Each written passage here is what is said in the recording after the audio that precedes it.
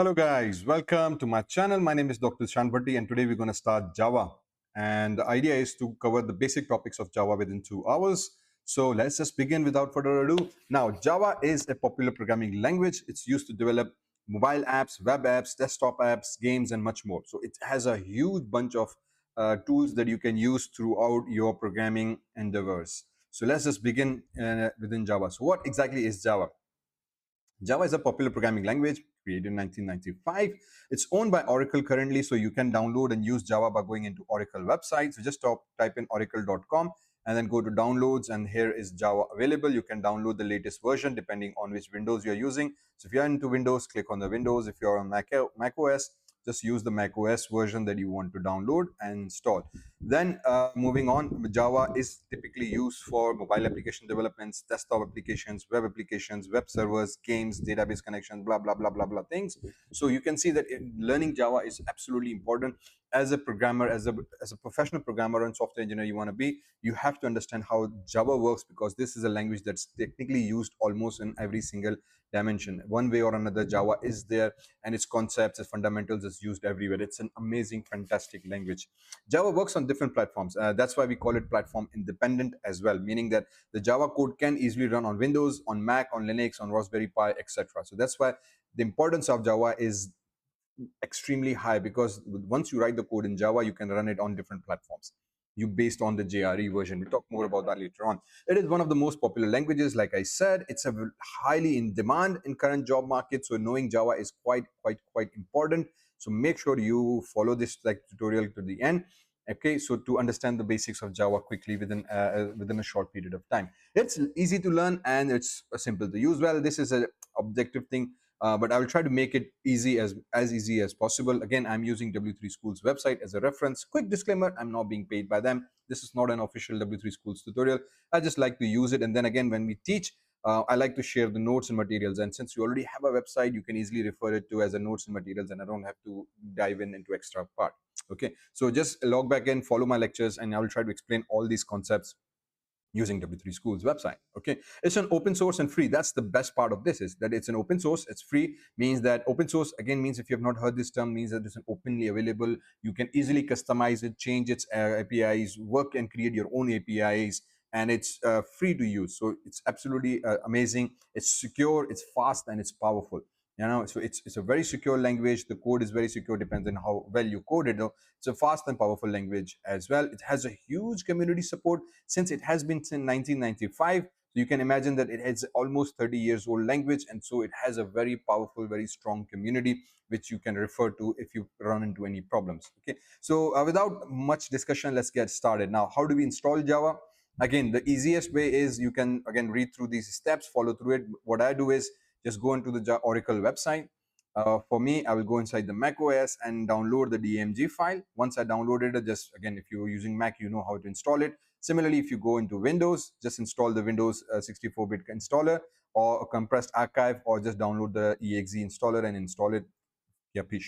Then the second thing I do is I go inside VS Code. So I will configure VS Code for installing and running Java. So once you have JDK installed in your system, just come into VS Code, come into this extensions, and then once you are here, just type in Java, and it will pop up some of these extensions that you might need. So for now, I have used this extension pack for Java. This is a popular Java extension pack. Just click on the install, or just click on install on this tab. It will install this extension, and then I have installed a couple of other things. For example, test Java, Java debugger, Maven for Java, and project manager for Java. These are just additional what we call extensions within our VS Code that allows us to easily manage Java projects. So once you have JDK, you install these couple of extensions, you should be good to go. One other extension I do also recommend is called Code Runner.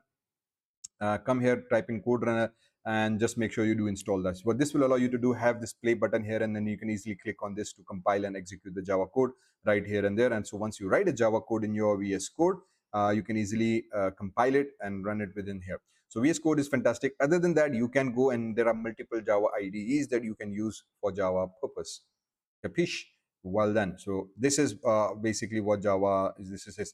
So once you go off, let's start the syntax.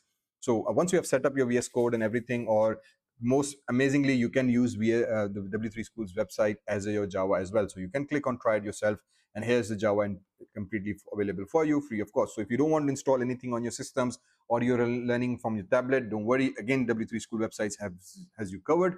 You can very easily come into their own online Java compiler. You can write almost all the Java code here and get the feedback and output exactly on the same screen. So that's why I love W3 Schools, because you can learn and practice at the same time directly from the website, and then you don't have to leave anything outside. Okay, so let's start with the Java syntax. Now, what do we mean by Java syntax? Let me explain this in VS Code a little bit. Let's just create a new file. So we come here and we start with something called class. And if I can increase the font size, let me just kill this thing so you can read it. And let's just bring this down a little bit, or just for now close it. So every Java code begins with a class, because Java is considered as a pure object-oriented language. By object-oriented language means that everything within Java is considered in form of an object, and it's a class. So class usually has properties and attributes, and then we create an object which becomes like a representation or representator of a class, and then you use that object to process the data. Okay, so more about that later on. That's why every code that you write in Java starts with something called class, block start, block close. This becomes my class, but then every class needs to have a name. So for example, I can say class name. Any class name can be given here. So we define it as a class name, or usually we define it for the purpose. So I can say HELLO, hello, WORLD, world. This is my first program, so I define it as a hello world. So any name can be defined here as a class name. Block start, block close. This block indicates curly brackets, indicates that my code is starting from here and ending from here. You can have multiple classes, so we can declare multiple classes for that matter as well. We define inner classes as well. For example, an other class and block start, block close come here. So you can have multiple classes within your same file or in a different files as well. That's why everything goes inside the class, and the brackets indicate, hey, the class starts here, the class ends here. Capish? Okie dokie. Then coming here next. Now what else do we need to write inside a class? The next most important thing is something called public static void and main, and then we bracket start, bracket close, and then we write string, and then we give some arguments, and then we write an array sign. Again, this needs to have a block start and block close. Now let me break it down to you what exactly this means. First, we need to have something called a main method. Okay, so let me break it down in a reverse order. Every code needs to have a main method. Okay, just ignore this for a moment. Every code or every Java class needs to have a main method inside it. For example, you have 1,000 lines of code, or 10,000 lines of code, or 1,000,000 lines of code. Okay, when you run the program, the first thing that you need to execute, the first line of code that needs to be executed is always main. So whenever you compile and execute this code, it can have 1,000,000 lines, but the first thing that Java's compiler will pick up and it's try to execute the JRE that's responsible for executing the code, it will go and find this main method. That's just a blind thing that has been built into Java's compiler and JRE, Java runtime environment. So this is, they will always try to focus on and find the main method. They said, hey, I need the main method. Okay, simple as that. Because this is the main method that goes inside a class, there are certain properties that we need to associate this main with. So for example, we set it to public. Okay, but public means that this method can be accessed outside of my class, because remember, when we execute a Java code, there's a compiler and interpreter that gets to execute this file. Okay, these are separate softwares that run our Java code that are responsible for executing the code. So there are separate softwares that need to go inside our code and read this particular instructions. So because an outside entity is coming inside my class, this class, we need to allow that, we need to give it that permission. And for that, we have set it to public. There is a protected, there is a private as well. There are various levels of protections that we can set. Again, we're going to talk this about in more advanced lessons. But for now, we set it to public so that our class can be accessed. Because it needs, then we set it to static. Why static? Because this is a method that exists again and is going to be run by an outside code, outside software, that's an external entity. So this method cannot be accessed directly without making it static. In other words, as I just said, Java is an object-oriented language. Everything we do inside the class is a part of a class. Then in order to use the class, we need to create an object of this class called hello world. Okay, so we need to create an object. Only then technically I would be able to use this main method. But because this is being run by JRE and they need to access your code, and without creating an object, they just need the direct access to this main method. So that has been built into Java that, hey, I need to access the main because I will be executing this thing as the first line of code. And whatever you write inside the main, that's all your part. But for JRE, they need this main method. So we set it public, but then we set it static. Static is basically a specific keyword in Java that allows our main method to be accessed without creating the object. So without creating an object, I'm able to access my main method. Okay, so that is why we use static. Obviously, we can use static with other objects as well. As we go along, we will learn more about this static keyword and how it is used. But at this moment, you understand that, hey, by setting it static means that this method can be used without even creating the object. By just specifying the class name dot main, I will be able to execute it directly. So it has like a global access. It becomes an independent method that can be used without the object, just by typing in the class name and method name.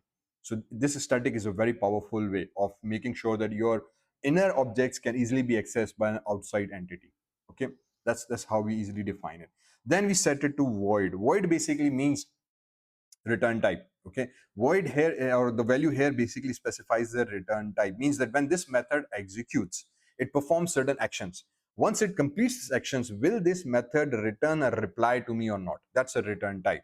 Okay, so when we set it to void, it means that currently when this method executes, it's not returning any data to me. It will just perform its actions and go back. By return type means, for example, if I ask somebody, hey, go and pick up this thing from the office and bring it back to me. So that means that if I ask some entity and create a function that go to this office, pick up a file and bring it to me. So when they bring it to me, I get a reply and they bring the file back to me. Or just simply asking somebody, hey, can you pass the glass of water? So when they pass you the glass of water, basically means that you have asked them in instructions, pass me the glass of water, and then they pick up the glass of water and another entity, and they return the glass of water to you. So you are basically receiving a reply. So this is what a return type basically means in programming. That a function, when they perform their task, they basically return a value. In this case, void. When they do, we set it to a particular data type, for example, integer. This would mean that when this method performs its actions, they will return a value called integer. Okay, and in other words, a number. We'll talk about integers in a moment. Okay, so that's what basically this public static void breakdown is. And then we pass it some arguments, for example, any value, and then we give it a square brackets. Okay, now what this means, inside this curly brackets, round brackets, inside this round brackets, we have used a data type called string, a variable name, and an array symbol. So this basically means that when I execute this method, I give it some value. Okay, for example, again, I said, hey, here's a $1, go and fetch me a bottle of water from the shop. So when I give somebody a $1, basically I'm passing an argument, I'm passing them some value to perform a certain action. So this is how we do it. So we type in a data type that this is the type of argument or value we want you to work on, and this is supposed to be a string. This is the container in which by which the data will be saved in the memory. This represents an array. Okay, means that there will be more than one value that we can pass to you. Not only $1, but I can say, hey, here's the $1, here's my car keys, and so you now take my car and get me the water. So basically I'm passing two things. So if I'm passing two things, basically mean that now I need to pass it in form of array, or I can pass it them in form of array. So when you need to do that, you basically use an array symbol. Okay, and then again, block start and block close. This indicates that this main method's block of code starts from here and ends here. Every function in Java, every method in Java needs to have this block of code starting and block of code ending, similar to class. So we had a class. Class again is a type of entity that we perform, which has multiple codes. So it requires you to start the block, end the block. Main method again has a starter block, end of block. So this is main method. So public static void main basically means that my code is public. It can be accessed without creating an object. It has no return type. And then it's a main method that will be executed for the first time when the code gets executed by the JRE and compiler. Okay, and it takes certain arguments before it goes and it performs an action. Okay, and then block start, block close. So this is what basically public static void main represents. Then let's print first output. The first output will be print is called system.out.println, and then we use a semicolon, inverted quotation marks, and we say hello world. Okay, so now what this basically means, again, now what we have done is there's a function called println. Okay, and then how do I know it's a function? The easiest way of identifying any function is these round brackets. These round brackets usually always represents a function. So if they precede or succeed of before, sorry, and after a name, means that we are actually using a function. So if println is a function name, they belong to a particular class using this function entity. Okay, so now we are saying, hey, I have a println method, go and print this statement, but this println method does not exist directly. Remember, as I said, everything inside Java is considered as class and object. So that means everything is inside a particular class, and then we need to create a representation of that class to execute it. So this println method actually exists inside the system.out class. So system is a default class existing inside Java. I'm just using it, no header file, nothing else is needed. It's by default included. So there's a system class. Inside the system class, there's another subclass or inner class, as we call it, out. And then inside this out class, this is a print method. So the dot here is basically behaving like a connection operator. It connects one object with another. Okay, and now see this, I'm directly accessing println. Why? Because println is also declared in its internal code as public and static. Because of this, I'm also able to access directly without creating the object these classes. This is what public and static does. So we create system.out. We say we create a direct access to this print method without creating an object. Okay, so in order to do is simply whenever we want to print something on our console, we use system.out.println. This means go into the system class. Inside the system class, there is another subclass called out. Inside the out class, there is a method called println, and then use this method with round brackets. Inverted quotations indicate the string that we want to print, and then semicolon marks the end of statement. Okay, so this is a single line of code, a single line of instruction that we have given. So a single line of code is considered as a simple instruction, a simple statement in programming. This means that it's going to print something on our console. And this statement is closed with a semicolon. Semicolons are absolutely important in Java. Every statement needs to be closed with a semicolon. Now, you can ask why there's no semicolon in public static void main? Because there's a block here.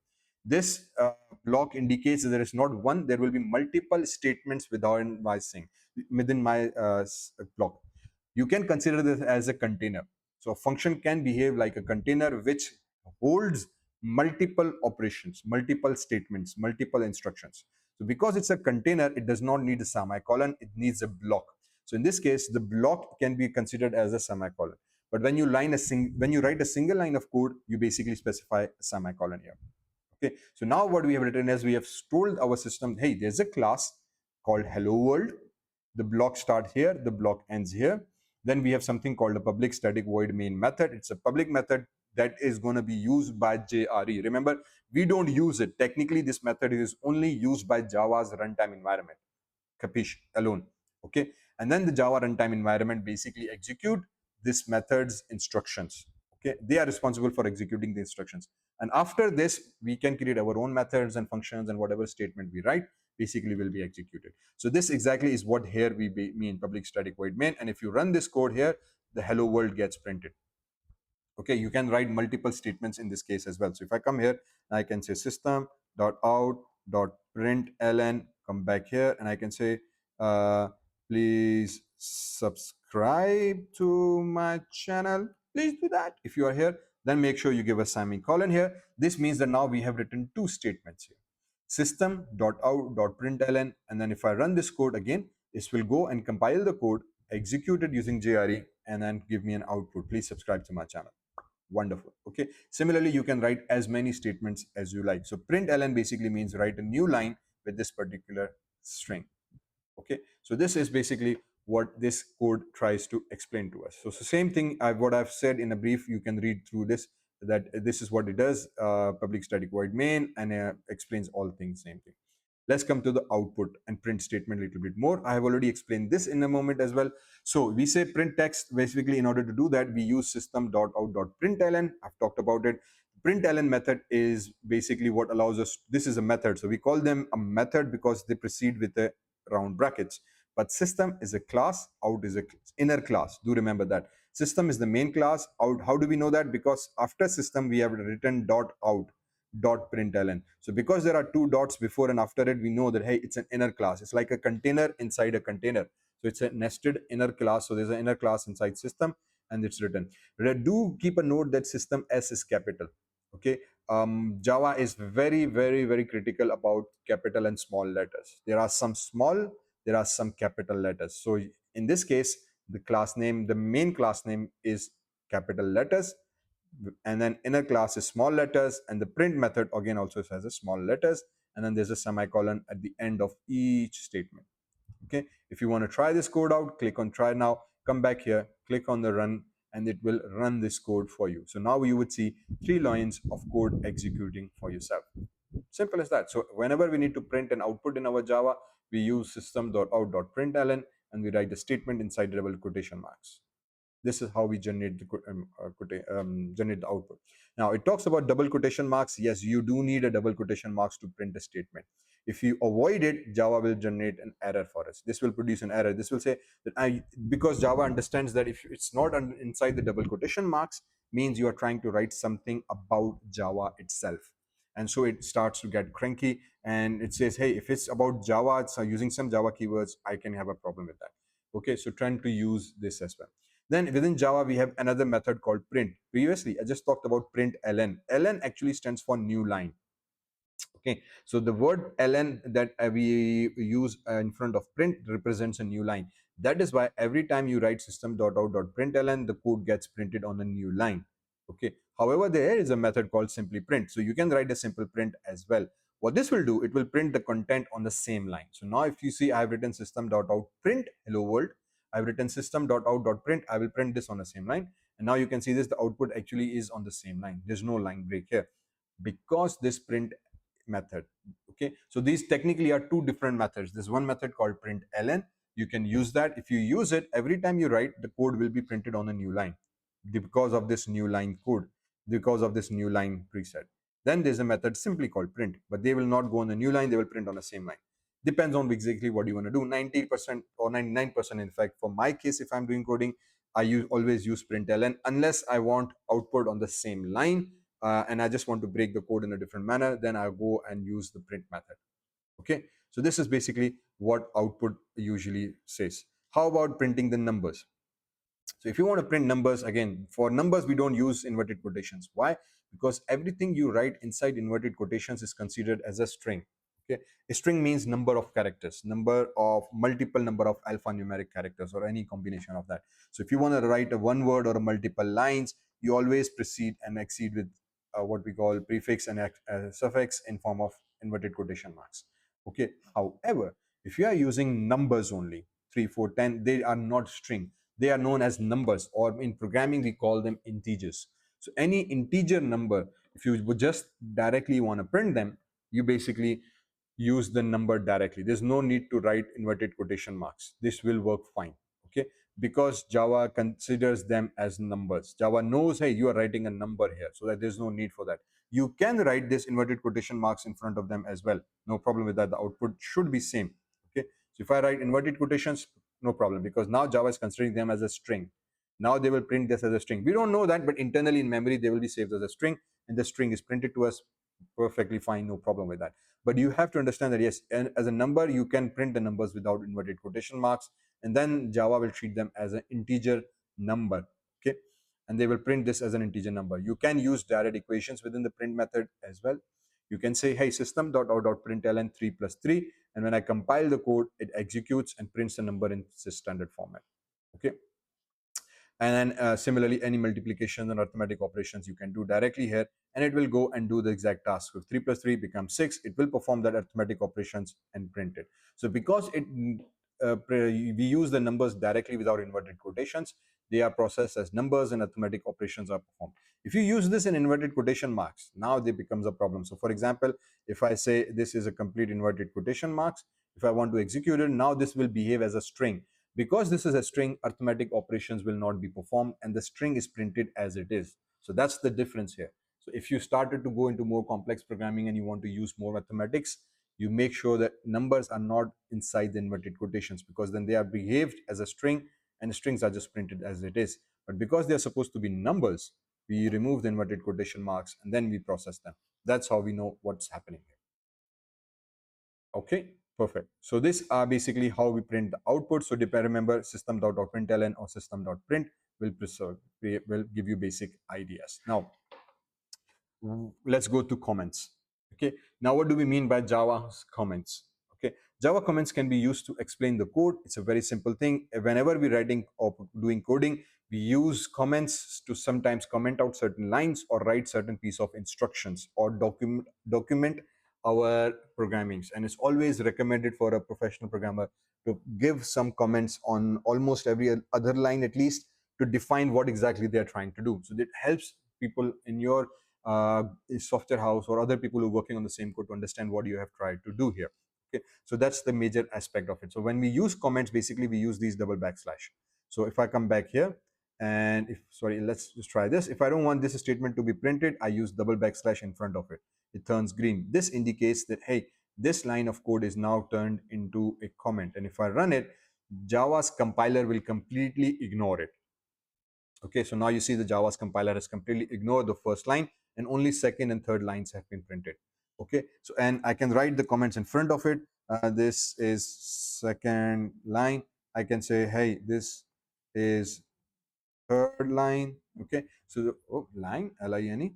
Okay, so now if I run this code, you will see that these word strings that I've written are not printed on the output at all, because I've preceded them with double backslash. This double backslash behaves like a special character, a special instruction to Java's compiler. So when I click on the compiler run button, the Java code gets compiled. Compiler again is like a software that reads our code, processes it, and generates a class file, which is then executed by JRE. So when we compile the code, our code is evaluated and checked, and Java's compiler will completely ignore this line, saying, hey, this is just the comment, so I don't need to worry about this. So whatever you write here will be completely ignored and will be completely overlooked, and compiler will not read it. So we use double backslash for that. And if you want to write multiple line comments, we use this symbol, backslash steric, and then steric backslash, and then you can write multiple lines of code here. And that matter, for example, if I want to completely comment out everything, I can say backslash steric here, and then come back at the end and I can say steric backslash. So now whatever is written here between these lines, okay, whatever is written here will be ignored. Okay, why? Because it's completely it's commented out. So you can do in any order you want. You can use it in multiple lines. Everything that you have written here will be completely ignored, and Java will not do anything about it. Why? Because we have used a multi-line comment. So backslash steric means start of a comment, and steric backslash means end of a comment. So this indicates that all the content between these two sterics are commented out, and we get no output at all, because everything has been commented out. So this is again quite useful in programming when we are doing sometimes some piece of code we want to comment out. We need to write multiple instructions. We use comments. Okay, so if you are not sure about some code, we sometimes comment them out either single line, meaning this double backslash, or multi-line backslash steric and ends with steric backslash. Okay, excellent. Let's go to the variables now. Okay, so now let's talk more about Java variables. What exactly we mean by variables? So basically, variables are considered as a containers. Okay, containers to store data. As we know, whenever we're doing programming, we need to work with data, and the data needs to be stored in the memory. So what we do is we first create these variables, which basically behave like a containers, and then these containers hold the data we want to save. So then these containers are then saved inside the memory. So you don't save data directly into the memory. In fact, you put the data inside a container, and that container gets stored in the memory, because then it can easily be referred to again and again multiple times. Okay, so when we store the data in our memory, we need to work with various different types. So meaning that we need to tell our container what type of data it is storing. So it is either storing a string data, which basically means any form of string. Integer, it refers to an integer whole numbers. So whenever you are now using numbers as a whole number, we use integer. Okay, int refers to an integer, which basically means I'm storing an integer whole number. If you are using decimal numbers, now then you need to use something called a floating value or a float.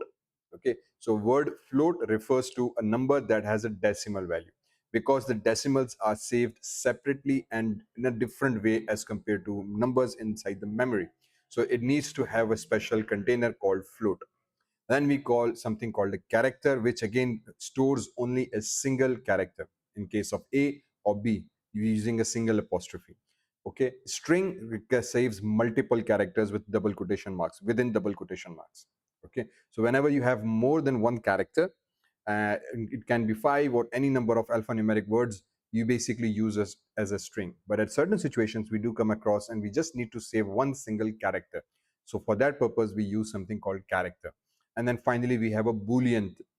Boolean stores either true or false. It stores only one value, which can be either true, which is usually 1 in the memory, and 0 or false. Okay, so these are basically container types. Now, how do we declare these variables inside Java?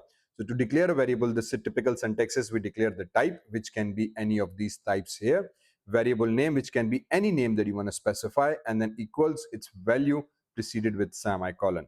Okay, so this becomes a typical syntax. So for example, we declare a string name is equals to John. Okay, so this basically means that now we are declaring a variable of type John, okay, which is saved inside a variable container name, and its type is string. So John becomes the data. It's stored inside this variable container, which has the type string. Okay, and then you can use this name to simply refer to this value. So what happens is that inside the memory, memories are located to this name based on its type, and this name container now contains this value. So in order to access this value, we just simply use this container. So the name is referred here inside system.out.println, and it will print this particular value. Make sense? Excellent. So now similarly we talk about integer. So if you're working with variables in terms of integer, this again means exactly the same thing. So again, we type integer instead of string. We give a container name. Again, this name can be any name. Okay, and then equals to 15. So usually we specify the name which defines the purpose of the data.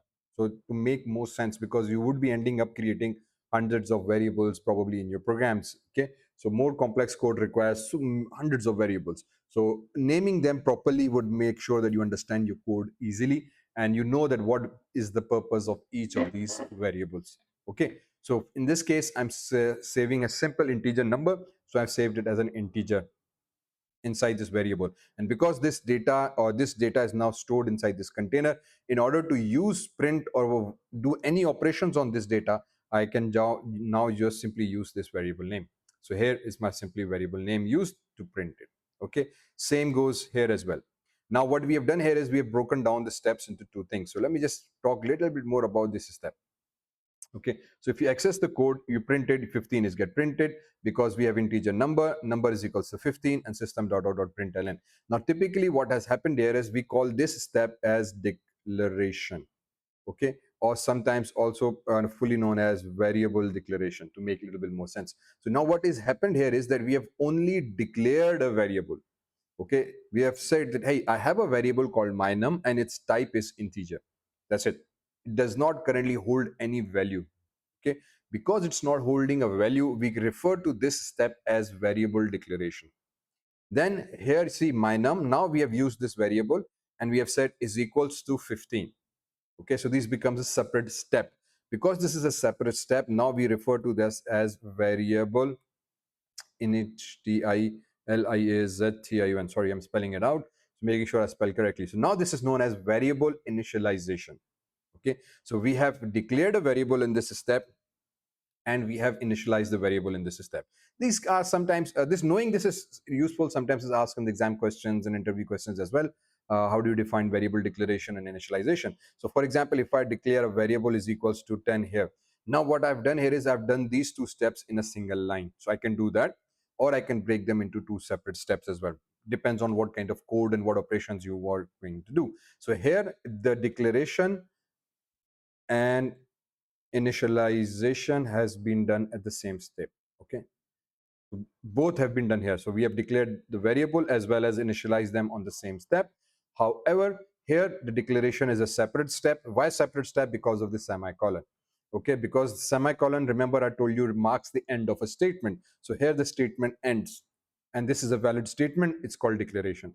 And then here my num, we take this variable and now give it a value, so it becomes 15. So this becomes variable initialization, and then we can print this value here. Capish? Excellent. So this is basically a step that you need to be aware of. We can change the variable's value once it has been assigned. So for example, if you declare a variable as integer num is equals to 15, we can go here and change it to 20. Perfectly legal. So once the values has been assigned or initialized, you can very easily change this as well. But there are situations where we don't want to change the variable, right? So that's where this final keyword comes into play. The final keywords basically refers to as that this is a keyword. It has a special meaning inside the Java's compiler and JRE, Java's interpreter. This means that, hey, this word is final. Whatever is declared in this variable's value in this container is final. Now you cannot change it. If you do, it will give you an error. It will say, hang on, hang on, hang on. You have declared a variable integer my num 15 and initialize it perfectly. Okay. But because you have preceded it with final keyword, this variable now becomes final. Means the value that I've initialized it with is a final value. Nothing can be done to change it. Hence, once in the next statement, when you change this variable's value, this gives us an error. The Java will say, hey, hang on, because you have made it final, I cannot change this value now. Either you do it or somewhere when programming or other people are working on the same code, they might change the values to certain point. So to ensure the value remains same and does not change, we use this final keyword before this integer to ensure that this container value does not get changed after it has been initialized. Okay, so the other types, again, we have integer. We talked about float. Float basically means it has a decimal value of 5.9, and we preceded with f, indicating this is a float variable. Okay, so do keep this thing in mind. Character is my letter is equals to single quotation marks d, means wherever we need to use a single character, we specified with a d. Then Boolean basically means true or false. So either we use true or false. That's it. It only holds these two values. No other value can go inside this. It will either hold true or false. That's it. Okay. So this is basically a simple variables.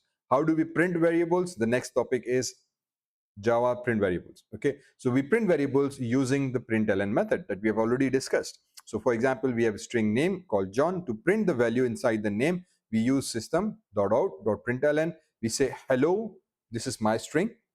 And then because we are using this container name, we use this plus operator here. Now here the plus behaves like a concatenating operator.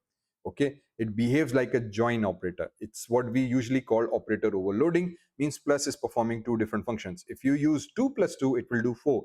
But if you join a plus with a string, it will concatenate or join the two strings.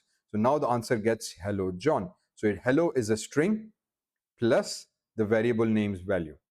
Okay, so similarly I can say, for example, system.out.println, okay, semicolon, and I can say name plus is my name. Okay, so now I can also write this variable before the string as well. So it will say, hey, what's the value of string? It's called John is my name. So if I run this code, it will go and join these two strings together. Okay, John is my name. Similarly, it will also do the same with the number form as well. So an example comes here. It will say string, first name, last name, and then we can add these two strings together. So in this case, what's happening here is that if you print it, it says John Doe. If I come here, usually I like to give some space after certain specific operations to make code more readable. So it says, hey, let's declare one string called first name, so John. The second string, we say last name and John Doe. And then we create a third name, which says full name. And then we go into first name plus last name. Now, because these two are strings, as I said, when two strings are involved, the plus will behave as a concatenating operator or simply joining the two strings together. So John Doe will be added or joined together to represent John Doe. You can do that in this one as well. So you can write system.out.println, and then you can go, listen, I can say, for example, this first name, oops, the N is capital, first name plus last last name. Okay, and then I give a semicolon. So I can add these two things inside the system.out.println as well. Now, do remember Java is highly case sensitive. So if the name is capital N, the capital N has been used here in the variable's name, make sure you use that same all around. Otherwise, Java will not know and it will complain. So now if I execute the code, it will give me both the strings exactly same, John Doe, John Doe. So we can add these two strings together at the same place as well. Okay, and now on the numerics, exactly same thing. So if you use one variable x is equals to 5, another variable integer y is equal to 6. So because it's an integer, this is a number form. So when you add these, use this two inside the string variables, what should happen? So if I take the same example and I say, okay, if I go inside integer and I declare x is equals to 5, and I declare another variable y is equals to 6, for example, okay, and then I go in and I say hello system dot out dot print ln, and then I break it up with a semicolon, and I then go and say x plus y. Okay, so since we saw here that we used the plus operator and it added the two strings together, but because we have used numbers here, if I run the code, it will actually do the mathematical addition. That's why we say it's called overloaded operator, means that operator that's performing multiple functions based on its how it's been used. Here it has been used with the string. So because the strings technically cannot be mathematically added, so it's giving us a simple concatenation operation, joining the two strings together. However, because this is a these are the numbers, and numbers can be mathematically added together, and both are integer numbers. So now it is giving us this answer 11. Now here's the question: what if I write plus full name? Okay, so now I did x plus y plus full name. Full name is this string that already adds these two strings together. So what should happen now? I have an integer number, and then I have a string. Can I add these three together? Can I get an error, or will there be an output? Will the output be 11 plus John Doe or 5 plus 6 plus John Doe? So we get 11 plus John Doe. Why is it 11? It's 11 because the plus operators have a same level of operator precedence, meaning that the interpreter of Java or JRE will take x plus y first, and it will perform operation on these two first. Because these two are integer numbers, they will create 11, and then it will add it with the full name. So 11 added to full name becomes John Doe. However, if I use it in a different order, so if I say system dot out dot println, and then I can say hello, let's say full name plus x plus y. Okay, and now what happens is, oops, go back, semicolon. So now what I did, I changed the order. So now full name first, plus plus. So if I run the code now, now it will print 5 and 6, because see this 5 and 6, because now it took the string first, added with an integer number. So because integer and string cannot be mathematically added together, okay, technically, so what it does is just join the two strings together.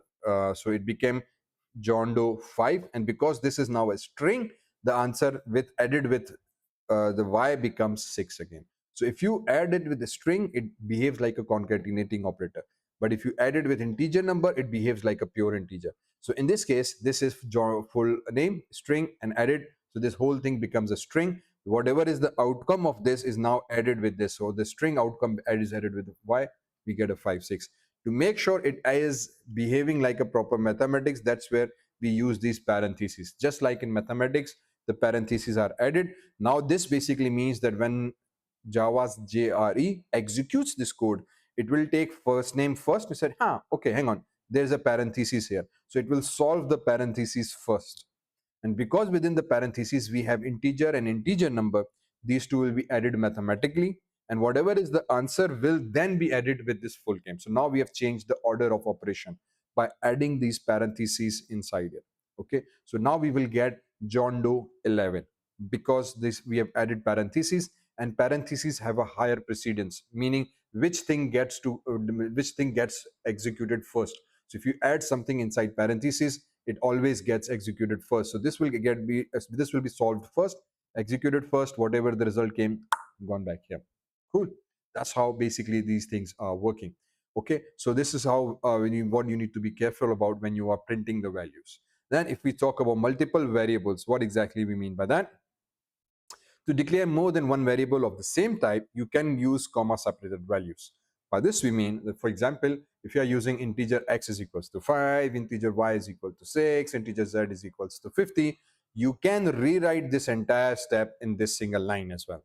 By simply saying, hey, I have an integer, x is equals to 5 a container, but comma, y is equals to 6, but comma, and then z is equals to 50, and then semicolon. Okay, this basically means declaring multiple variables in a single line. Okay, and then you can use x plus y plus z, or use however you want. They both exactly are same. Okay, I personally always go for this. It just makes more sense and easy to read and understand each variable. But there are people who like to use a shorthand coding and try to do quick coding very quickly. So for them, this can be more useful aspect to it. So you can declare multiple variables on a same line. The condition is the comma here. So make sure you understand this. So if you are declaring multiple variables, you can declare this here. One other thing you can do, I think, is it discussed in the next line? Yeah, this one here as well. So it's already discussed that integer x comma y comma z. So you can declare multiple variables on the same line, and then you can initialize all the variables on the same line as well. So you can say x is equals to y is equals to z is equals to 50. So this will mean that first 50 is assigned to z, and then because z is equals to y, so 50 is also assigned to y, and because y is equals to x, so 50 is also assigned to x. Hence all these three variables will be assigned 50 value. Okay, so this is a standard programming thing that we can do, same in C++ if you're coming from there, and many other languages as well. So integers variables can be declared in the same line, comma separated, and then you can assign all of them in the same value. But as I said, I always prefer this thing, my personal opinion. Everybody has its own aspects. Anyway, but it's good to know that you can declare variables in a various different ways. Okay, so this is declaring on a separate line. This is initialization on a separate line. Here we have declared and initialized with the same on the same line. Depends on exactly how we are doing. Okay, let's talk more about these identifiers. Now, all Java variables must be identified with the unique names. Now, basically, this talking about how each variable is named. Okay, how do we identify each variable? And it's quite important. Well, in fact, very important. These are one of the common mistakes that every new programmers tend to make. Unique names are called identifiers. What basically we mean by that, every time you work with Java, you make sure that you use a unique name, and there are certain strict rules that you need to follow.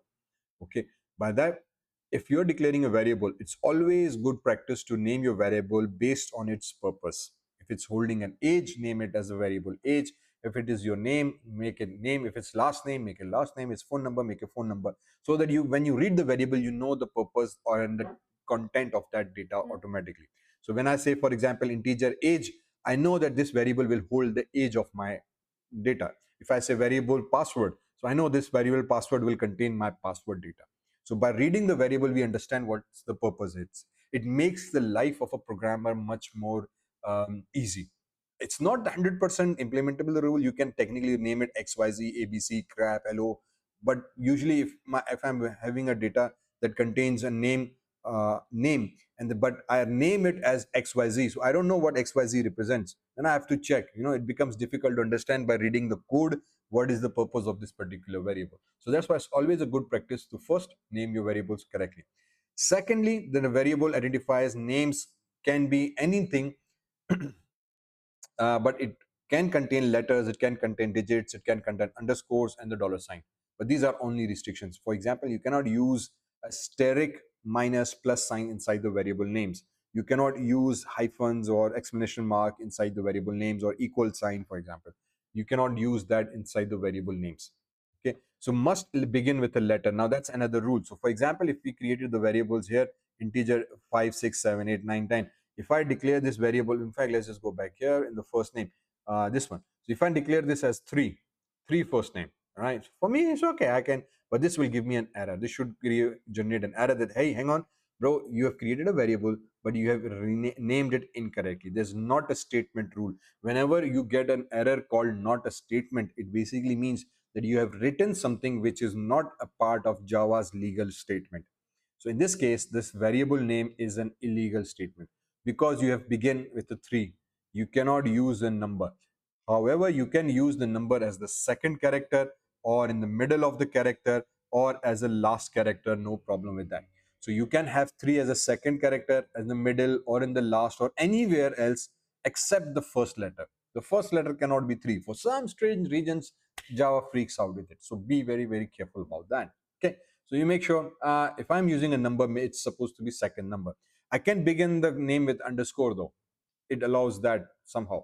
I can begin the name with the dollar sign, and I can use the dollar sign as well. That should not be a problem. So you can use a dollar, you can use an underscore, but try to avoid you starting with them. Sometimes does not make sense, or especially do not use numbers. It will always freak out. And then spaces also. Do not use space as a name, because now if you do, Java consider these as two separate different words. Now Java will say this is a separate word, this is a separate variable. Hence, this is completely mistaken. And I just need one name, just one string.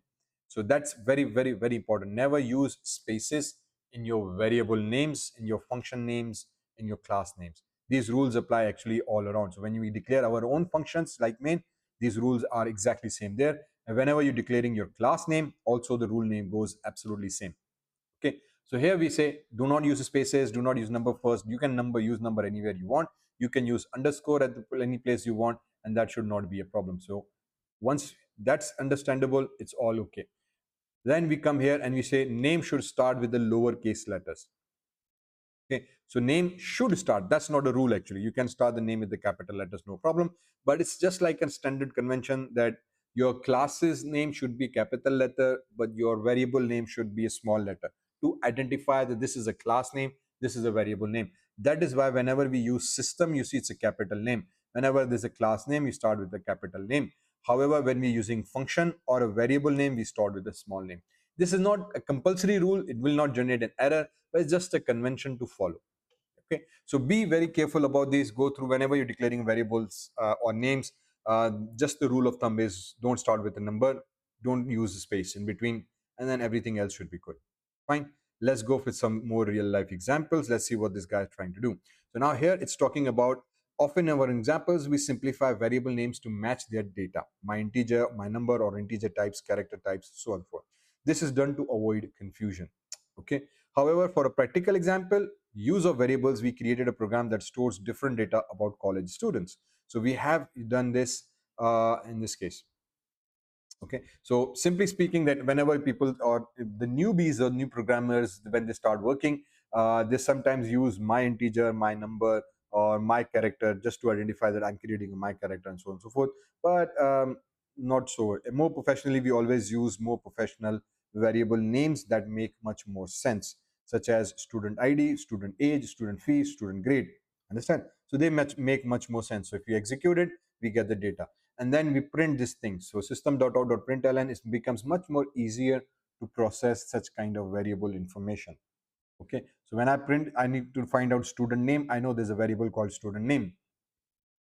If I need to use student ID, I know there's a variable called student ID, and similarly student age, and so on and so forth. Okay, so this is a good practice. Always try to go for this full names. Calculate the area of a circle. So now let's try this program out. Now this is a program that is done. Said, hey, in the real life example, we create a program to calculate the area of a rectangle by multiplying the length and width. So let's just write a program for that.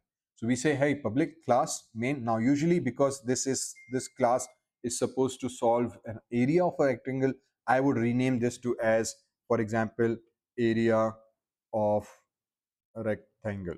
Okay, in my case that would be the more appropriate name of the class. But since this is W3Schools built-in system and they have already saved this file with main, we just go with that. But if you are creating it on your VS Code, for example, I would highly recommend using a class name. That makes much more sense, that with the purpose of a class. Sometimes then you have, with the practice, we have so many classes in your code, it becomes identify which class contains which type of code. So naming the classes which serve the purpose of the code also is quite important and quite useful. Okay, then we go and write public static void main. Again, every Java code must contain the public class name, public static void main, string arguments. So these lines are imminent in every single Java code for now. Okay, for now. Okay, when you go into more advanced programming, again you still will be required to write public static void main at least once in any one of the class, but then you can create more classes, and in those classes don't need public main. Anyway, so now because we need to calculate the area of a rectangle, so we declare integer length the variable length of the area rectangle, integer width, and then a integer area. So here declaration and initialization, declare initialization, and I have only declared the variable. Then we use the formula, area is equals to length multiplied by width. Okay, so we just simply multiply the length with the width. Whatever is the answer here, we save it inside the area. So now in order to print, we say, hey, system.out.println, the length is plus the length value. So plus will perform the concatenation and it will join this value here. Width will do the concatenation and join the width here. So we get length is 4, width is 6, and then we say system.out.println, the area of rectangle is, and we print the area of rectangle. Again, so whatever is the value stored here will be reflected here. Okay, so this becomes a simple Java program that calculates. Now, I will be sharing multiple program examples and tasks that you can perform. So do check the description, and I have actually created a complete lab manual, and I will be talking more about this in future classes. So don't forget to subscribe, and I will explain and try to do most problem solving using that as well. Okay. So now moving forward, let's talk more about data types. Okay, so talking about Java's data types, we have already discussed briefly in previous sections what exactly we mean by data types.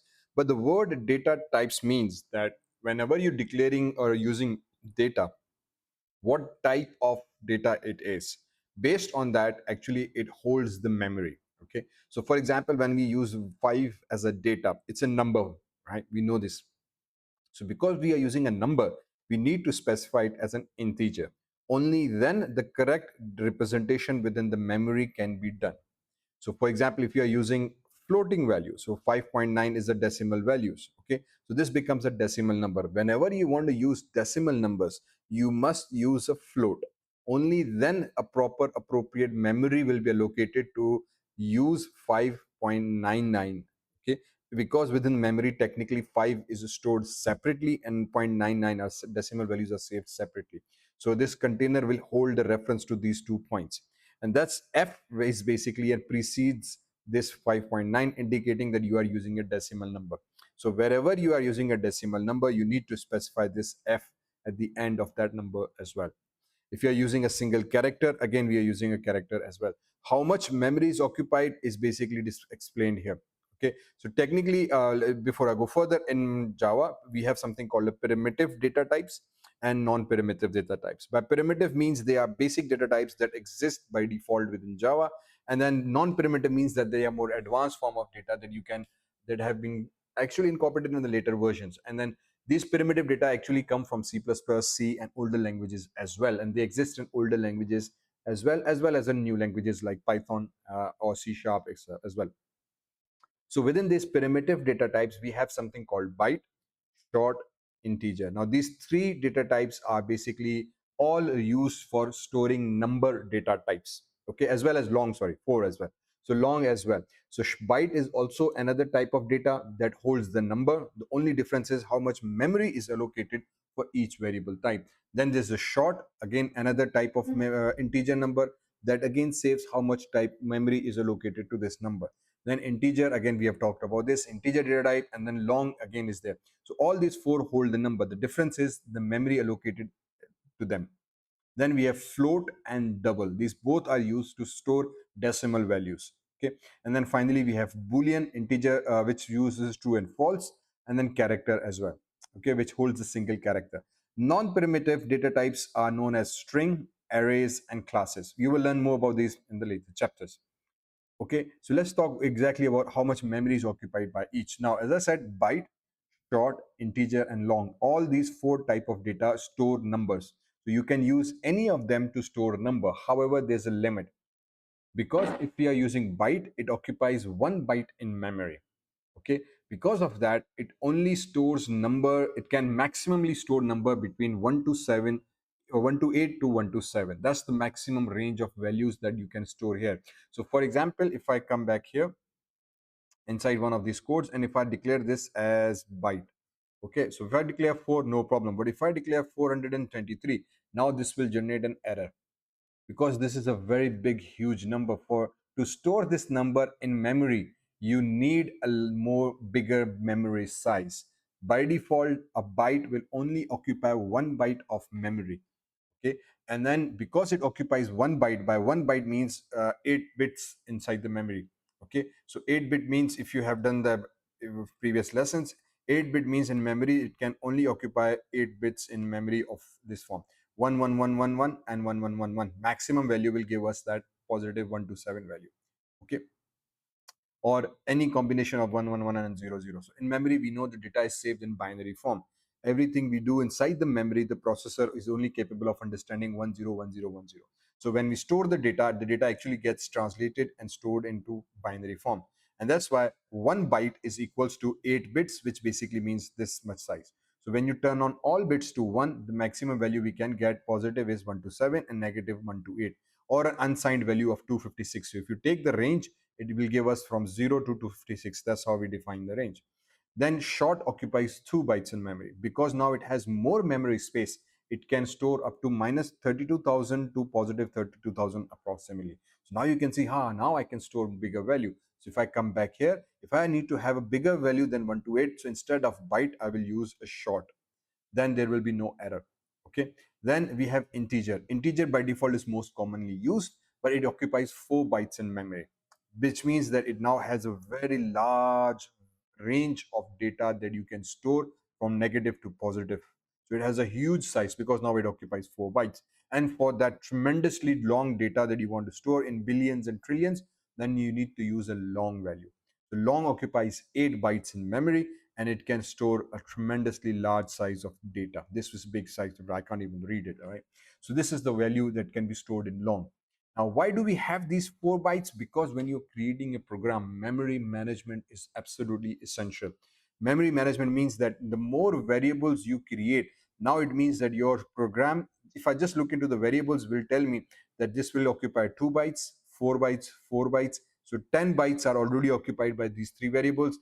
Okay, so 10 bytes will occupy. Now if I have a longer software that requires hundreds and thousands of variables to be created, so the data can be processed and checked and manipulated, each variable occupies some values inside the memory. That's how our software memory size is determined. That's how the software memory value is done. And the more the memory they consume means that the heavier and the slower the software can be. So to make an efficient memory management, Java has done this amazing job by providing us this variable. So if I know that my variable value will be only between 1 or 2, so I will use byte. Okay, if I know that my variable, this variable can be occupying a little bit more memory than a higher number than 128, for example 600, then I will just use short, because this will occupy 2 bytes. By doing that, I've already saved 2 bytes of memory. By doing this, if I know this is only going to be, for example, 42, a less than 127 number, so I will use byte. And then integer, maybe I can say, hey, this can be a larger value, so I will use integer. So previously we had occupied 10 bytes, now it will be 1, 2 and 4 bytes. So now we have reduced our 3 and saved our 3 bytes of memory. Okay, so that's what the true purpose here is, to ensure that you understand how much memory is occupied. Based on that, we use these variables. Same goes with the floating value or the double value. Okay, so if you are using a float value, it will by default occupy 4 bytes. Okay, and it's this stores a fractional number, so that's a huge size of fractional number, up to sufficient for 6 to 7 decimal digits. Okay, 6 to 7 decimal digit values done, because it stores numbers in decimal values, so the calculation is quite different. If you use double, it is occupies 8 byte in memory, as similar to the long. Double occupies longer space, and then it can include up till 15 decimal digit values. Okay, so again, it means a very large range of values. So be careful of what type of data variables you use, because the more commonly you use double, the more memory your software, your system will occupy.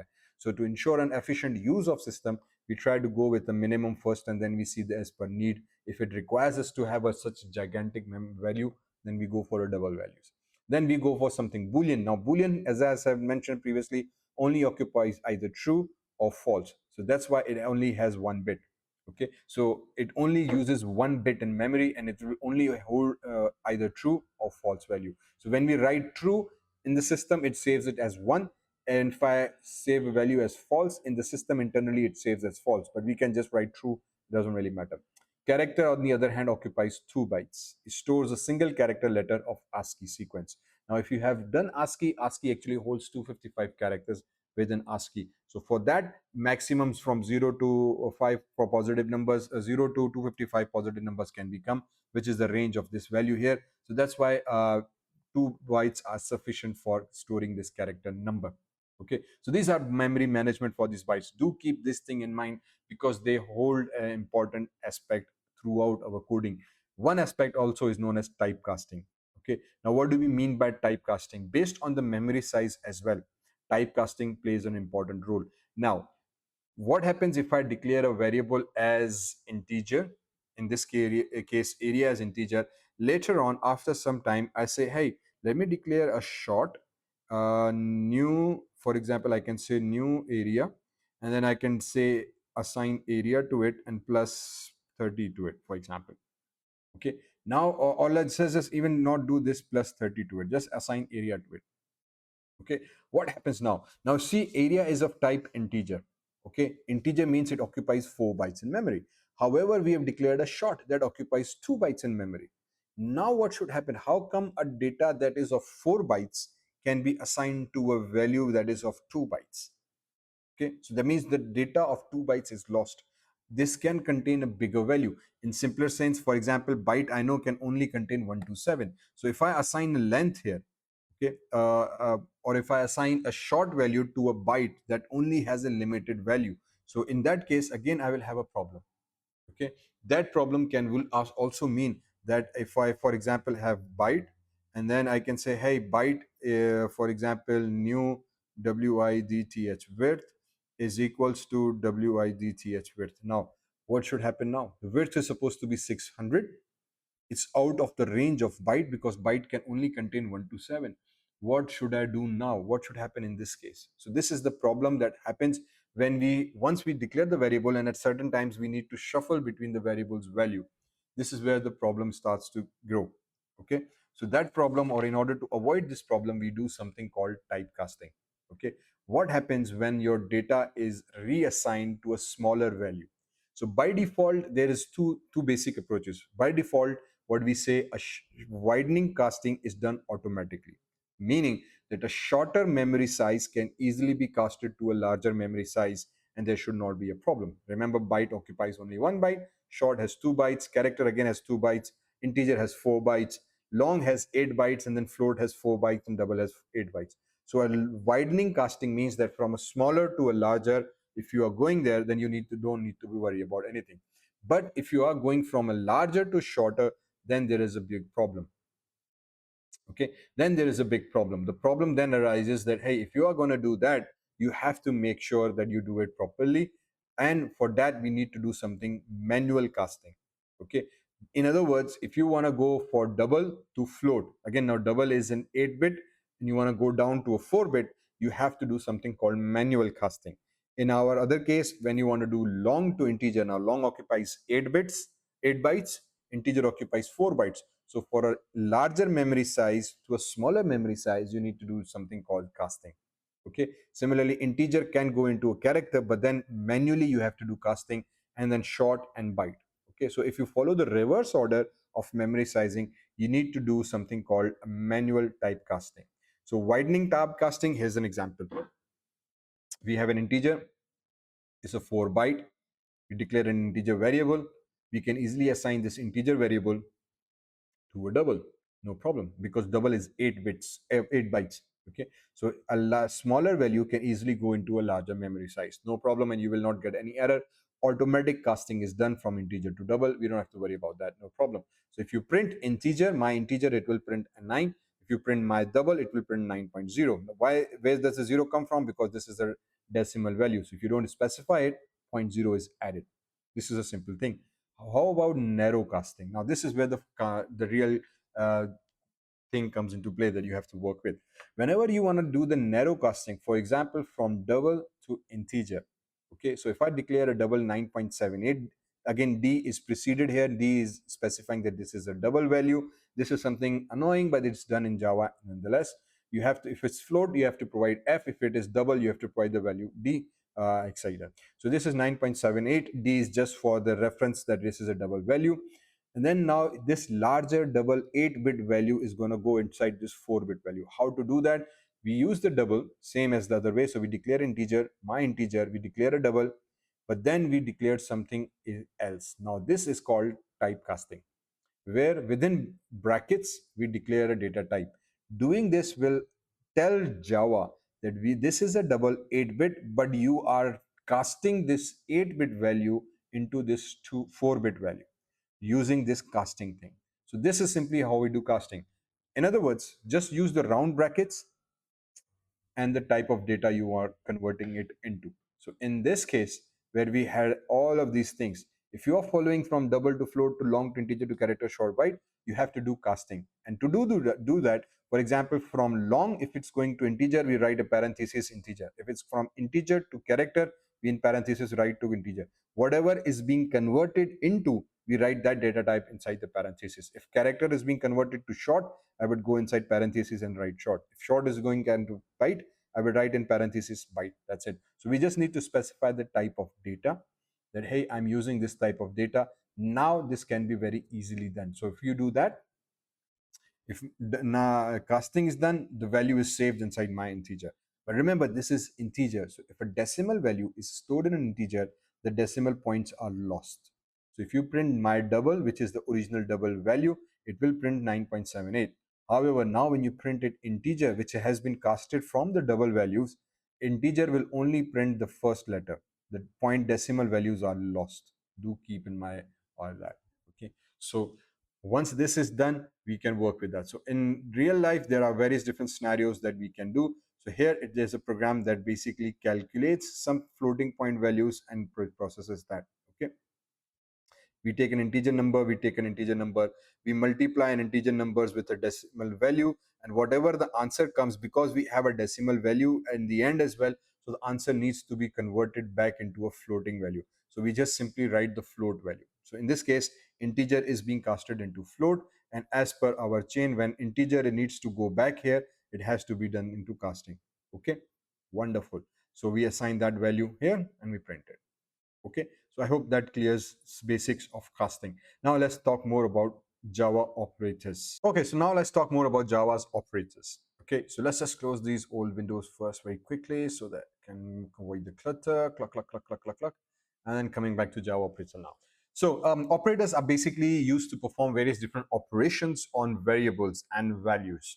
Okay, so whenever we declare variables or when we have a direct values, we use operators to perform various different operations on those data type. Okay, so for example, when we used 100 plus 550, the plus operator is here known as an operator, right? So this is a plus operator that we use, and again, this is something that we have been using previously as well as this is equal to. This is also considered as an operator. This is what we know as assignment operator. Means when whatever is the outcome of this operation, the answer will be assigned to this variable. Done. So this is an assignment operator. So similarly, every symbol in Java has a specific name or any specific operation for that matter. That's why they are known as operators. So for example, we have plus operators, and you know how to use plus, plus, minus. So you can add any integer or decimal numbers with each other, and as long as you be aware of the data types and what type of data is being returned, you should not have any particular problem. Remember the casting that we just discussed in a moment. Now, other than that, we have it in total various different types of operators. Okay, so from plus and equal to, there are other operators as well, which are known as arithmetic operators, assignment operators, logical operators, comparison operators, and then bitwise operators. These are all 5 different types of operators. So if you come into arithmetic operators, these are quite self-explanatory.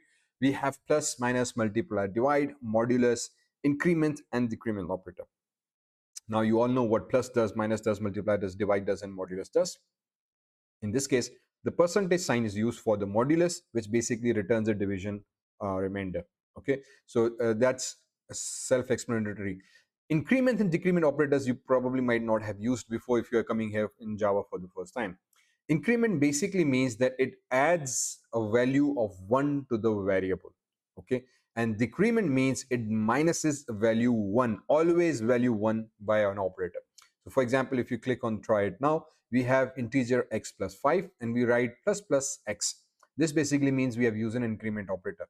And now when we print the value of this x variable. Instead of 5 we get 6 because we have add 1 here. This actually is translated into this form. So this xs plus actually becomes x is equals to x plus 1. Okay. This also known as sometimes as a shorthand operator as well. We use this word shorthand nowadays in programming as well, whereas few complex lines are simplified with one single line. So this is shorthand. This represents that take the value of x, add 1 to it, and then whatever is the answer, assign it back to x. Okay, so whatever is the value of x, in this case is 5, add 1 to it, it becomes 6. So whatever is the answer 6, now assign it back to x. So the value of x now increments by 1 always, and so we get the new updated value here when we print x. And similarly, minus minus does the opposite of it. So if you write minus minus, it means minus subtract one value from the current value of x. Okay, so these are increment and decrement operators.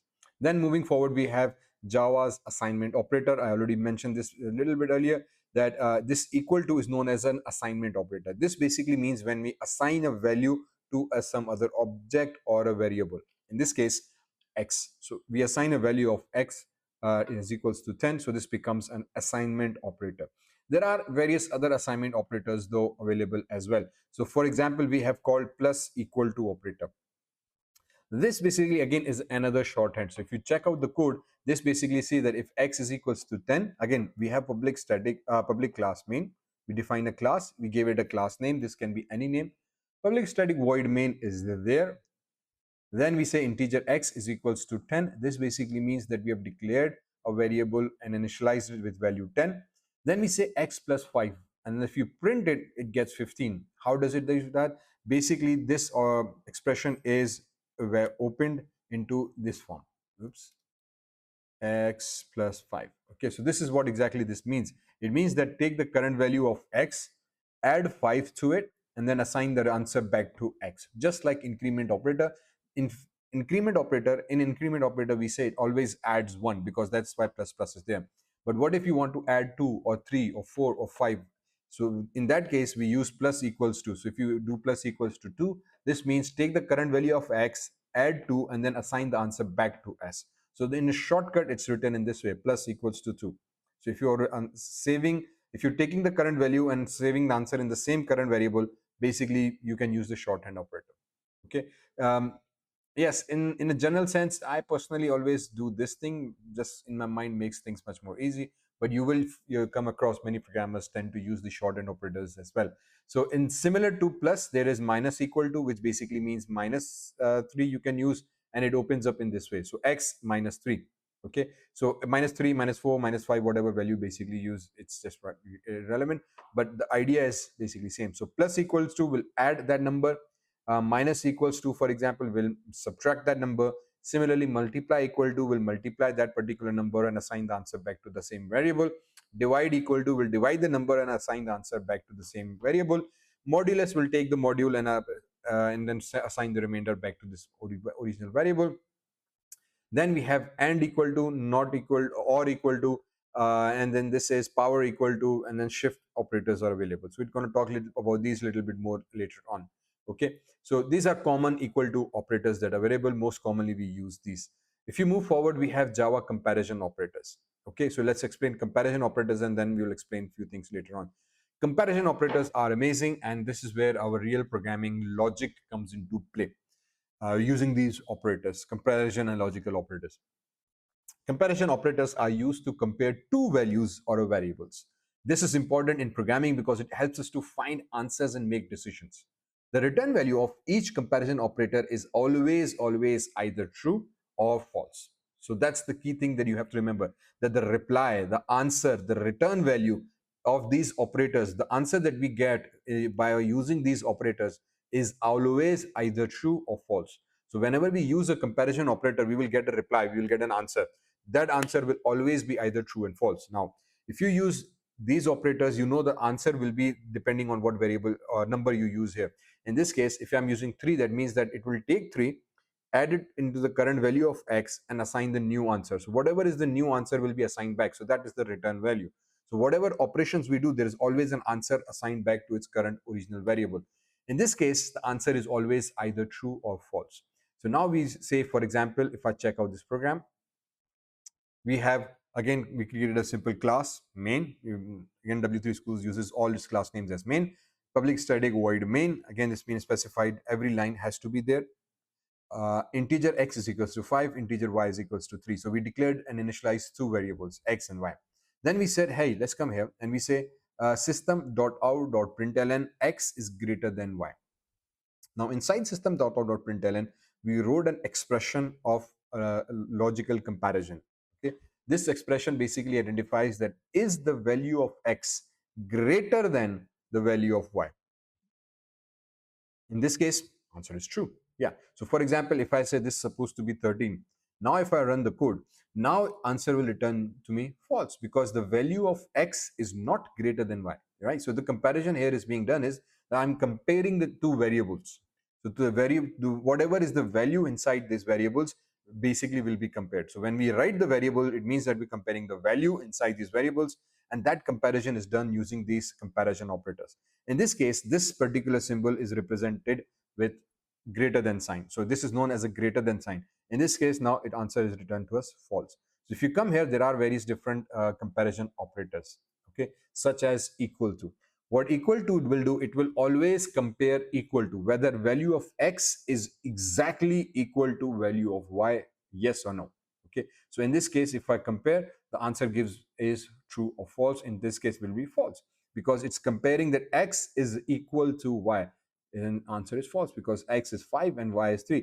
If I make both of them 5 and run the code again, now this will give me true because now it's saying, hey, x is equals, x has 5 and then y also has 5. So equal to will compare these two values one on one and then say, yeah, these two are equal. So the answer gets true.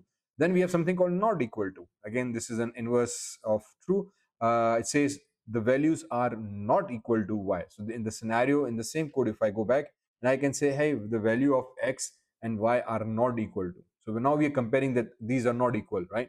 So if I run the code, this will give me false because yes, the values actually are equal. So this will say false, bro. This answer is equal. However, if I change it back to 3 or let's just say 25, run the code again. Now, since the values are not same and we have used not equal to, this gives us a true answer. Yep, these values are not true. So not equal to are used in various different scenarios. Other than these two, we have a greater than sign, less than sign, and then greater than equal to sign and less than equal to sign. Okay, so this is where these values are done. Now, what do we mean by greater than and less than equal to? So for example, if you use greater than signs, if I come back here and we have used a greater than sign already, so if I run this code, it will say x is greater than y. The condition becomes false because x is 5 and 25 is bigger than that. If I say less than, again the angle brackets change in the direction. Now it means that this pointy is pointing xward. So this says that x is less than y. So these two lines, wherever they are pointing, means this is bigger value. So if I say run the code, this now will return true for me because yes, x is actually less than y. Perfect. But now what happens if I change it back to 5 and 5? If I run the code, this will now return what? False. Exactly. Because in this case, x and 5 are equal and we are comparing less than. At the same time, if I make it greater than and run the code again, this will now give me again answer that yes, these two values are false because again, they are equal. They are not greater or less. That's why we have additional greater than equal to symbol. This means that the value of x is greater and equal to y. Okay, if that is the case, then return the answer to me. So this will return true to me this time. Previously it was false, but because we have used this equal sign, so it will compare that, hey, is it bigger and equal to? Okay, so that's what greater than equal to means, greater than or equal to symbol. So this sign is greater than, and then if you use equal to with the less than, that's all represented in that order. Okay, so these are what we call comparison operators. Now moving forward, we have something called logical operators. Don't worry, we will be using these in more depth when we come into if else and switch and loops, because these all operators are extensively used with the logic of if else and while and loop. And then we will do a couple of programs here to understand their concept and how these greater than less than symbols can be used more appropriately. Coming on to the logical operators. Now, these are very interesting thing. Logical operators are basically operators that provide and that compare the relation between two expressions on two comparison operators. So for example, in this case, you can see if I run the code again, yeah. So if I come back here, again, we have class main, block start, block close. Then we have public, static, void main, string arguments, array, and then we have this integer system variable has been created integer x, and then we say hello. Hang on, let's just bring it to new line. So system.out.println. Now note what has happened. Now we have two expressions, x greater than 3 and x less than 10. So what happens now is that we are using a comparison operator on both sides of an AND operator. So these logical operators, AND, OR, and NOT, they always work with two comparison operators, the between two different comparison operators. So when you want to find a range or compare two different values with two different comparisons and want to make sure you get the right result, you use this AND operator to validate your results. So here we are saying that I want a value of x needs to be greater than 3 and the value of x is less than 10. Right? So now we are finding a range, or we are comparing the value between a range. Previously it was just greater than. If it's greater than, okay. But what happens if you need to find out, hey, is the value greater than 3 but less than 10? Right? So that's why this AND operator I use, so they can compare these two operators together. What AND, or the way AND operator works, is that it evaluates the expression and needs to make sure the both expressions are true. Only then it will return true. So for example, if I can say this value is 15, okay, if I run the code, this will give me false. AND operators always also give a result false. So they will evaluate both the sides and they will say, make sure that both are true, only then they will return true. So now we get false. What I mean by that is x is greater than 3. So if we take the value of x, it's 15. So technically this condition is true. X is indeed greater than 3. So this should be true. However, because we have said and we have used x less than 10, that means we need a value of x that is between 3 and 10. So if it is anything above 10, still this whole expression will give us false. Okay. At the same time, if I use the OR operator, okay, if I click and run the OR operator, same thing, same results, same values. Now I should get true. Why? Because OR means it's up to you, right? It's like AND needs both of these conditions to be true in order to be true, whereas OR can skip this. So let's just create a simple truth table for that matter. Okay, so if I come back here, go inside Word, and let me create logical operator double AND. Okay, so if I use this double AND, and let me define a very simple truth table for this purpose, and then how it go here. So basically it says that this is like or expression exp1, and I can say exp2, and then and result. Okay, let's go for that. So for example, if the first expression is true and the second expression is true, the AND will return what? Yeah, it will return true to us. However, because it works between two expressions, if the first expression is true but the second is false, this will become false, because AND needs both expressions to be true. AND will say, in this case, if this is expression 1 and this is expression 2, and between them is AND. So AND will say that I need both of these expressions to be true. If either one of them is false, it will consider this whole evaluation to be false. Okay, so that's what happening here. So if you come back here, this is what it's trying to say. If one is true, second one is false, I will make you false. That's as simple as I can put it. Okay, and then if you come here, if first one is false and the second one is true, again this will say false, because AND needs both the conditions to be true. If either one of them become false, it will give us the false reply. So it's very strict. So it needs both sides to be true. And if obviously both sides are false, then the result again is false. However, if you come here and you choose the OR operator, okay, and if I dare copy the same table, yep, it allows me to do that. And let me just delete the results here. Cancel, and then I can say hello. Let me just delete this result, delete this result, delete this result. So for OR operator, it works in a genuinely easy way. So OR says you can have either A or either B. You know, so when we use A, you can choose green or blue. It's up to you. So we have both options available. In that case, if both are true, this will give us the true result. But if either one of them is true, it will give us true. All right. So it says, since this is true, I will consider the expression true.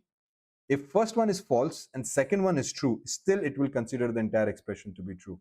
Only in the case when both expressions are false, the OR will say, hey, since both are false, now I cannot do anything. Let me just make the false. So this is simple truth table that we call between and OR operator. Okay. Take a screenshot of it. This is quite important. You will be using it extensively. So this is what basically and or means. And not is basically a reverse. So it will inverse the result. It will make the true into false and false into true. So some reasons, and sometimes we use this as well. Okay. So these are what we refer to in terms of logical operators. Now let's talk more about string. Okay, so now coming to string. Now string, we have briefly touched this string a little bit as well. Coming here, strings basically are used for storing text.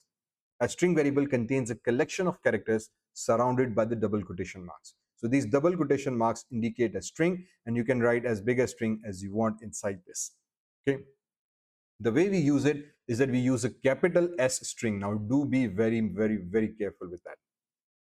Previously, we discussed data types. They all started with the small letters. String starts with a capital S because it's a custom class within Java. It behaves like an object inside Java. We're going to talk about objects later on, about classes and objects, what exactly do they mean. Then it will make more sense. But for now, let's just go with the string. Greeting is considered as an object, and that object holds this entire characters and text inside it.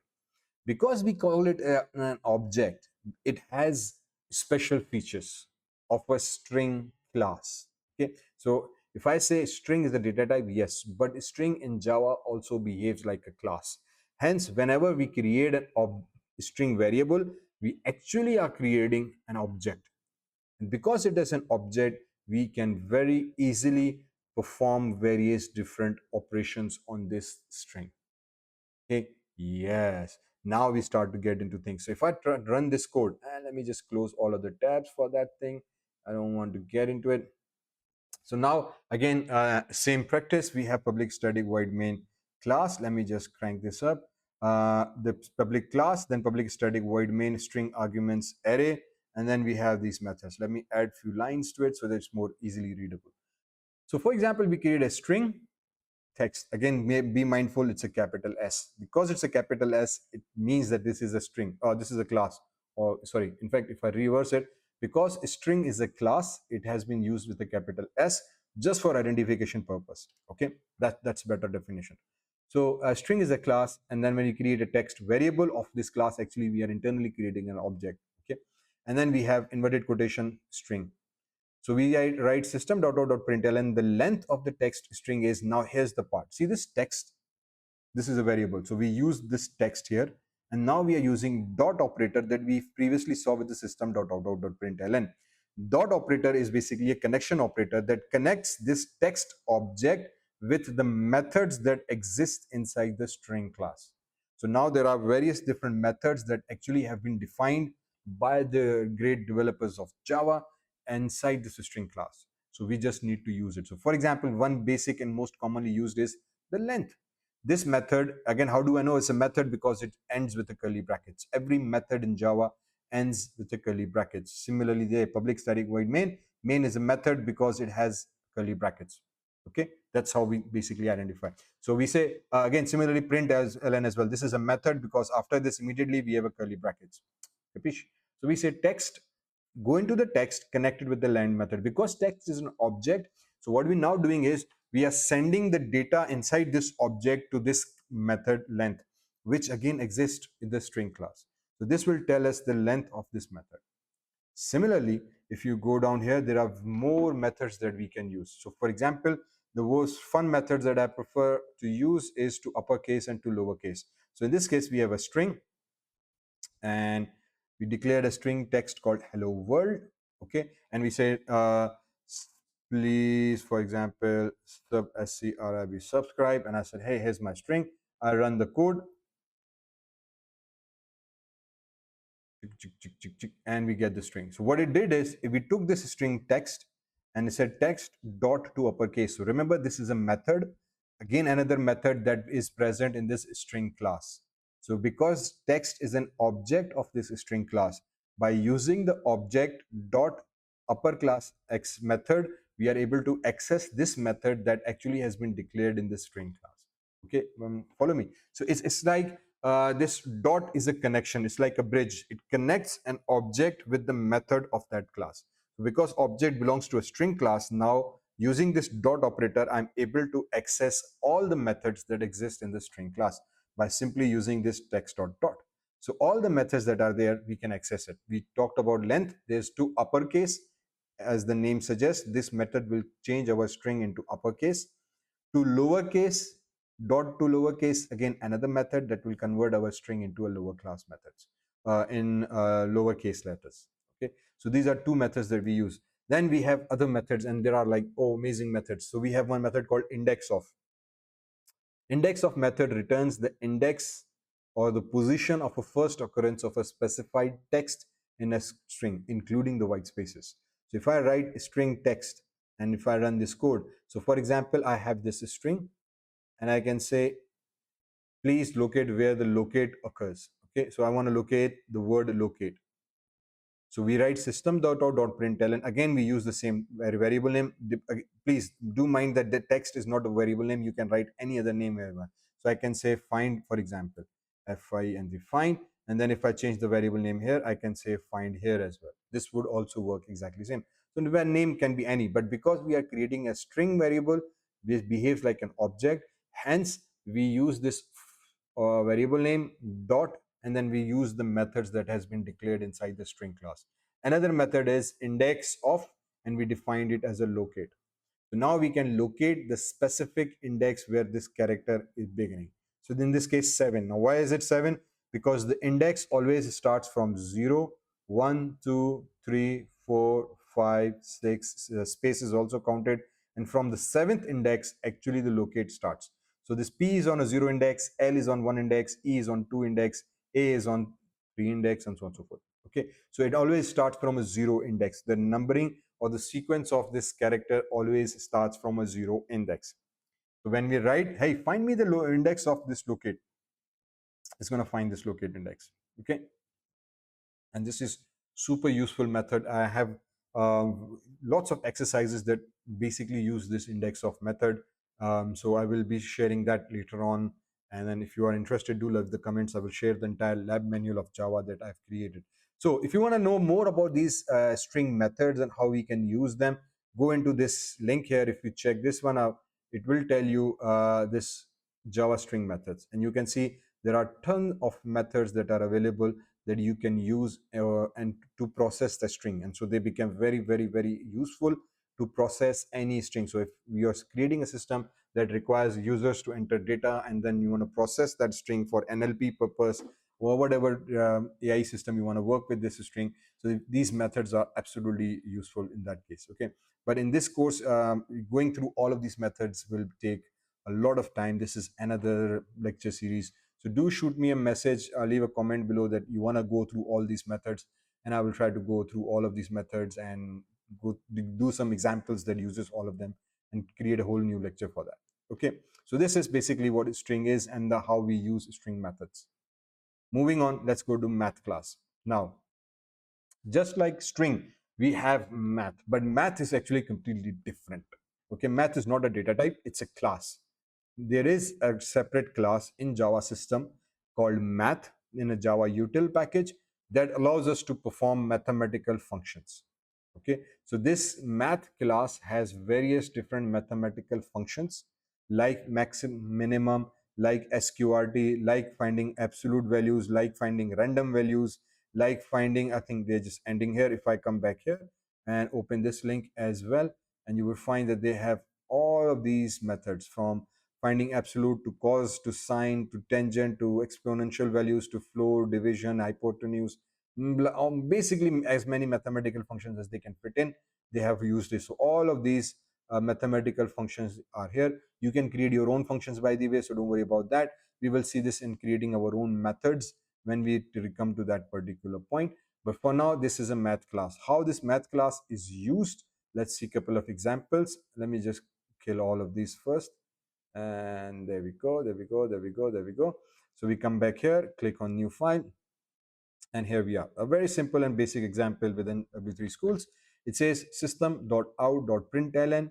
Again, we're printing something, and we've used math. See, this capital M represents what? Class name. Yes, math.max bracket 5 comma 10. So what's happening here now?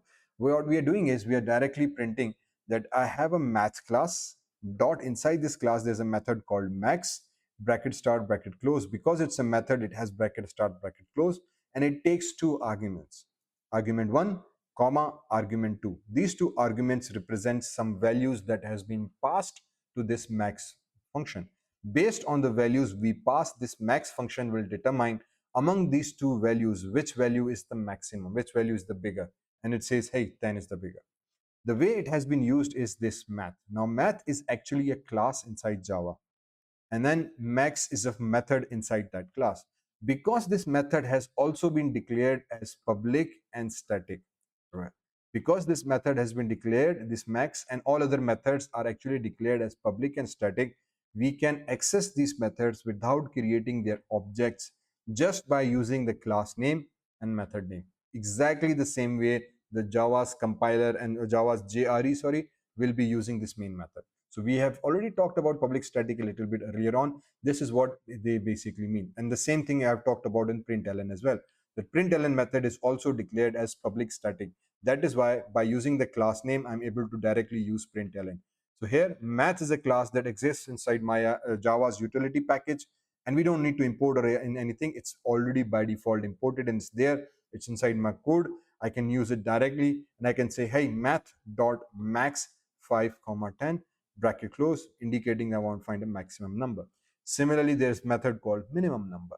What this again basically means is that I have system.on.println, go inside the math class, dot minimum value amongst these two. So minimum, round bracket start, round bracket close. Now I have a minimum value amongst these two. Capish? Excellent. Then we go with sqrt. Same, math.sqrt. Because sqrt we usually take a single number, so now it takes a single number. And then obviously sqrt, you all know what it does. It finds the square root of 64 and it will return an answer. So you can find the square root of a number anyway. So if I come back here, you can write it in this way. Or if you prefer, you can say, hey, let's just use, for example, integer sq is equals to, and I can say math.sqrt function, semicolon, and then say, let me just find sqrt of 64. So now what it will do is it will find the square root of the 64. Whatever is the answer will be stored in this sqrt integer variable. And then you can use, for example, same system dot out dot println, going to inverted quotation marks, and you can say the squr square root of what plus this 64 plus or any other variable for that matter as well. So for example, I can have integer number is equals to 64. Okay, so I can use the number here value directly, or I can pass this number as a parameter as well. So you can pass this variable into this sqrt as well. What this will do, it will pass this variable, and basically by passing a variable means we are passing this value. So the value of this number will be given here. So I can easily now write here number. So I say, hey, the square root of this number, and then plus, and then inverted quotations is colon, inverted quotations close, and then plus, and then sq. Okay, so now what we have done is, and then with semicolon, make sure you always close with the semicolon. So now if I run this code, if everything is all okay, it will give us the sqrt with a nice message, and it says, sqrt, there's a problem here. What's the problem? Incompatible types. Incompatible types?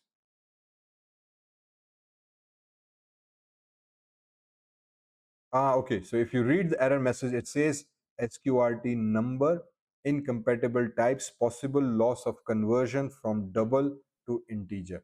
So because this sqrt actually requires a double value, not an integer number, it's giving us that error that, hey, you have used an integer here, but I need what? A double value.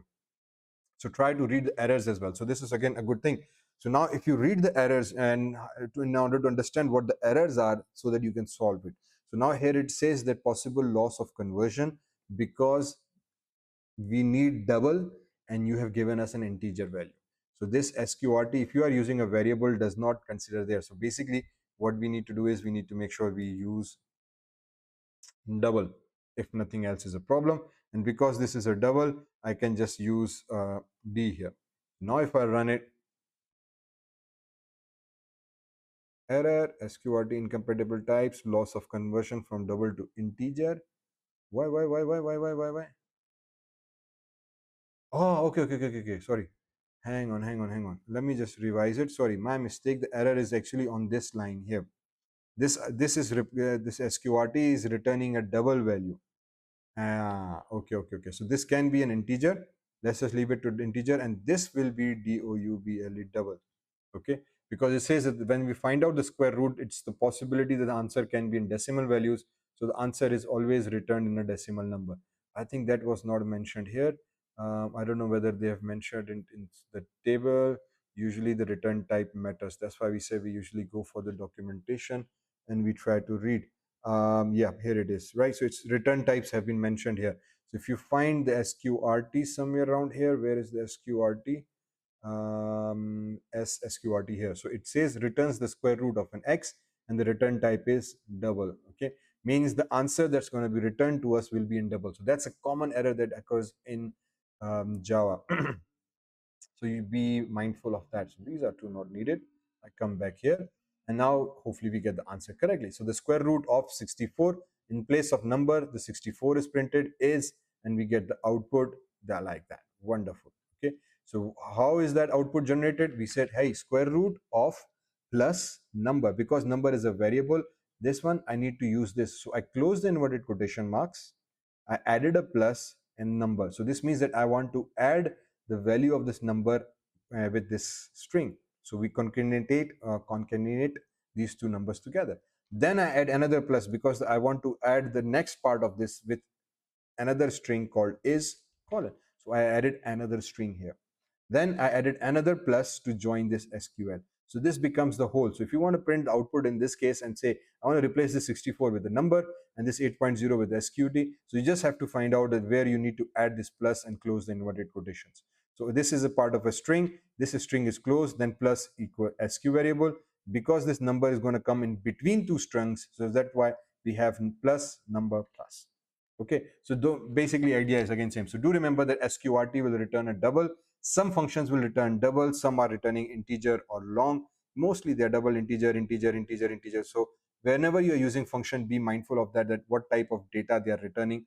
If you don't use the correct data, it's going to complain. Okay, so this is what basically it does. So we have math.random. Similar to math.random, this complete reference provides us all these methods. So if you want to find sine, cosine, tangent values, degrees values, and so on and so forth, these methods are quite useful and quite handy. How to use them? Again, click on any of these and you can find out and follow the tutorials and you will find out easily. Okay, so now let's talk more about Java Booleans. Now, very often in programming, you will need to use a data type called Booleans, which basically will hold only one single value at the same time, which is either true or false. Okay, now sometimes we say the boolean holds two values, true or false, or holds two values, true or false. Okay, which basically in a wording is incorrect. In my best understanding and the way I usually encourage to understand it, that boolean always holds one value at one time. Okay, that's it. It only holds one single value at any given time, which is either true or false.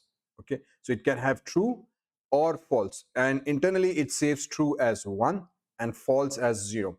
Okay, internally in the memory the value is saved as 1 and 0. That's why sometimes we consider this as a 1-bit variable as well, because it occupies only 1 bit, which can be either 0 or false. That's it, or 1 and 0. So boolean type is declared with the boolean keyword.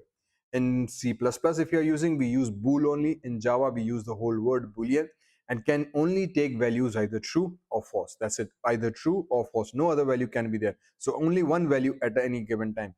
So boolean is Java fun, true. Boolean is fishy tasty, false. So that's all you can write. You can either write true or false. That's only value that can go here at any one given time.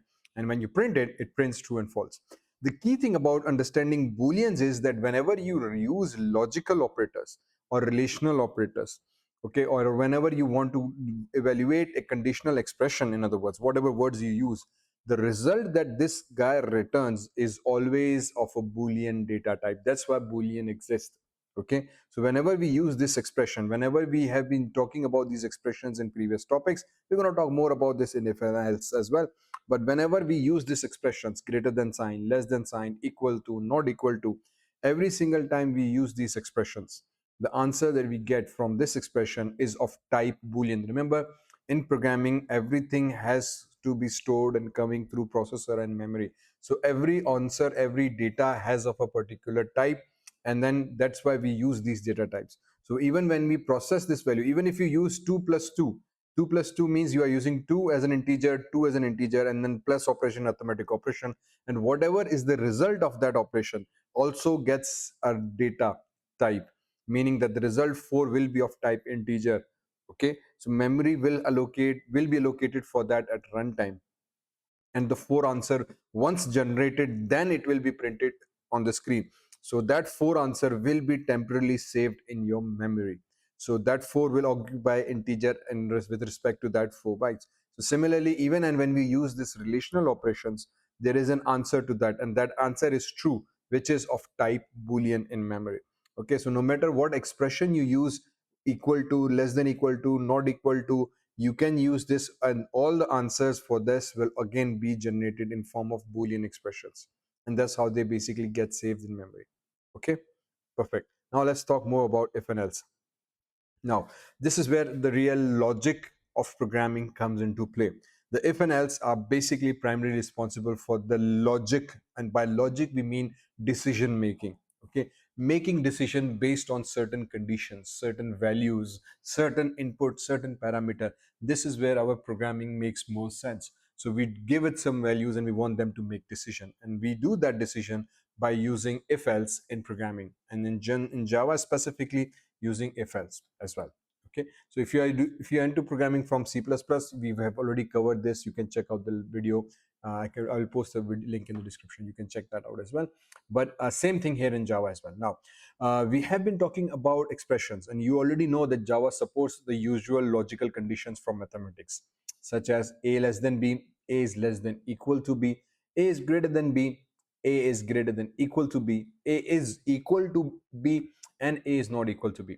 All these are what we call logical conditions, and or simply logical expressions or conditional expressions, no matter how you want to rephrase them. But here's what the key thing to understand is understanding how we use if, else if, and switch statements. Okay, so now what exactly is an if? If statement is used to specify a block of Java code to be executed if the condition is true.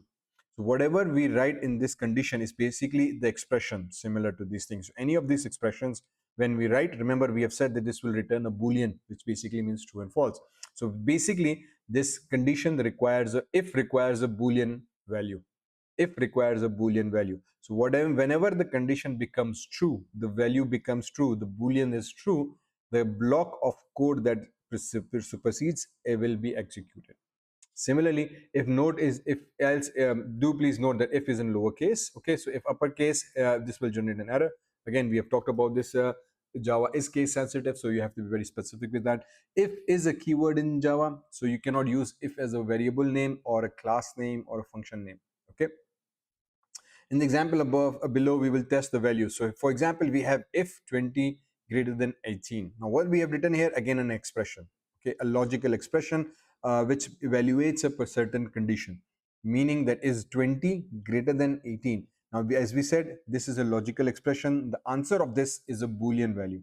So if I run this condition, if I test this code, the answer is 20 is greater than 18, because if this condition becomes true, this block of code gets executed. Okay, so system.out.println, and then this code gets executed. So for example, if I set this to be as 218, for example, now if I run this code, this nothing should happen, no output should come. Why is that? Because now 20 is not greater than 218, so this condition becomes false. Because this condition becomes false, nothing is printed.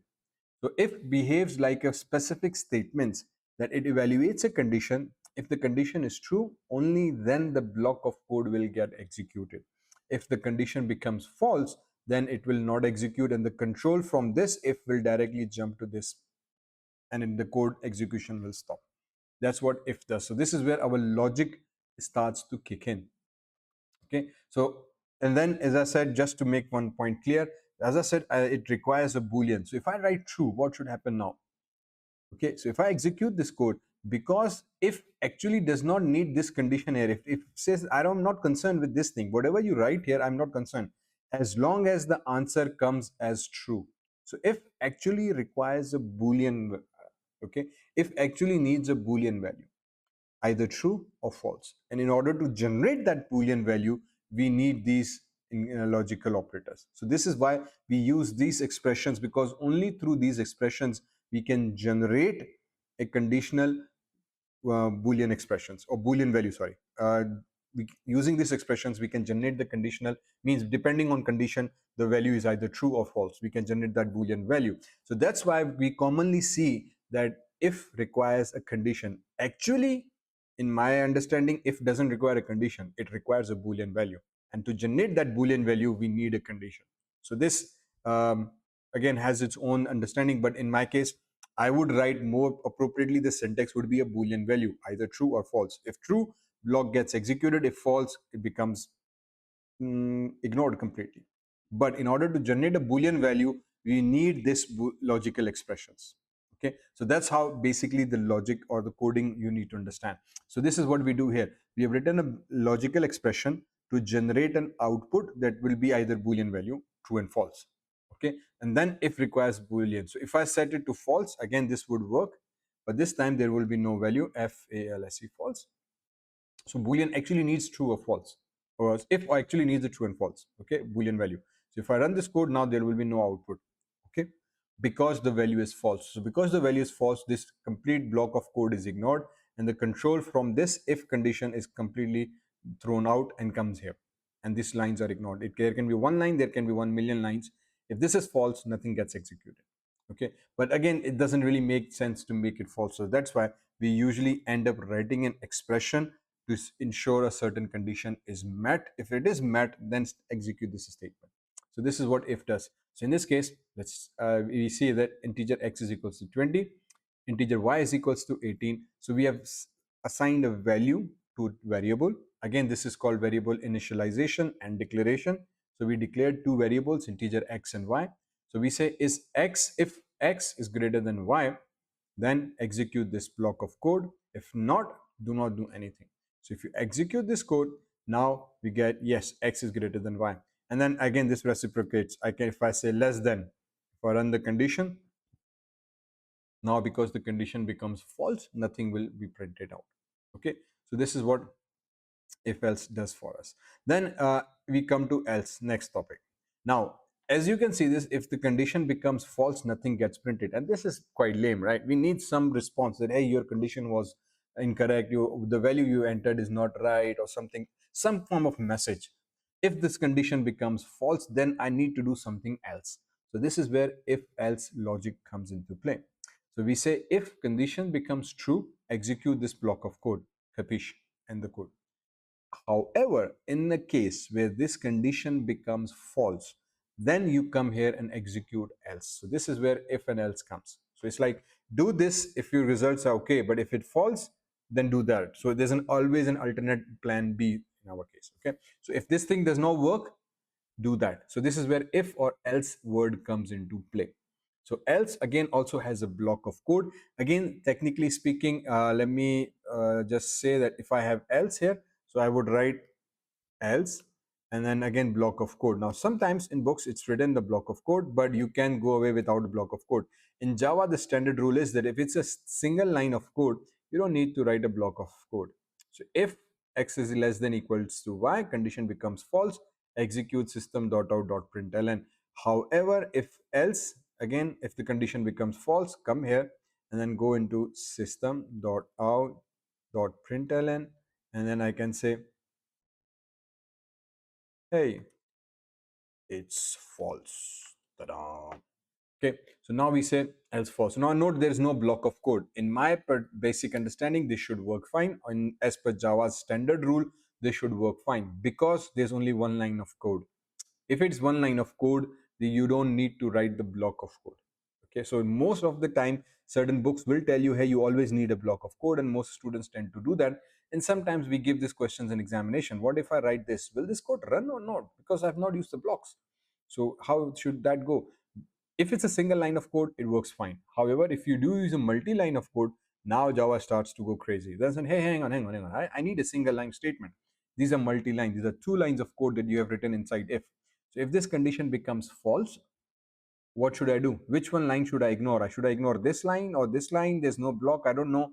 I'm only supposed to go with line. So that's why we always recommend to go for a block. But do always note that if you're writing just one line of code, you don't need a block. Same goes with the else as well. So if you're writing multiple line of code, then you do need block. So you can have blah, blah, blah, multiple line of code, and then you need to write a block. So always do keep in mind, now you note that there are multiple blocks coming up and we need to keep a track of it. And so that's why it's always a good programming practice to give a comment. So end of, for example, class. So I know what's happening here, and I can say end of main. So I know what's happening here. And then I can say, for example, end of else. So I know exactly what's happening here.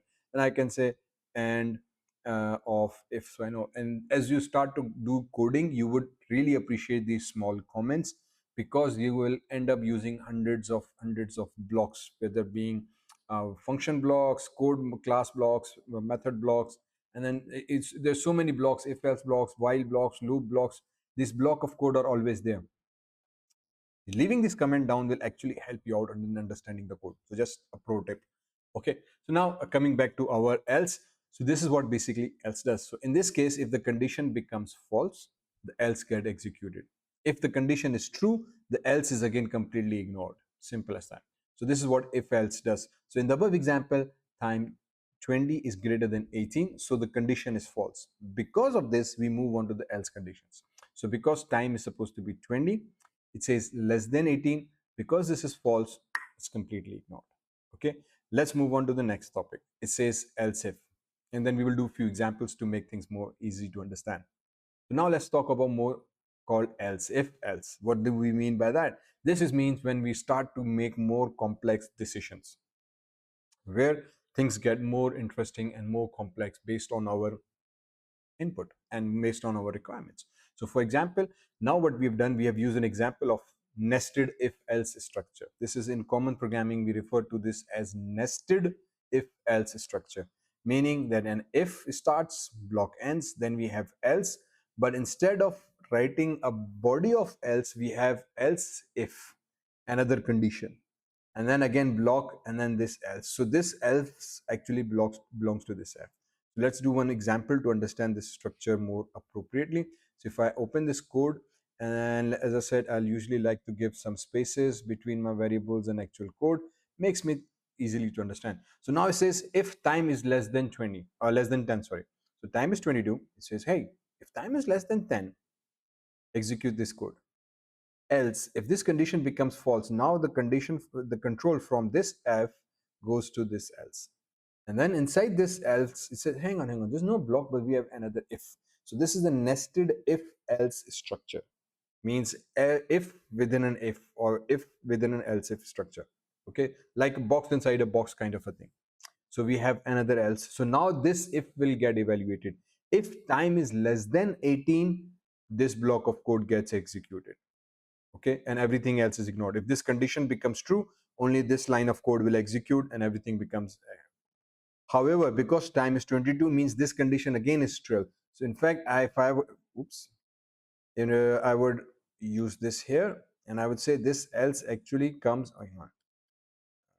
this else actually comes under this if, because technically this if belongs to this thing. This is more suitable representation. So we have this if this becomes false, then this else will execute. Understand? So this if has associated with this. So if else, if else. So it's a nested hierarchical tree structure, if you follow me in that order, or box inside a box. So we have a box inside this box, another else if box inside this, we get else. So finally, if you run it, good evening, because this last if is printed. However, if I set the value to 2, now note what happens. Because the value is set to 2, if time is less than 10, this condition becomes true. And when I run this code, so time is true, so this gets true. That means that if this condition is true, it will execute this line of code, says good morning and capish. All these lines below it are completely ignored. So based on what value we give, our logic will allow us to develop and correct this syntax and change its format. Understand? This is exactly what we do. So for example, a common example that I do in order to explain this if-else concept is a mark sheet program. So if I delete this code completely, and I say, hello, let's have integer marks, and I set the marks to, for example, 45. And then the logic now is that if I come here, and in fact, let's write this thing comments. So if I write a multi-line comment, okay, so I say if my marks is equals to 40, then my grade is supposed to be, for example, hang on, marks between 0 and 39. Yeah, I think that makes more sense. So if marks are between 0 and 39, grade is FAIL, fail. Cool? I said cool. Control C. And let's just be a little lazy. However, if your marks are between 40 and 49, then you get what we call a D grade. And then Control V. Let me just be lazy one more time. 50 and 59.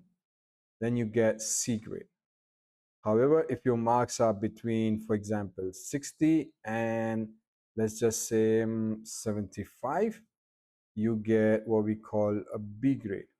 And then if your marks get somewhere from 76 to 89, you get what we call our A grade. And marks between 90 to 100, your grade is A plus. There we go. So for example, this is our scenario.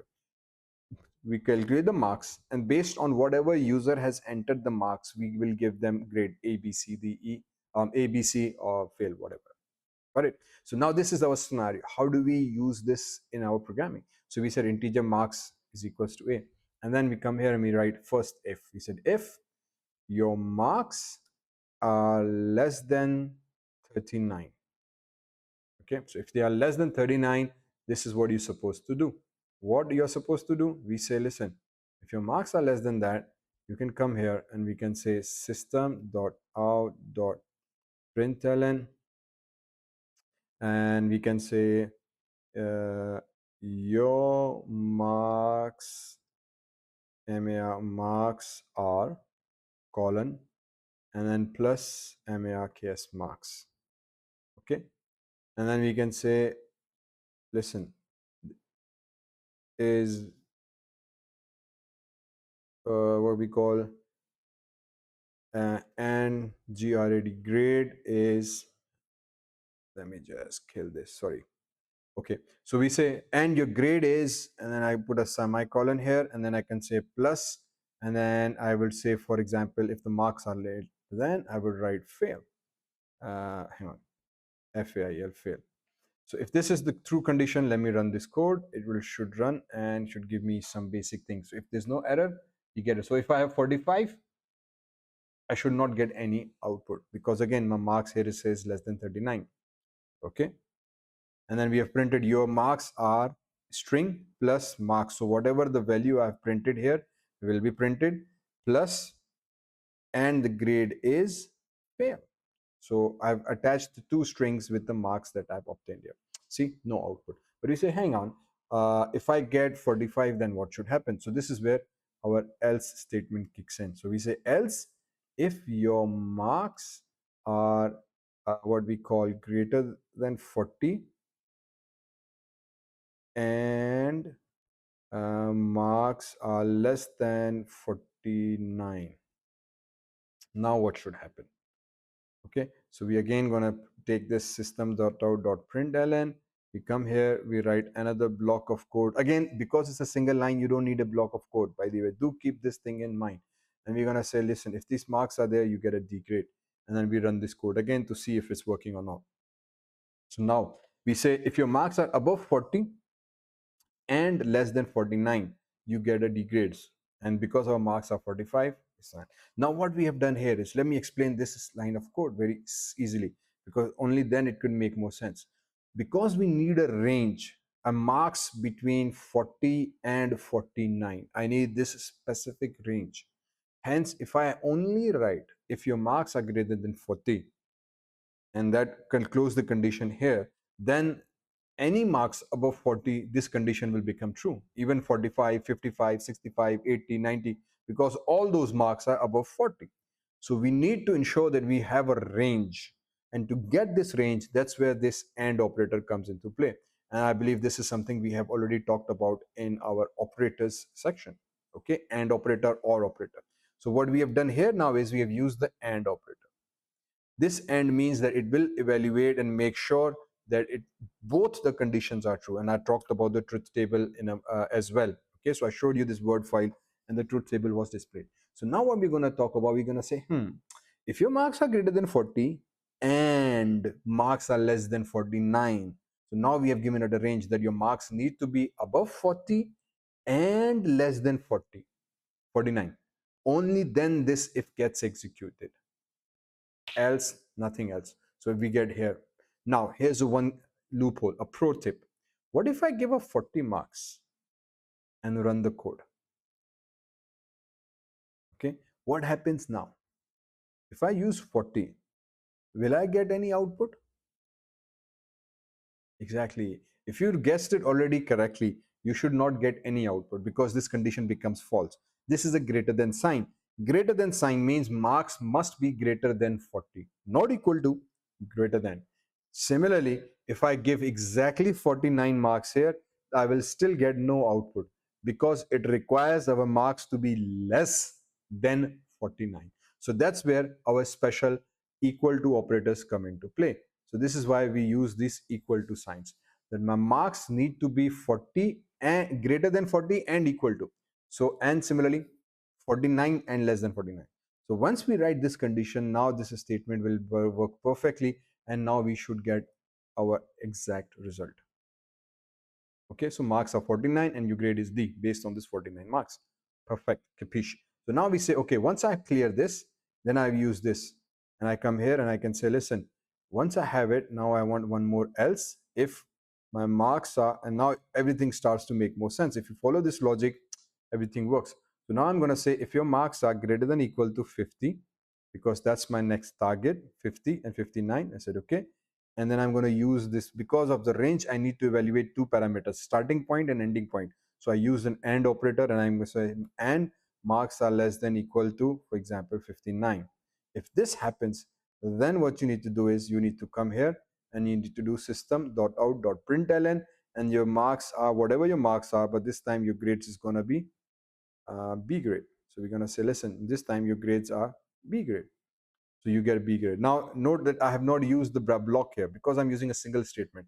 I used a block here, perfect, no problem, but I'm not using it here. Again, perfect, no problem. Okay, you can do that in Java.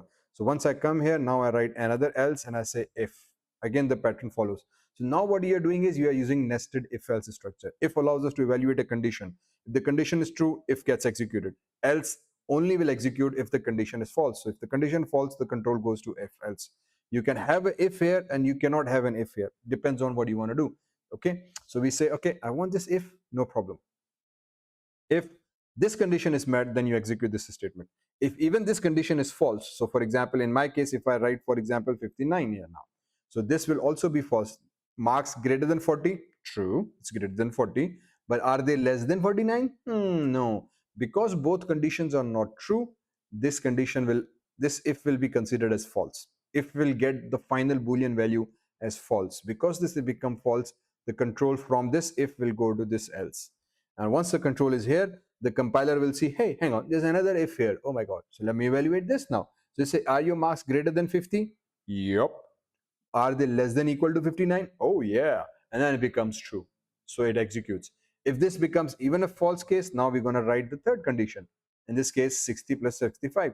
So we're going to say if your marks are greater than equal to 60 and your marks less than equal to, we had 75, close the brackets, come back here, print the statement, and we're going to say, so now I'm trying to do this nested structure. This allows us to follow the code much easily. Sometimes we write every line of code on the same line at the same indentation. In this case, it becomes very difficult to understand. Okay, so this is what they also have done. I actually don't prefer this. As a good programming practice, we always do indentation. It allows us to better understand the structure of our code. And you can see this if has this else, then this if has this else, then this if has this else. So the nested structures are much more easy to interpret. Once you follow that, it becomes easy. Now we can say else, and we can write one more if, and then obviously you can copy paste the code, but this time I'm just trying to go with this. So anything above 75 and marks less than equal to, for example, 89 would render us control V, not fail, sorry, this would be, hang on, B grade, C, A, sorry, I think this 50 marks was C grade value. This is C, this is supposed to be B, and this fail is supposed to be A grade. And then finally, if I come back here, press enter, and I write one more else, and I will just paste the statement, your marks, no, hang on. If again one more time, marks are greater than equal to 790 and marks are less than equal to 100, your marks are A plus. And then finally we will write one more else, and then we're going to say system dot out dot println, and we're going to give it a message. We're going to say, listen, please enter marks between 0 dash 100 clash.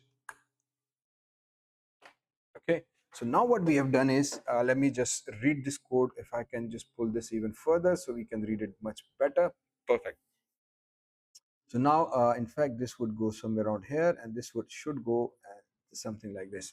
So now we have this nested if else structure. See this, initially this looked very easy and simple thing, but the more you play with if else, you realize, it's becoming very complex thing. So if I control A, control C, you can very easily do this in VS Code as well. Copy it, paste it. I will try to share the code with you if you want. Usually VS Code is much easier in this case, but I'm just using the same W3Schools editor as well. So here again, now else if marks are 90 and less than 100, fine at that. If this becomes fails, means for example, in worst case, you give marks 159. Now what should I do? So it will go here and say if marks are less than 39, print this statement. Marks are greater than that, right? Marks are 159. So this becomes false. Because this becomes false, the control goes to this else. Then else has again if condition. So this if condition is evaluated. Marks are greater than 40, true, but they are not less than 49. So this becomes false. The Boolean value is false. So this if again becomes false. Because this is false, this else gets executed. Inside this else, we again have another if. Value greater than 5, true, or 50, true, but they are not less than 59. So this value becomes false. Because this is false, it returns false final Boolean value. If gets false, this else is executed. This again becomes false, this else gets executed, this again becomes false, this else is executed, this again becomes false. Since after this else, even if this if becomes false, now we have last if. Again, there's no guarantee. I can have as many if else as I want. So this is in my logic the last possible value. So if my values are between 0 and this, perfect, and any value other than that will give me this error message that please enter your marks and blah blah things, and we get an error message. So wonderful. So we come back here and it says that it's good to have errors as well. So it says Java 32. This means the line number. So unfortunately we cannot see line number here as far as I understand. So basically that's why we use VS Code, so you can easily go to that particular line and identify where the error is. So whenever you get an error, do read this. Java 32 means the line number. Error cannot find symbol means something you have written that Java's compiler doesn't understand. Okay, so most commonly usually it's that you have used an incorrect variable or there's a misspelling mistake. So if I come here, it says on line 32, you have written sys system dot print. See, this is spelling mistake here. So cannot find symbol means that it's an error, which means that Java does not understand something that you have written. So it's not able to find that particular thing in its logic. So if I come here, I have missed out the T. So let me run it again. Now hopefully I will get this last value. So please enter marks between 0 and 10. So see, based on what value I give, it evaluated every single if else, if else, if else, if else, and executed. What if I only give this value 9? Now what should happen? So it comes here, it says, is marks less than 39? This condition becomes true. Yes, your marks are less than 39. So what it will do, it will just come back here, execute this line of code. Your marks are 9 and grade is fail, and then it exits. All these lines are not even executed. Now do keep this thing in mind. Okay, in interviews and sometimes in certification exams, we have some piece of code that we want to execute and we want to evaluate. Even though condition becomes true, I can use marks plus plus, for example, and at this point I can use plus plus marks. These are two different things. So what will these lines get executed or not? Remember, increment operator increments one value and updates the current marks. So that means that next time it executes, the marks should be updated. So if I'm doing something after this, will this line gets updated or not? So that's what the trick question is. And when we say if this condition becomes true, this line of code gets executed, the control is snapped, and everything comes back here. These lines will not even be executed, not even be read by the compiler. They will be completely by the JRE Java runtime environment. The compiler will compile the code, but the execution happens by JRE Java's runtime code. So these lines will not be executed at all. They will be completely ignored. Because they will be ignored, this increment will not happen at all. Hence, the value will not be changed. That's the difference. Okay, so this is what do keep this thing in mind. So this is what basically nested if else structure looks like, and this is exactly what this is whole guy is talking about. So I hope this example explains everything in an easier way. Okay, so we have shorthand if else as well, okay, which is some more commonly known as the ternary operator. I actually don't like it, but people tend to do it. They used to use it. The way it works is that we use a variable. I'll talk about this later on. So basically what is, it evaluates an expression. If it's true, this part gets executed, separated by a comma, else this part gets executed. Using question mark is where this value is evaluated, or the block starts and the condition comes here. So this actually becomes like a if. Yeah, the question mark becomes if condition. If its condition is true, the first part of this colon statement gets executed. If the condition is false, the second part of the statement gets executed. Okay, so let me show you an example of how this works. So for example, we have this statement here. If time is less than 20, if integer time is equals to 20, and we say if time is less than 18, system.out.println have a good day, block close, else block start, system.out.println good evening. So this is a very simple condition, one variable check. We can rewrite this in a single line of code. How? We can say if time is equals to 20, same thing. We say string result. Result is because whatever is returned here is actually saved in this thing. And we say is equals to, we write a condition, same as we did here, time is here, but there's no if now. There's no if needed. And then we use a question mark. This question mark actually represents the if and else combined. Okay, so this question mark is what we call the tertiary operator or tertiary conditional operator, and this works, or this behaves like if else combined together. So if the condition is true, the first part of this semicolon will execute. If this condition is false, the second part of this will execute. And by execute means this value is then sent and stored onto this result variable. Okay, so if you are printing a string, this string needs to be captured here. If you are printing an integer number, you need to capture the integer number. If you are printing a character, you need to print a character. If you are throwing out a Boolean value, you need to capture a Boolean value here. And these two needs to be same, because no matter what the result is, this variable will have that. So if it's true, again same variable, again same variable for false as well. And then you print the result. So to some people it makes sense, people love it. I actually don't. It depends on that. So again, this is a tertiary operator, how it works. So I hope this clarifies the if else structure a little bit in detail. And now we're going to talk more about switch. Okay, so let's start with some real life examples of if else as given in W3Schools website. Now, as per W3Schools website, these are some simple tasks. I will go through them and then I will let you know on some of my own tasks that you can do. So the first task is that let's see that we use if and else to open the door if the user enters correct code. Okay, so it's a very simple code that user enters a code in teacher. For example, this is the code. And then if door code is equals to 1337, the system.out.println says correct code, else we get the incorrect code. So very simple, very basic program. If you run it, you will see correct code. But if you change the code to something else, if you run the code, the output should say yes, the wrong code. Why?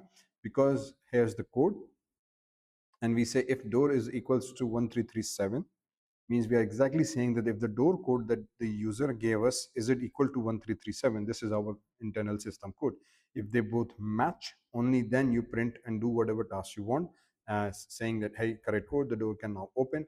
Else if the code is incorrect, then you go to the else and the block of code is given here. Else block says the system.out.println print the wrong code, and that's the output that we get. Okay, so another real life example we have is this one.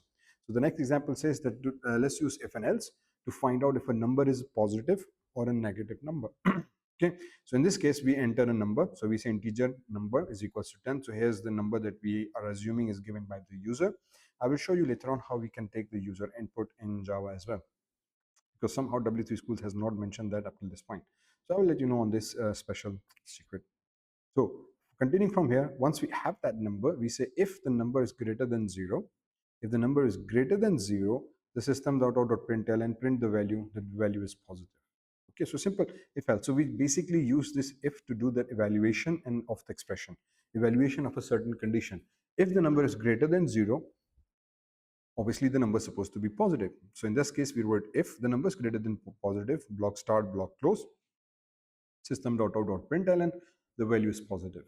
However, if the number is negative, so if you try this code out and we say, okay, how about if you use minus 10? If you use minus 10, now it will come and will check value is greater than 0. No, the value is minus 10. So it will automatically go to this else statement. So from this if condition, the control will move to this else. And inside this else, we have another if. So if the number is less than 0, print the value, the number is negative. As simple as that. So very simple condition evaluating whether the number is positive or not.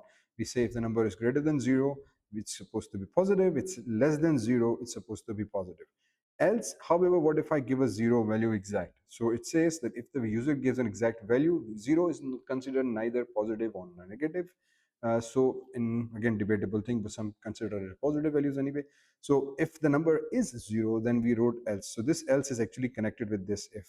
So after if this if becomes false, then the control will go to this else, and this else will say just print that hey, the number is 0. So once I run this code, if the number is 0, this if will be evaluated first, the condition becomes false, the control goes to this else, and then from this else, if this condition will be evaluated, if the number is less than 0, we say true, but if since in this case the number is false, from this if now the control will go back to this else. If else, since there is no further if, this will get executed by default because there's no other thing. So the block will execute and it will say the value is 0. Okay. That's basically what we do. So find out if a person is old enough to vote. Another example. Okay, so see, this is practice task. Now the best way to learn programming is do such kind of programming tasks as much as you can. The more you code, the more small problems you solve. Don't try to solve a huge industrial problem right away. We do these small tasks to practice and understand our logic. Even though they seem very easy, they're very measly, but the more code you write, even the simplest and easiest one will allow you to develop your logic and understanding of doing and solving problems smaller and step by step. Okay, so it's like breaking down a larger problem into smaller things and doing that first and achieving a larger task. So in this case, now it says that find out if a person is old enough to vote or not. So again, integer my age is equals to 25, integer voting age 18. Now why we did that? Now again, that's why we say solving a small problem allows us to develop the logic, understanding how to solve a problem programmatically. So we know that the user needs to give or specify their age, which has been saved in this value, but I also need to have an age a voting age. Now here what we have done here is that we have saved a standard voting age in a variable. We can use this value because this is supposed to be fixed and constant, not changeable, so we can use this 18 here directly as well. But what if this value also changes along the line? It could be any other program. So another practice is that we save this 18 inside a voting age variable. Okay, and once this gets saved inside this variable, now we can change this later on, and we don't have to change the underlying code. We just change the value here. So now he's checking if the age, if the user age is greater than equal to voting age. Okay, so this variable age. So now this variable's value is being compared with this variable's value. Okay, so the value, my age will hold the value 25. My voting age will hold the value 18. So 25 is greater than 18. True. This system will print this line. If the value is supposed to be only 5, for example, and we delete the 2, now the condition becomes false. If the condition becomes false, the else will be executed and system.out.println will print this value. Understand? So this is a very simple basic thing, but it allows us to look into the programming logics in a different aspects. This time the aspect was that we save the value in a variables and we use two variables to compare the values of each other. Now another program is find out the number is even or odd. Again, a common example that we do regularly. So if we test the code out, 5 is odd, that's because 5 is odd. How do we do that? Again, we save a number inside is equals to 5. Okay, once we save this, then we say if number percent, again modulus sign, we use this, we have explained this as operator previously as well. It's an arithmetic operator. It basically sends us the remainder, so it's also known as the remainder operator. Okay, so this my number, whatever the number you have entered, find out the remainder of with division of 2. Okay, so this means that divide whatever value is here divided with 2 and return the remainder. If the remainder is 0, okay, so if we divide any number by 2, for example, if this is supposed to be 6, so 2 divided by 6 is 3, but the remainder is 0. However, if you divide by 5, 2 2s are 4, and there's 1 remainder. So if the remainder is 0, that means it's even. But if the remainder is, in this case, 1, that means that then this number is odd number.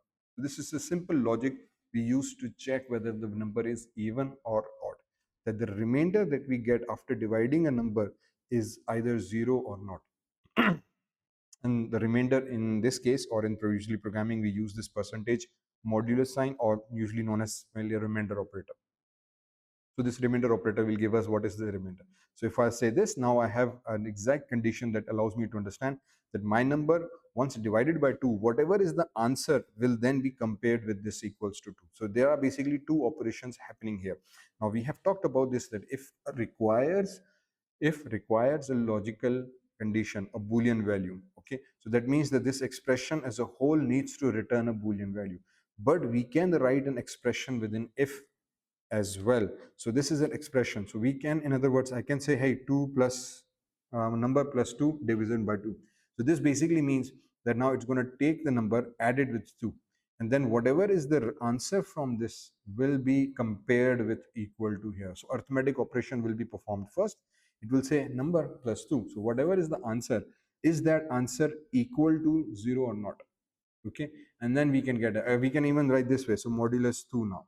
So now that basically means that we are performing multiple operations. And then in this case, I can write even brackets here. So I can say my number plus 2, then whatever is the answer of this. Now this basically means I'm giving a precedence. The brackets always has a higher precedence in Java. Do remember that.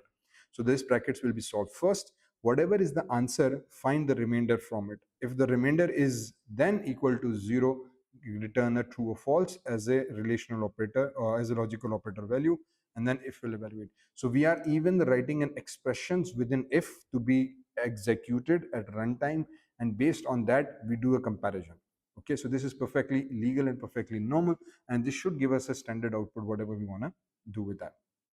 Okay, now 5 is odd. So basically in my number is 5, but see this, the value has not changed. We even added 2 to it, because it says take my number, add 2 to it. So whatever is the answer is actually saved inside memory, and that number will be integer, because this is integer, the 2 is also integer, so that value will be saved as integer.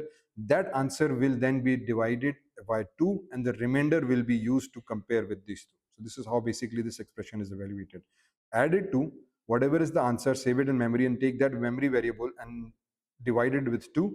Whatever is the remainder, then use that remainder to do this comparison operator. And then This comparison will give us Boolean value, which will be used by if to see that whether this entire expression is supposed to be true or false. So if true, this line of code will execute. If false, this line of code will be executed.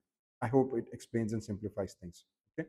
So once you do that, this is why the smaller programs allows us to work and develop more logic. Now, what I have been doing meanwhile though is I have also created my own programming manual, and I'm still working on it. By the time I'm recording this video, is still under construction. So I will try to share this as soon as I can. Okay, so this manual has actually around 200 different programs that you can solve. So for every topic, there are various different programs that I'm working on. So in this case, I have some programs on if else. So if I jump to if else chapter, so you can see this, I've given some examples and then there are certain codes.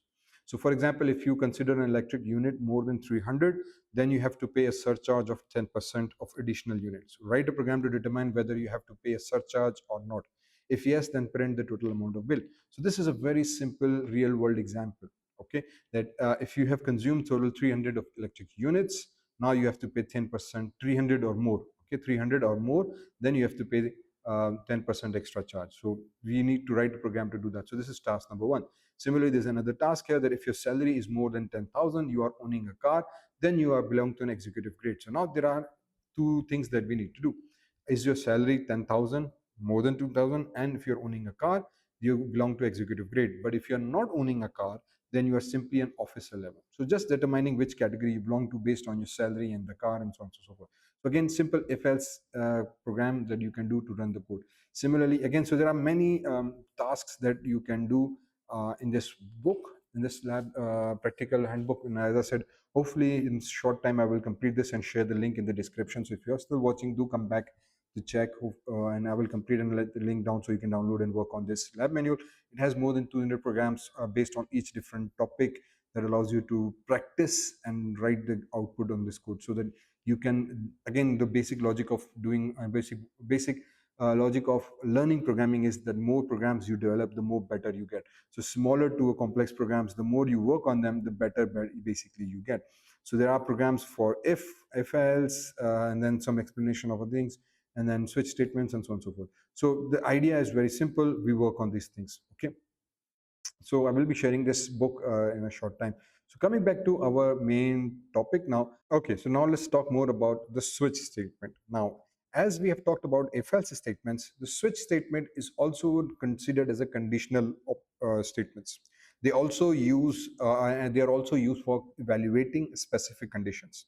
But instead of writing if-else many times, you can use the switch statement. By many times means that there are numerous situations where we have to do multiple if else, if else, if else, if else, if else, if else, if else conditions to evaluate a particular expressions. If you remember, we did the program on the grading system. Okay, so we had to write multiple if else, if else, if else, if else, if else. What if the conditions or the situations is even more complex? Then you have to write like 10 to 20 to 30 if else, and it becomes a very cumbersome code. Then to simplify this certain point, we come across a statement called switch in case, which presents a much simpler and easier way of doing simple equal to comparison. Okay, now the way it works is that we write something called switch. Again, switch is a keyword. You cannot use this switch as a variable name or a class name or a method name. Okay, so this is Java's own keyword. It's reserved by Java itself. Bracket start, bracket close. Okay, around bracket parenthesis start, parenthesis, and we write the expression in the middle. Okay, and then we start block start and block close. Capish? Then inside the block, we write something called case as well. Now, case again is a keyword in Java. You cannot use this case as a variable name, as a function name, a method name, or a class name. Okay, so Java understands the word case and it has reserved it for its own vocabulary.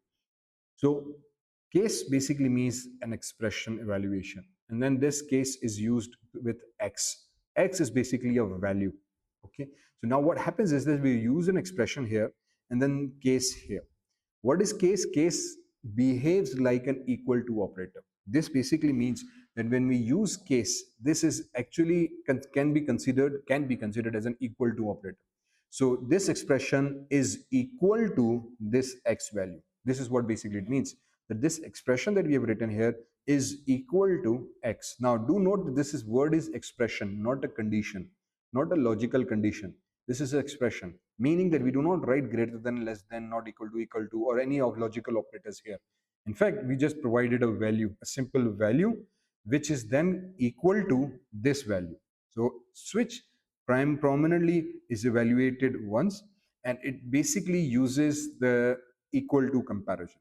Okay, so if this condition becomes true, if the value we provide here is equal to this value as based on the case, then there's a colon here. Do keep a keen eye on this colon, because here we use colon, not a semicolon. This is a colon.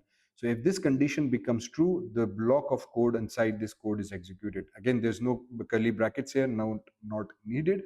You, or whatever you write here will get executed. If this expression becomes false, the next case is evaluated.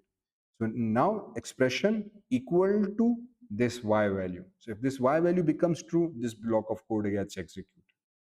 If none of the cases match, then the value default is executed. So this is like the final else that we have used in previous codes. So if none of the case value matches, so the value is not equal to any of the cases, and you can write as many cases as you like. If none of the cases matches, the default will execute. So if you have like 10 cases here and none of the case becomes true, the default will always get executed. However, if any of the case is executed, the block is executed. But then you do note something called break here. What's the function of break here? Why do we need to realize that? The break, again, is a keyword in Java. It is reserved by the Java for its own purpose, and you cannot use the word break as a variable name, as a method name, as a class name. So it's completely out of bounds. So do keep an eye on these words, because these words are reserved by Java for its own internal personal use. So now do note that break, and then there's a semicolon. There's nothing else. We just wrote a single word called break, and there's a semicolon. This is a special statement in Java. The purpose of this statement is to stop the execution of flow of code. Okay, it just does what is the word signifies, breaks the execution. Why we need the break here? Now, the way the switch in case works is that once you write an expression and it evaluates the first case, always starting from the first statement that you write. So for example, if we come here and check this value out here, let me use this example to explain this breaking thing in much better way. So in this case, we have said, okay, let's integer day. We have provided a variable value, assuming the user enters a value. Then see this expression day. So we pass this variable's value in this expression parameter with the switch statement. Then the block of code starts and the block of code ends here. Okay. Then inside this, we wrote the case. Case, again, as I said, basically it means equal to operation, equal to comparison, always same, nothing else, no less than, no greater than, always equal to operation.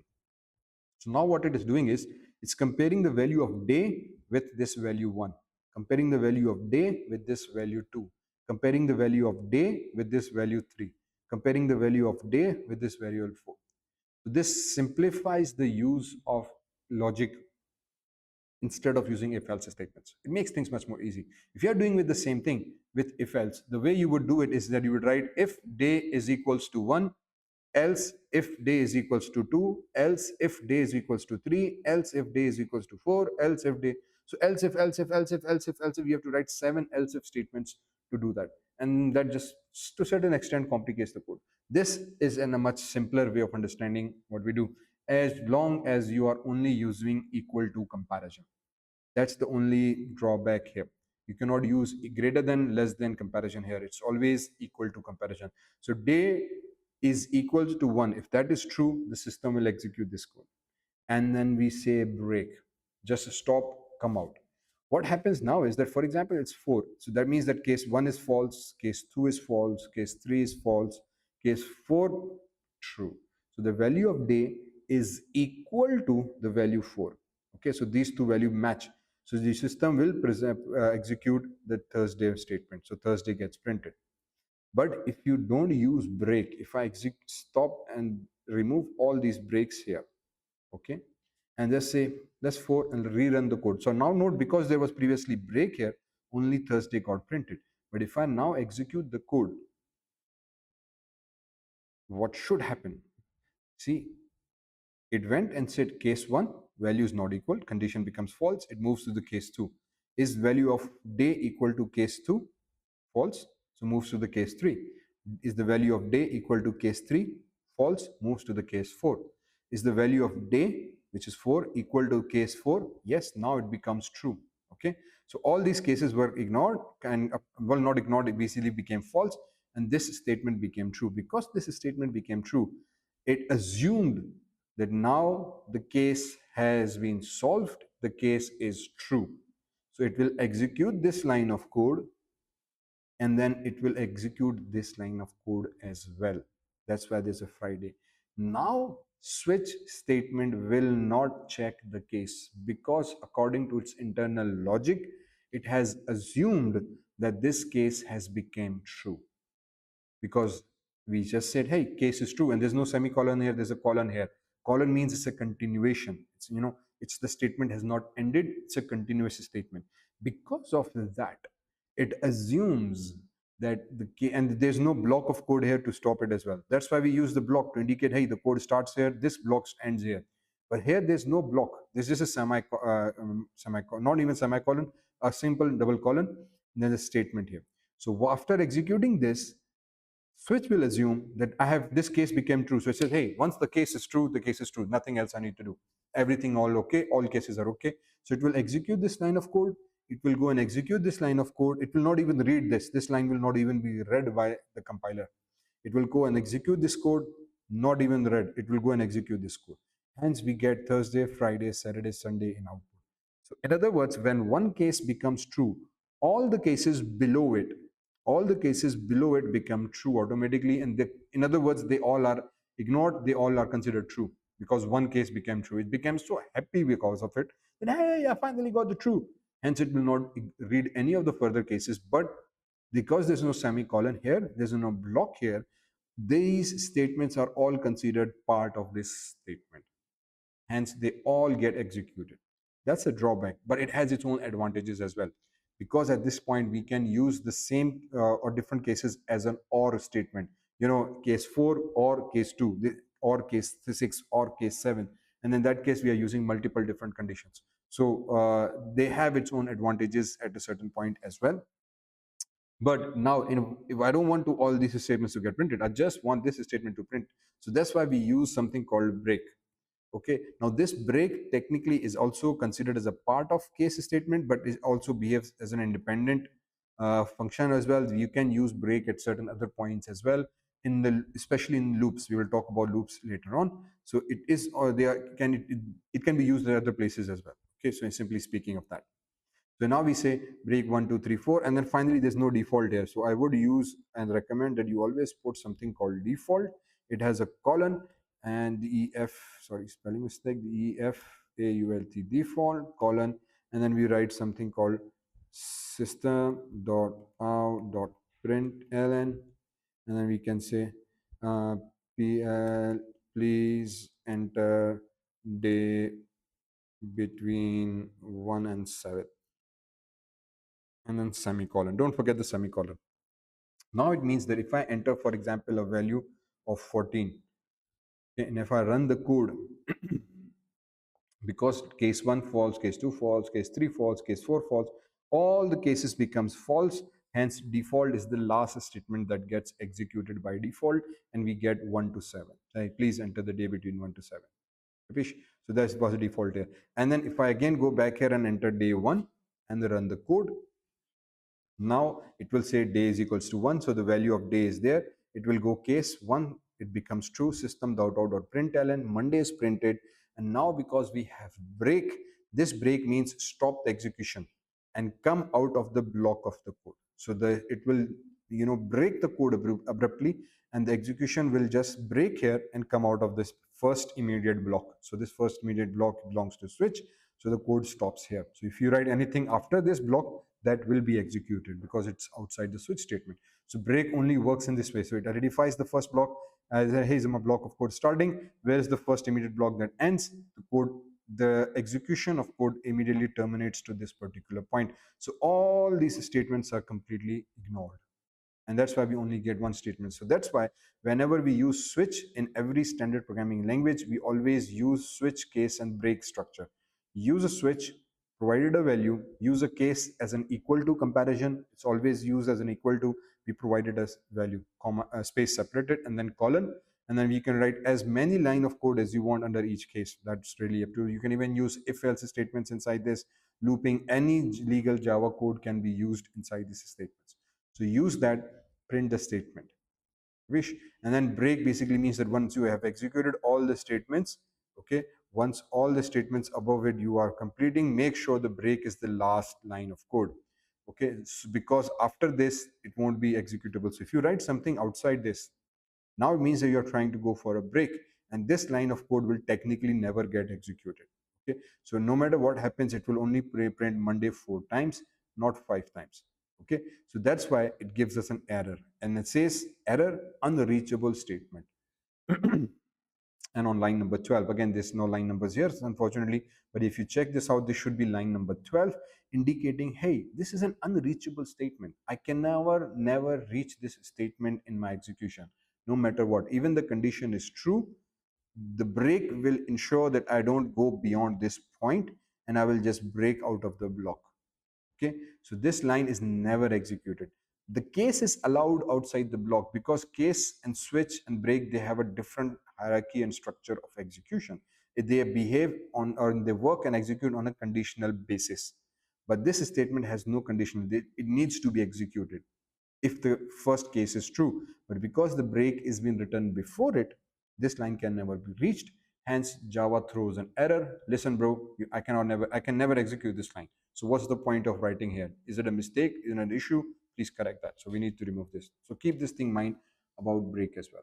So now when we run it, it should give us 4 times Monday, or as many statements as you write. As I said, you can write if else statements inside it, or any legal Java statement, and it will execute, and then break will ensure that you stop the execution and go through. If I remove the break, it will execute this case. So what happens if I remove this break? Okay, just one break, not all.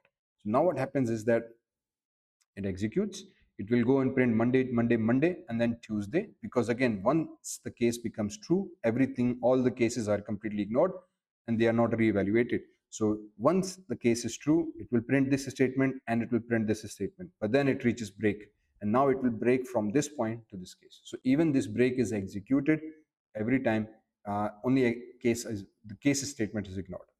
Capish? Okay. Final word with the switch. I don't think so. They have mentioned it here. The break keyword, again, this is all they talk about break. So we talk about this break. The default keyword is there. Let me talk a little bit more about this default with this example anyway. So as I said, the default is a statement that's executed last if all the statements are true. But where we place this default again matters. If I control X this break, I can write this default statement on top as well.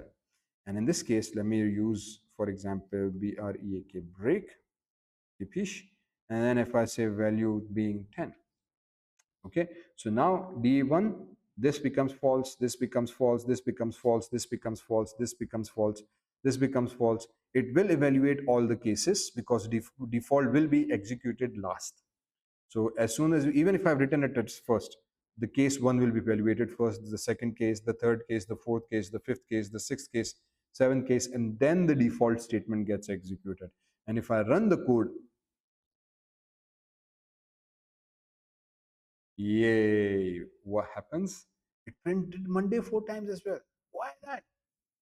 Because again, the same case rule. If one case becomes true, all cases are considered true and ignored. Hence, if none of the cases are considered true, the default is a type of case without any value. Okay, so default again is a case without any value. Hence, default is also considered true. Because it becomes a true, switch assumes that everything after default is true.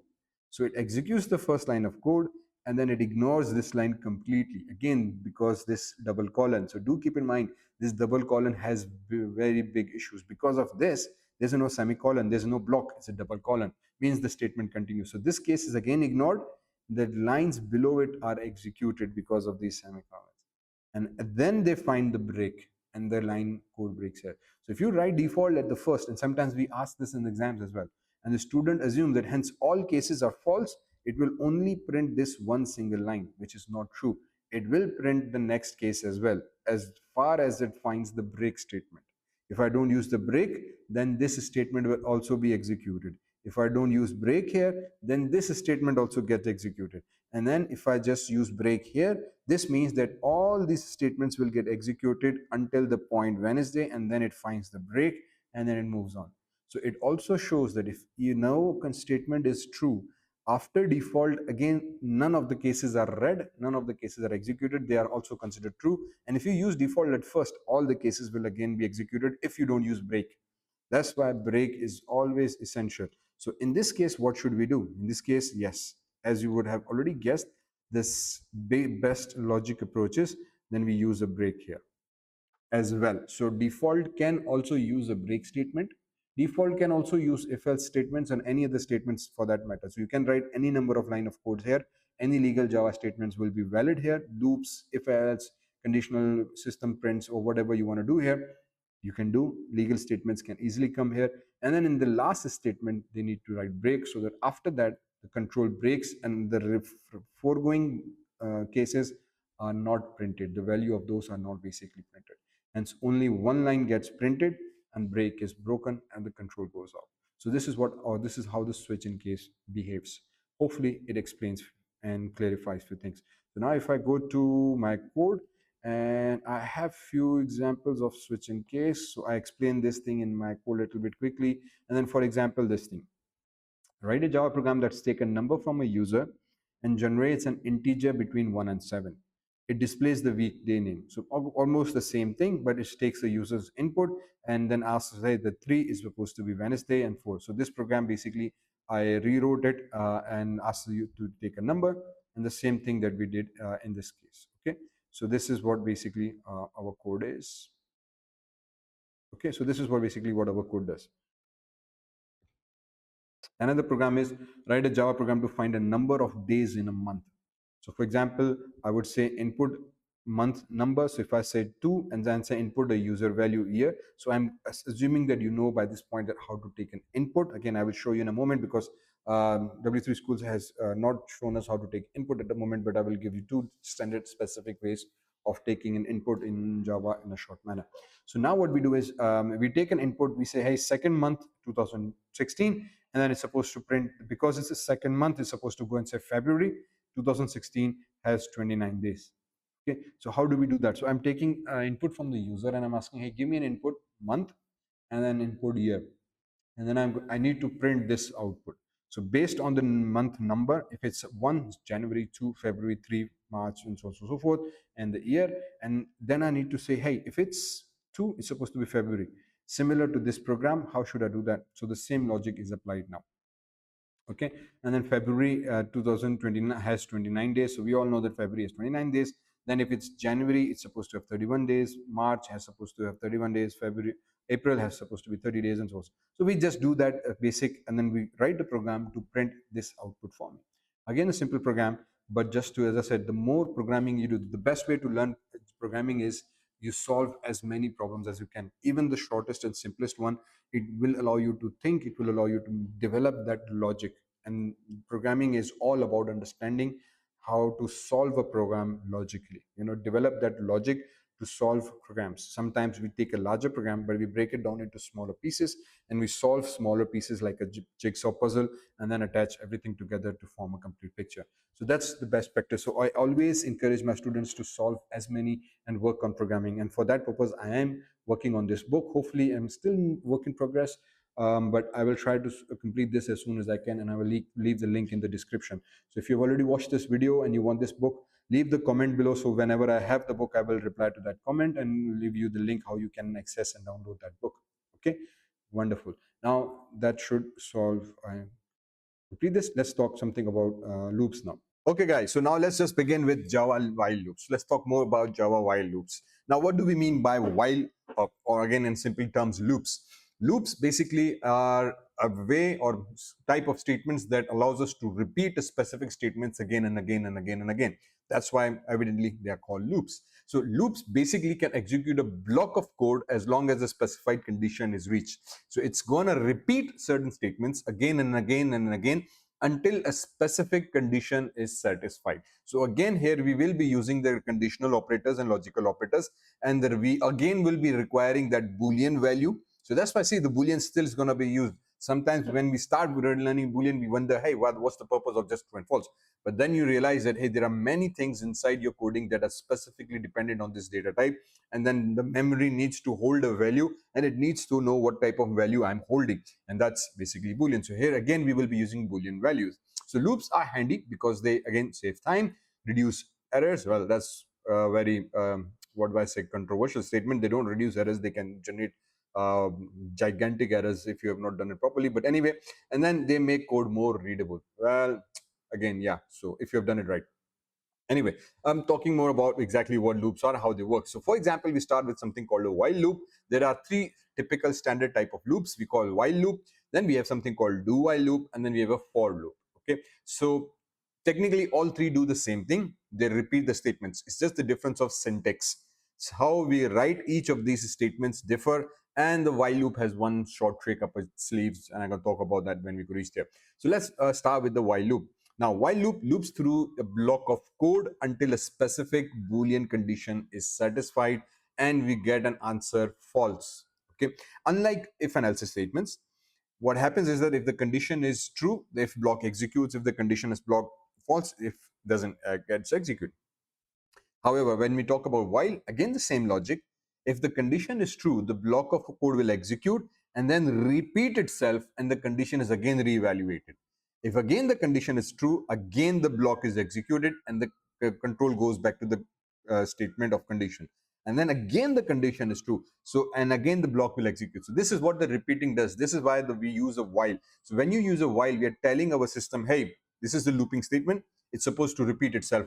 So until the condition becomes false, the statement within these blocks will continuously be repeating. And the way it works is, it checks the condition.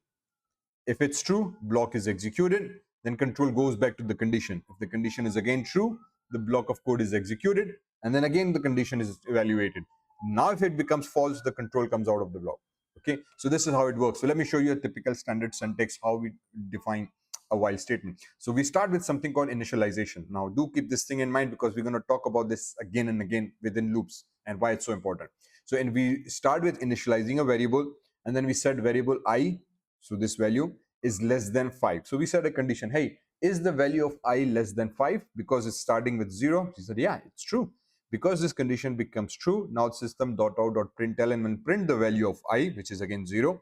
Then it will go and we do the increment. Why we did the increment here? Again, increment is like adding one value to the current value of I. So it will say, hey, I's current value is 0, add 1 to it, and then now update the new value of I. So I becomes 1.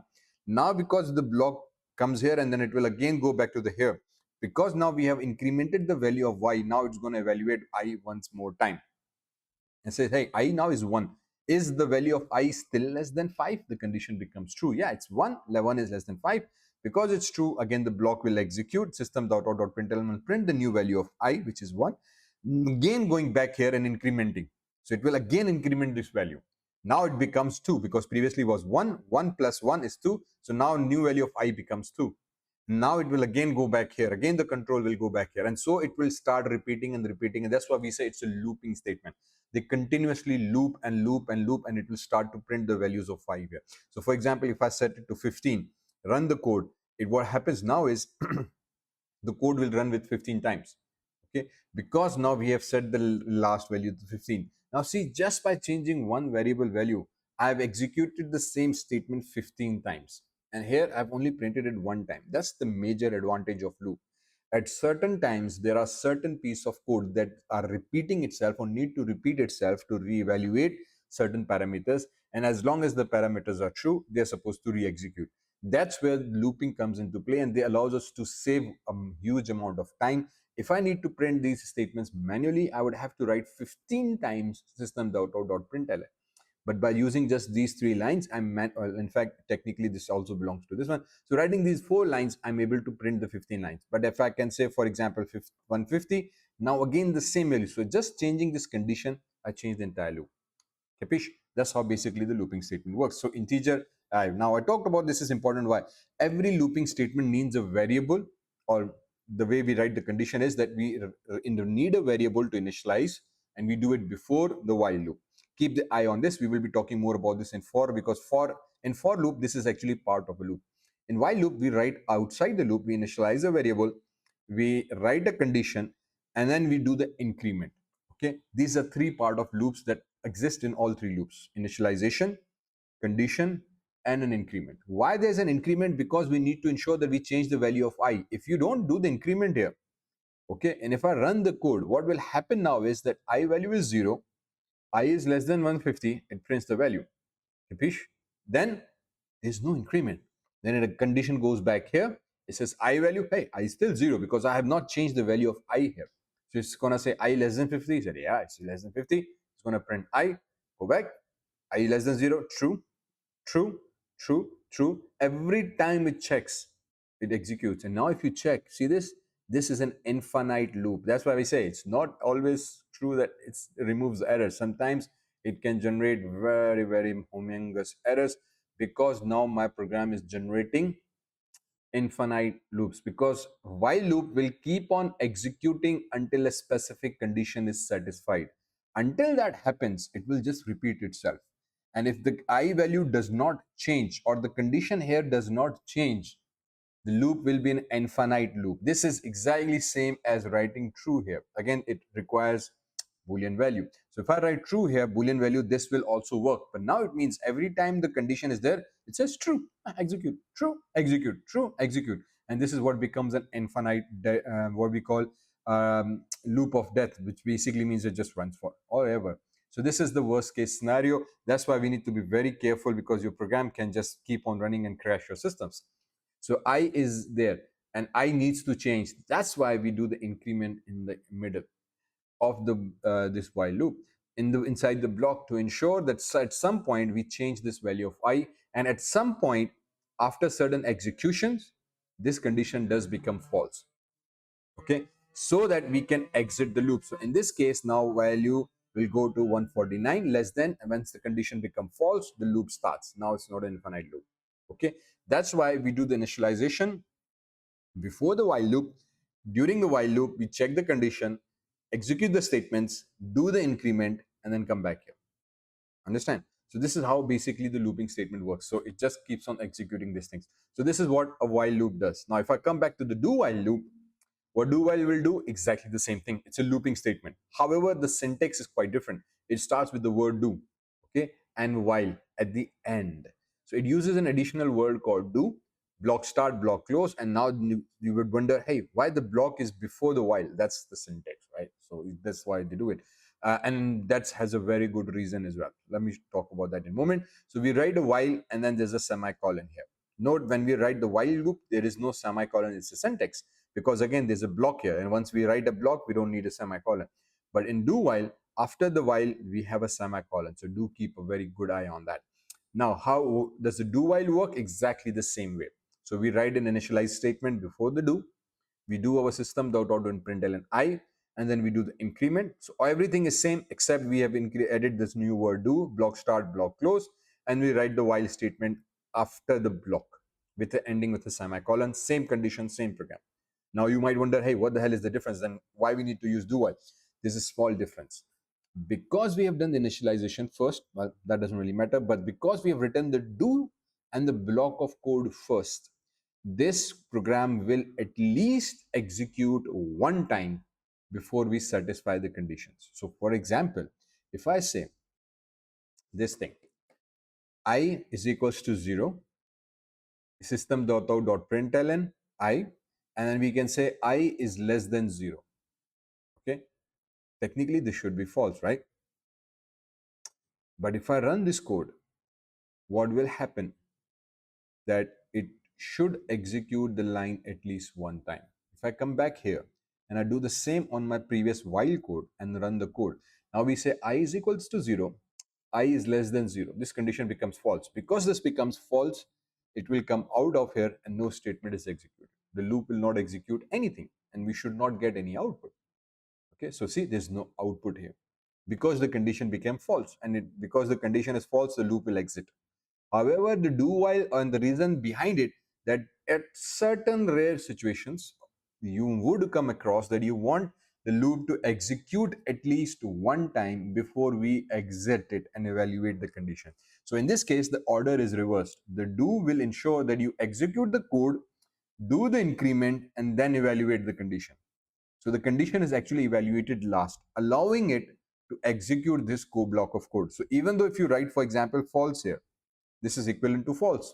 So if I write false here, this will, if I run it, still it will execute one time because the statement has been written first. So statement has been written first, the value of I is still being printed. Okay, so that's the major difference between while and do while.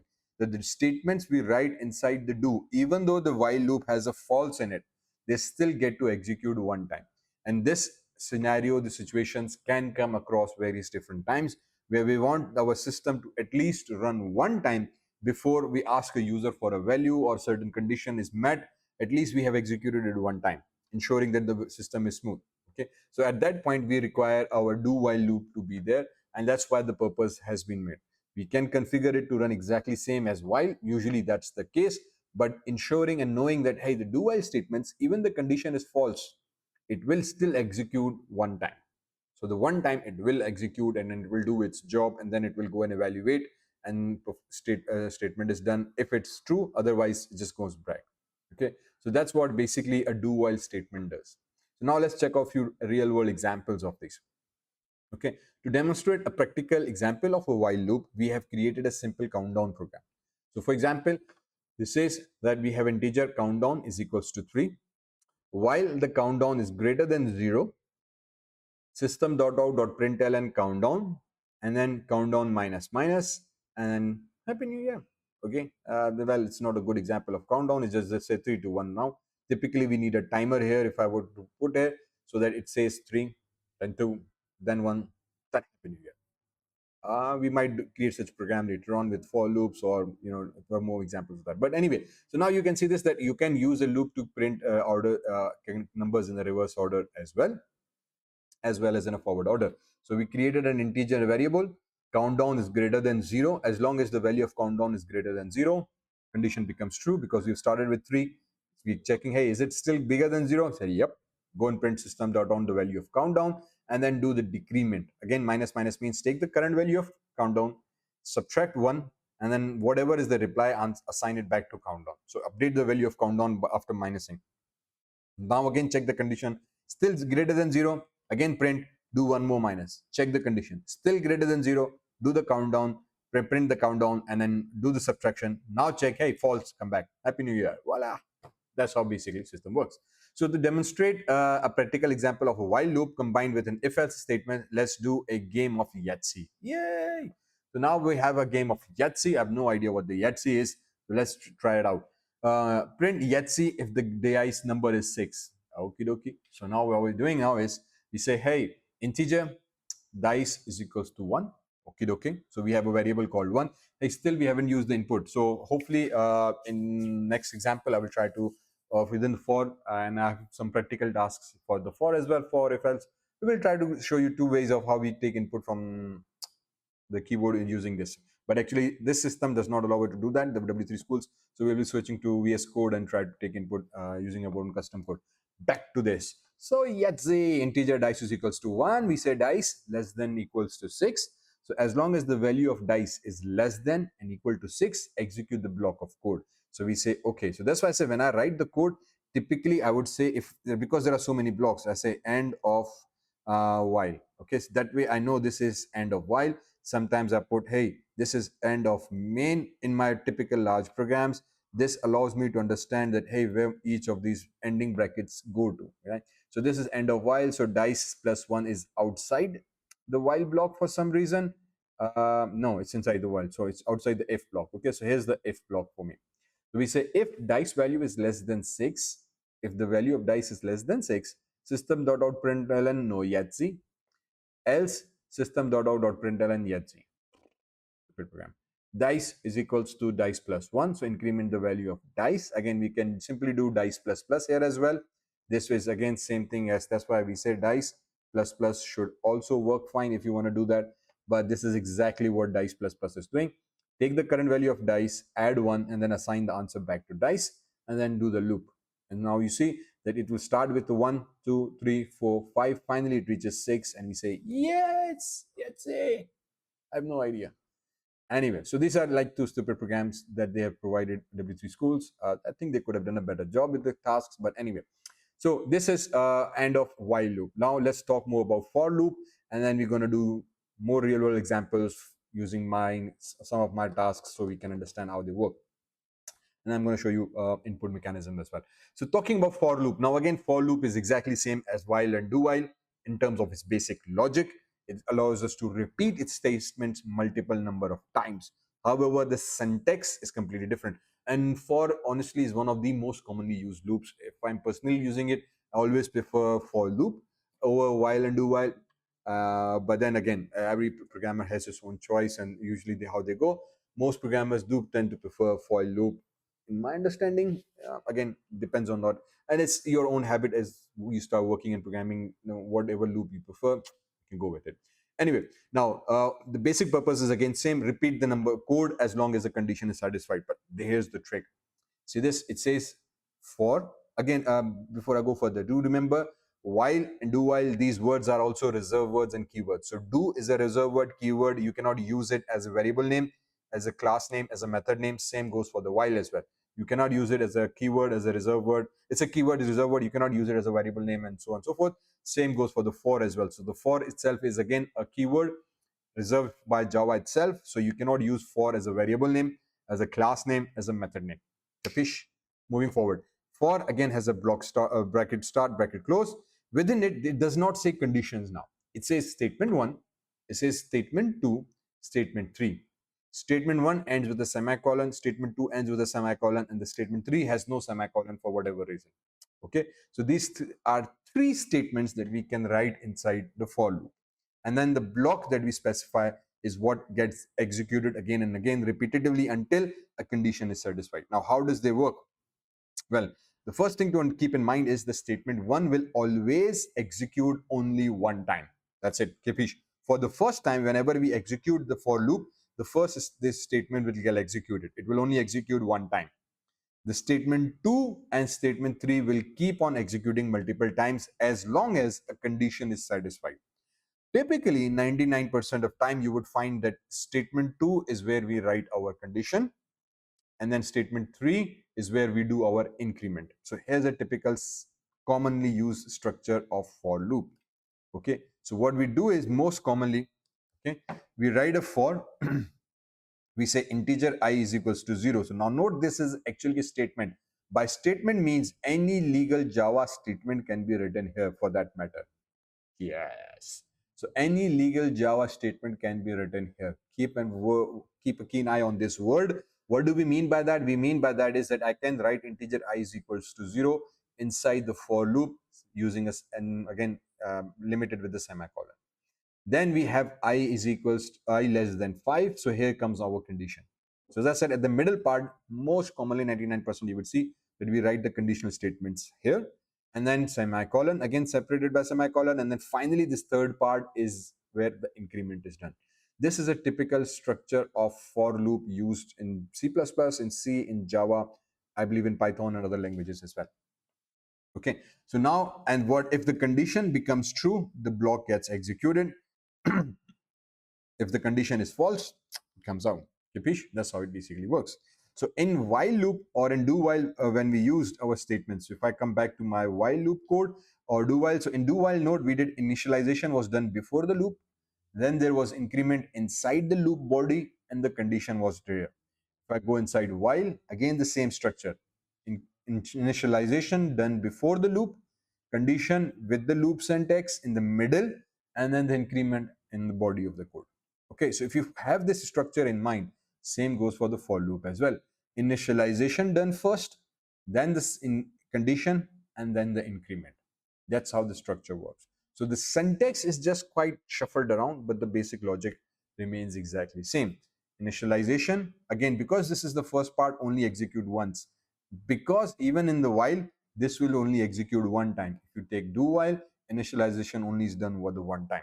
So that's why the Java developers very keenly have developed this, that hey, just make sure that it executes one time. Then condition is evaluated again and again until a condition is satisfied, which is the second part. Same goes with the while. In while, we write the condition statement within the while loop syntax. Okay, here we write inside as a second part of the syntax. And then we do the increment, which again gets executed again and again until a condition is satisfied. And the block of the code actually contains the code that you want to execute. So this actually puts a very nice perspective into a order of a looping statement. That's why I say for loop is executed multiple number of times and it executes. But now here's a catch. Okay, uh, here's the catch. Catch is that, remember we discussed that I can declare multiple variables in Java like this as well.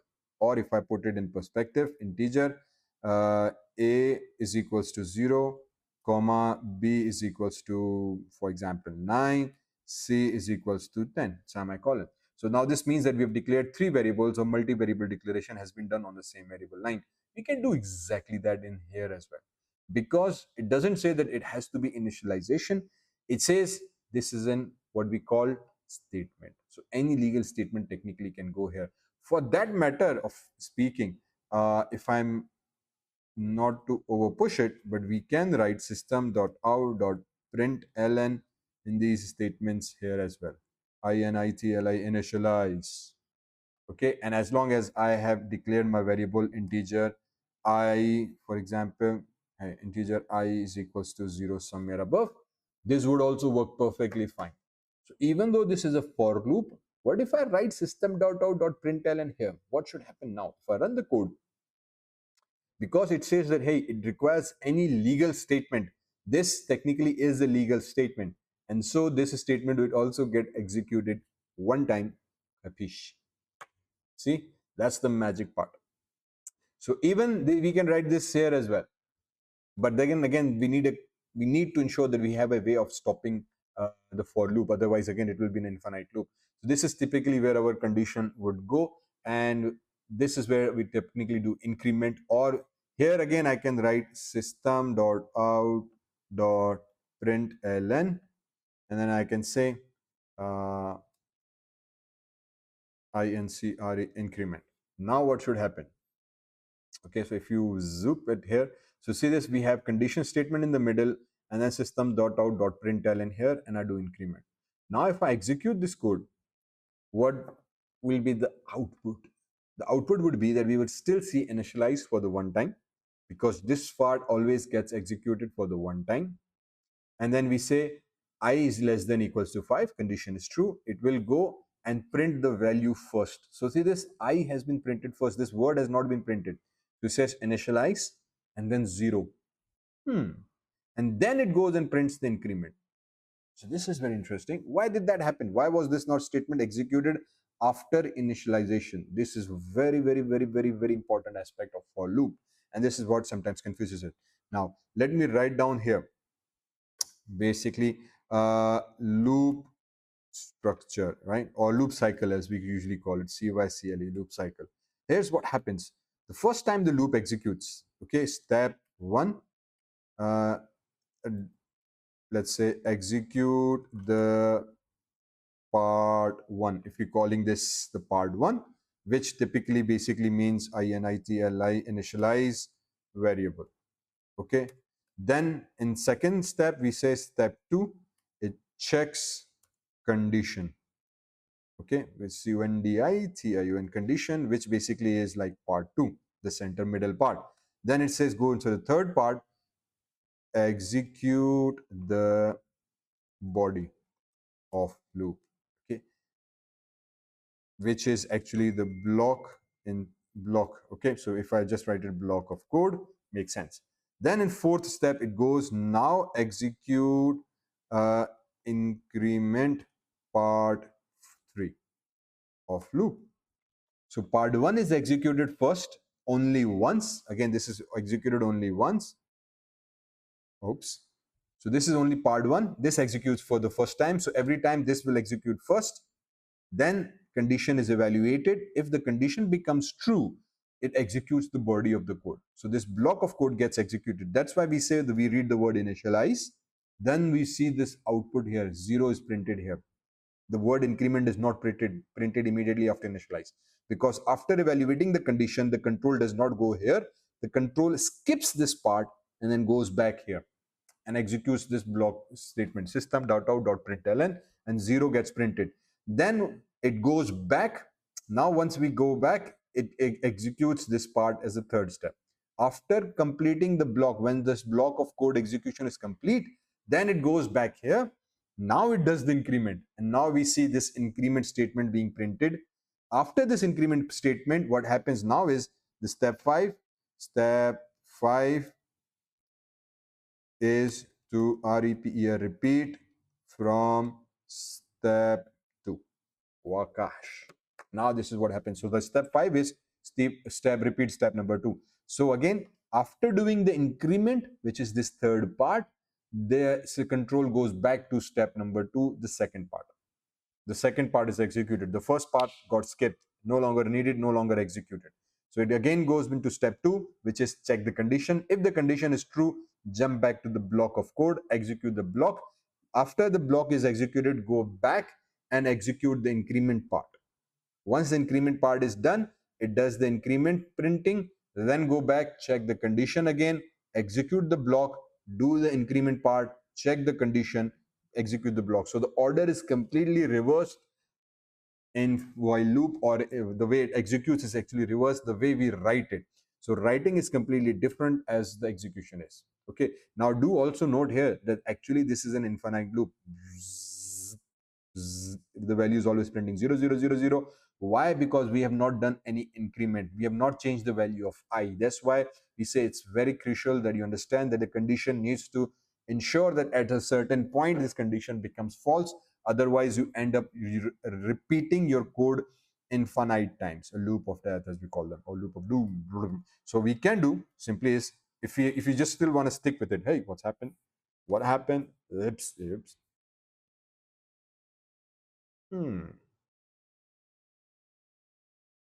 So if you want to make sure the code does not repeat itself, we can do increment here as well. Okay. So once you do the increment here, now it would ensure that our code, and again, it will have billions of errors because all of this. So we can easily avoid this by using multi-line comment, and capiche, we write this thing here at the end, static backslash. So this will make sure that all this is commented out, and now we have a loop. So if you want to learn this, do take a screenshot of it and keep it with you, because I'm not sharing with you. Now, I hope this explains everything. That's the best way I can explain. So this is for loop, and another thing is it gives you some other examples as well. So we can do increments in a different way. So initialize less than condition. Similarly, we can write this statement as well. I is equal to I plus 2. So this means that now it will do an increment of 2. Every time it runs, there's 0, 2, 4, 6, 8, 10. Okay, so if your condition requires you that, hey, you're only supposed to increment in even numbers and print the value if it's an even number, you can very simply say start from 0 and do I plus 2, which basically means that add I plus 2. Or in a simple sense, I can write plus equals to 2, which is shorthand for 2. Okay, same thing. So take the value of I, add 2, and assign it back to I. So we can use this as well.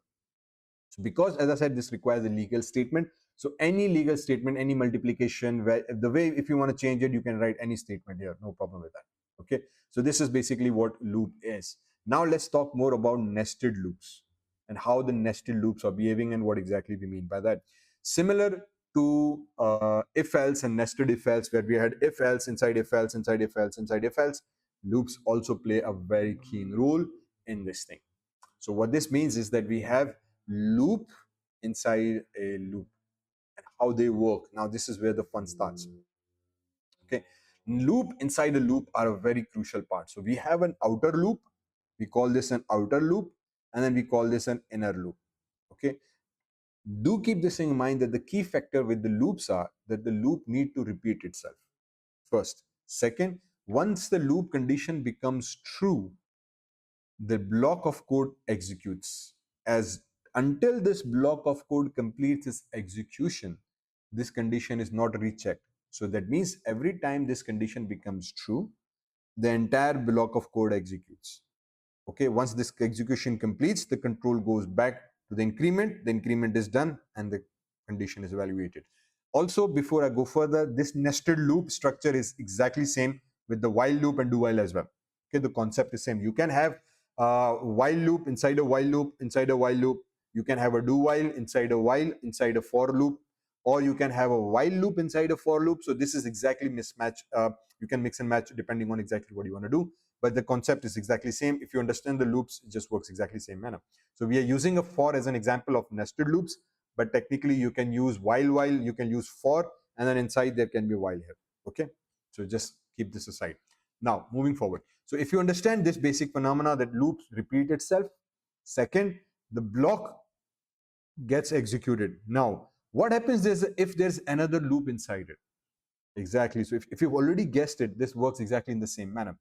It works is that the outer loop executes, or the one time when we start with this for loop, if I again very bravely put here, end of outer for loop, and then let's just put this here, inner for loop. Okay, let's just miss it out. So this is where our end of outer loop for ends. So this is one loop. So every time we execute the outer loop, the inner loop gets executed. But because the inner loop again, or the body has again another loop inside it, this will complete its transaction before the control goes outside. Meaning, for integer I is equals to 1, so the value of I starts to 1, and then we have said, hey, I less than equal to 2. So I is less than and equal to 2, do I plus plus 1. So that means it's supposed to run 2 times technically. Then we come here, system dot out dot println outer plus I, so we print the value of outer I. Capish? Simply as that. So if I have removed this loop, so for example, if I write a comment here, okay, let me just show you exactly what I mean without the outer loop. So if I comment this loop out, and then I can say I only have the inner loop statement with me. If I run the exact statement, see, outer 1, outer 2, very simple to understand. Integer I is equals to 1. We start with the value of 1. We check whether I is less than 2. So means less than equal to 2. And if initially the value is 1, less than 2, condition becomes true. The outer loop gets executed. Then it does the increment. Now I becomes the value of 2. Again, it's supposed to be equal to 2. So condition becomes true. It prints the value again. So 2 times it gets executed. The third time, again, control goes back to the increment first. It becomes false, loop breaks out. Standard. What happens if we have another inner loop? Now this is where things get little interesting. Because we have a loop inside a looping statement. Now what's happening is that every time this loop executes, there's another loop inside it, and this needs to complete its operation before the control goes out. So for the first time when outer loop value is 1, okay, when the outer loop value was 1, the inner loop came and it said, hey, integer j is equals to 1, then agreed. J is less than 3, agreed. Execute the statement j1. So j become inner loop executed one time. But because this is an inner loop, now the inner loop also needs to complete its execution before the control is transferred. So until this inner loop completes its transaction, its entire cycle, this outer loop will not be completed. So it goes back and executes this loop again. Hey, is the value less than, do the increment, now check the condition, becomes 2, less than 3, yes, it prints the value again. Do the increment, now becomes 3, less than equal to 3, yes, condition becomes 3, executed it again. So this loop now is repeating itself until this condition is satisfied. So this prints 3. Once this becomes 4 value, after 3, 4, condition becomes false. Now the control stops here and control comes back to this outer loop. Up till this point, the outer loop was only executed one time. I has only printed 1. Now the control from this point goes back to the I++. It adds 1 to the current value of I, it becomes 2. Once it becomes 2, condition again becomes true here. So since it is true now, it goes back and says system.out.print, print the value of outer loop 2. So it prints it again. But then here is the key thing to again remember. Because we are coming back here afresh, this loop again gets executed. Because this is being executed again as a new cycle, this integer j again becomes 1. This initialization will again be re-executed. This is the common mistake that sometimes students make, because we have already done it, the value of j has already changed, and this again is supposed to execute only one time. now this loop will be false. Nope. This loop will again start fresh because this is a complete new cycle now for the outer loop. Because this is a complete new cycle of an outer loop, the j again will get executed. It becomes 1 again. J is less than 3. This again becomes true. J value is printed. So now again inner loop starts from a fresh, prints value 1. Then again increment, check the condition, print the value 2. Do the increment, check the condition, print the value 3. Do the increment, check the value, condition false, end of loop. Do the increment, check the condition, this becomes 3, break out. So in this case, the outer loop only executed 2 times. Technically, the inner loop has already completed execution 6 times. 3 times for the first time, 3 times again. So if I change it back to now, for example, 4, if you would guess what happened now, the outer loop value I've changed it to 4. This means the outer loop gets executed 4 times. But for every time the outer loop executes, the inner loop will still execute 3 times. So if you run the code again, you would find that every time we execute the outer loop 1, the inner loop executes 3 times. The outer loop again gets executed, the inner loop starts afresh, this j value is reset, and again the condition is starting from fresh and 3 times executed. The outer loop again executes the 3rd time, the inner loop will again start afresh, j becomes 1, again this value is evaluated. Then the outer loop executes for the 4th time. Again, the inner loop restarts afresh, starts from the 1, it re-executes for the 1 time. See, so that's the basic logic of nested loop. So do keep this thing in mind that every time we execute a loop, it re-executes and executes and executes and executes. Let's move on to then something called for each loop. Now, for each loop, also simply there's a loop which is exclusively looped through elements in an array. Okay, so we have not yet talked much detailed about the arrays yet. It's going to be almost the last topic of this basic course. We will talk about arrays a little bit later on, but this is used to loop around elements of an array. In a nutshell, arrays is like a container holding multiple values. Okay, so it's like a variable, but variable at each moment, each variable holds one value. This is what we have been talking about up this point. So if you declare integer x is equal to 15, means x is holding one value. At certain times, we need a container to hold multiple values, okay, of same type. So multiple integer types values I want to hold it. So in that case, we have a container, and then now we want to read each value of that container, what type of value and which value are there. For that, we technically use a for. What happens is we specify it as a type, variable, and a colon, and then the array name, block within the quotation, within the round brackets, block start, block close. So let's write, I see an example here. So what we're doing now is, we again public class main. Remember, we do this every single time. Then we have public static void main, block start, block close, and then we use a string arguments. So we specify that. Then we create a string variable type, and then we use a square brackets. Okay, these square brackets indicate that this is a container containing multiple values. In programming, we call it array.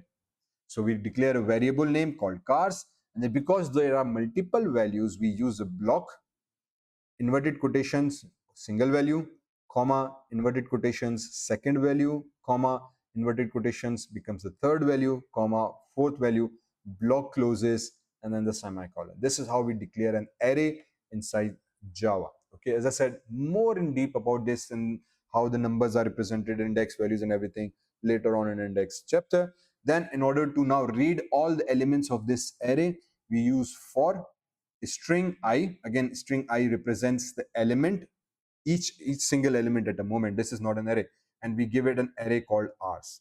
Okay, so this basically means that go inside this array called cars, read the first element of that array, whatever is that first index, technically is a 0, that is at a 0 index, and assign that value to this single variable integer.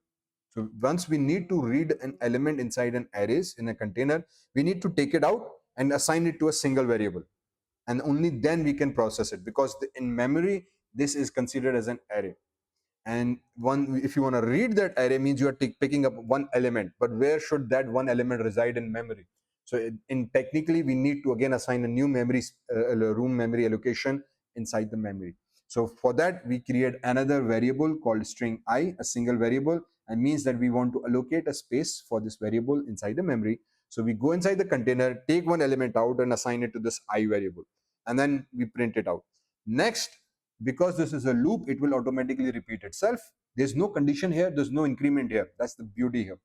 There's no conditional statement, no initialization. This can be considered as a blank declaration, and the first variable will be signed here, and then it will automatically loop itself. So it will go and see, is there any other element inside the cars? He said, yeah, we have a BMW variable.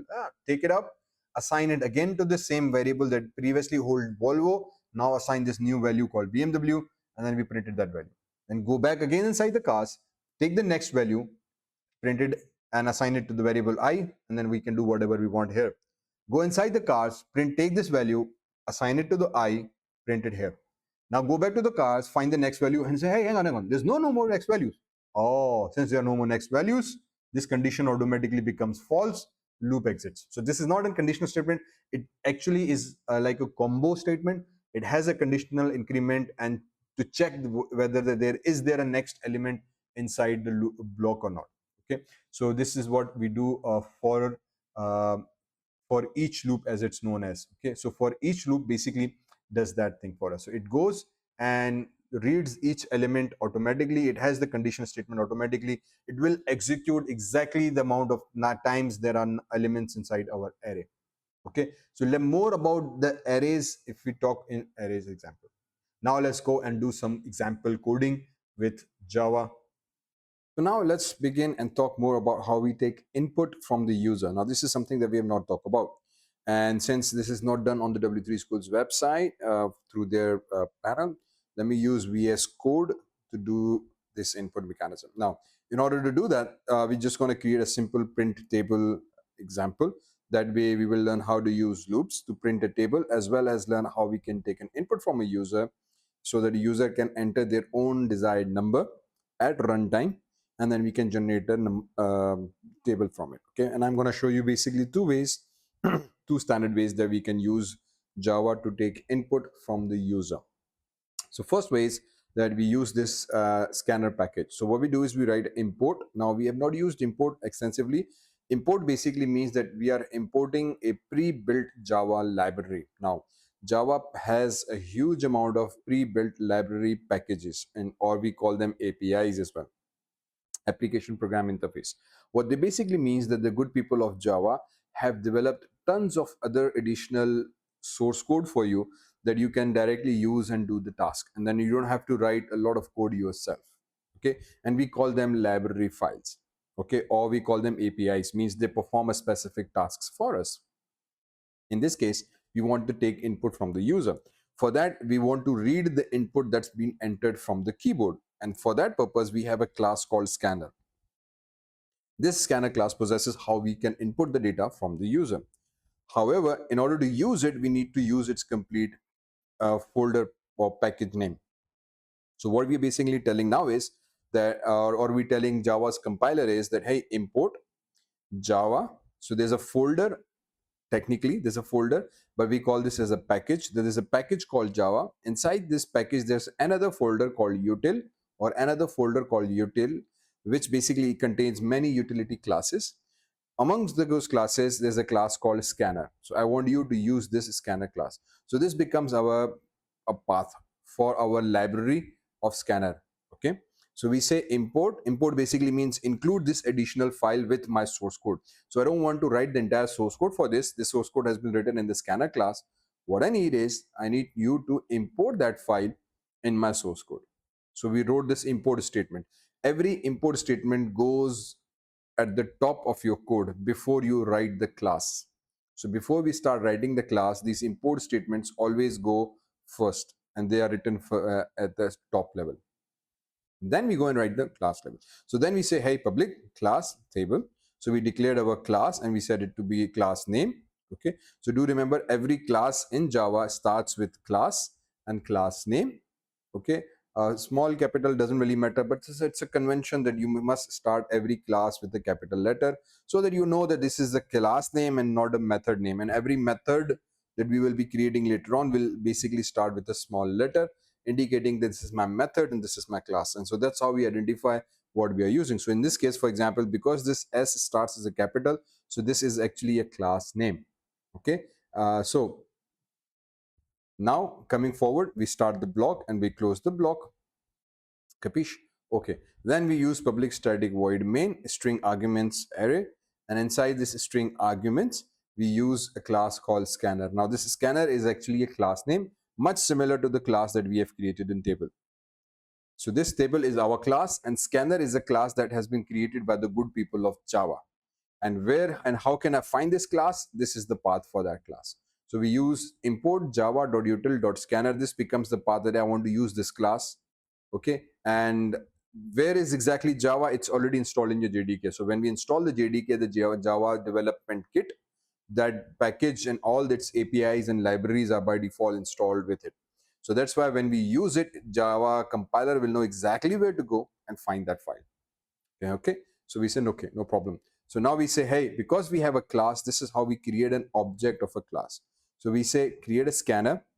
In is a variable name is equals to, now we use a keyword called new. New here specifies that we're creating an object. Okay, we talk more about this object in later on chapters. But typically saying this scanner is a class in Java. So we have created a variable name in for that class, and we have said in new. By using a new keyword, we are telling our Java's compiler that, hey, I want to create an object. So in now behaves like an object. Then we say system.in. So what is a system? System is again a built-in class. Remember we talked about system.out.println. So this is a built-in class in Java, and we are saying .in. This time .in. See, to print output we use system.out. So we told the system that we want to print the output on the system console. However, this time because we want to read the data from the system, this is what we're going to do, and scanner is going to scan the keyboard input and pass it to the system so that it can read the data. Okay, so this is a one single line of code that we have written, and in technically we have created an object called input, and it uses this new keyword to create an object of this scanner class. This class resides in the util package. Once you do that, now we use system.out.println, and we say, hey, enter the number that you basically want to enter. So whatever message you want to print on the console, to let the user know that what type of data they're supposed to enter. Once we do that, now what we're doing is we say in. Again, this is the object. What object basically means that when we create an object of a class, now this object contains all the methods and variables and data of this class. So using this object, I can actually read and process the data inside it. That's the purpose here. So when we create an object called in, basically we are telling our system that, hey, I have this object. Now this object will automatically have access to all the functions methods that we declare, that have been declared by this scanner class. This is what typically an object oriented concept means. So we say, because we have an object, so we say go in dot next integer. This is a method that has been declared by the good people of Java in the scanner class. So what we are doing now is we are using this next integer method to read the next input value that has been entered at this particular point. Okay, so we say, hey, we have entered a value, go and fetch that value, and once that integer is fetched, save that integer into an integer variable. So much like variable declaration, class declaration is same, but this is just the variable. It only holds one single value, whereas when we create an object of a class, it holds the entire data. So it holds many other things, not just a single value. So that's why we call it an object rather than a simple variable. So this in is variable. We say, so in means an object. Next integer is a method that exists inside this in object. So it's using its internal method. And there are many other methods, by the way. So, but this is one way of doing it. And then when we read that data from the user, we save it inside our variable. And then we can say number is this. So if I execute this code, okay, before I do, in fact, let me just Control S, save it so that it doesn't complain. Yeah, I hope it's okay. And then when I execute it, now it sees at the console at the bottom, it says enter number. So I'm just going to click here and I'm going to say, for example, 23. Press enter and it's going to print out this thing. Your number that you entered is 23. So this is one way of taking input in Java, and that's why sometimes people avoided teaching at the right way, because it's not as straightforward as system.out.println, you have to understand few basic concepts which better are left till the later sections. Okay, so simply speaking, we created an object of class scanner, and then we said system.in, which allows us to read the system. Then we say in.next integer after this enter message, so that whatever we can see the message first and then we enter the value. So whatever number we entered here will now be saved an integer number, and then we can use it to process the data. Okay, cool. So now if I delete the system.out.println method, now the idea is to use or what we call print the table. So I will say integer, or let's just use the for loop. Okay, so for loop, and we're going to say integer I is equals to, let's start it with 1. Table always start with 1, and we're going to say I less than equals to 10. So go till 10 and then go for I plus plus. Okay, as we know, each table is supposed to contain a simple increment value. So that increment value is going to be I up till 10, and then whatever number I've entered here, I want to multiply it with this number. So simply say we're going to say system dot out dot print ln. Okay, and then we're going to say, let's just say, okay, num number plus inverted quotations, and we're going to print the x value, or smaller x would make much more sense. Then again plus, and then we're going to add the value of I plus, then inverted quotations, and we're going to add the value of equals to, and then we again going to do plus, and then inside the brackets I'm going to do num, oops, wrong way around, num multiply by I.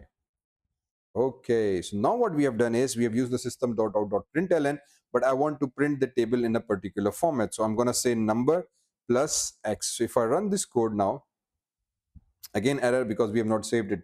Do remember, every time you write a code, make sure you press Ctrl S to save the code and then you execute it, because it does not recognize if you have not saved it. So now it says I do not understand. Hey, what's happening? Reached end of the file.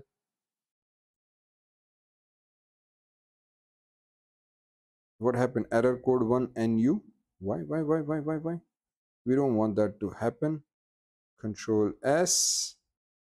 We just executed the code. Did I miss anything? No. Perfect.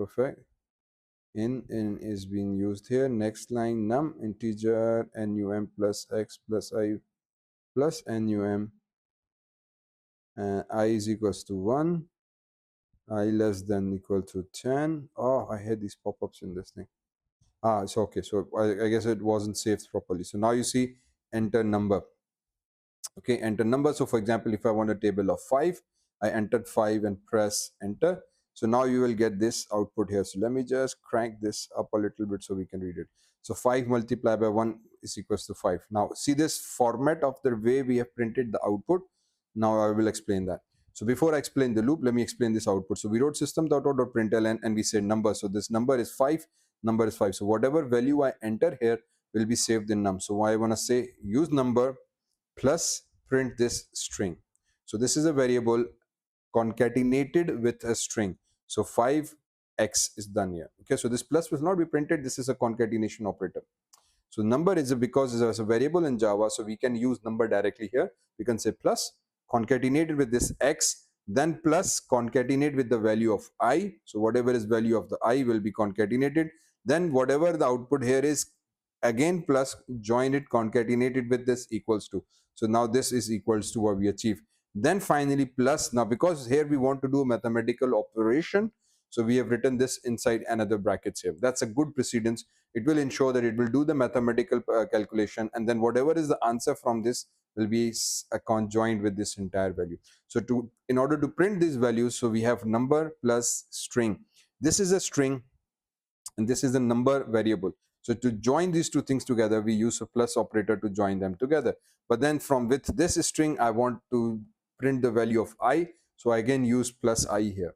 Then after I again want another string here. So again, I use plus equals to. So the basic rule of thumb is that we use a string, then a plus before and after, depending on which variable or where you want to put it.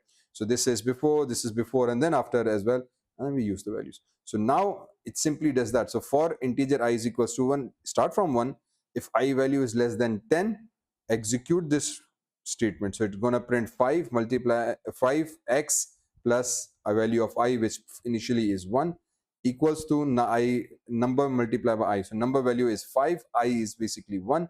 So this first value is printed. Then it's going to go and increment the variable. So I now becomes 2. Less than 10, condition becomes true. So num, again everything, this prints 2. Num multiplied by I, and then simply the mathematics kicks in and it's going to print the multiplication table on every single line.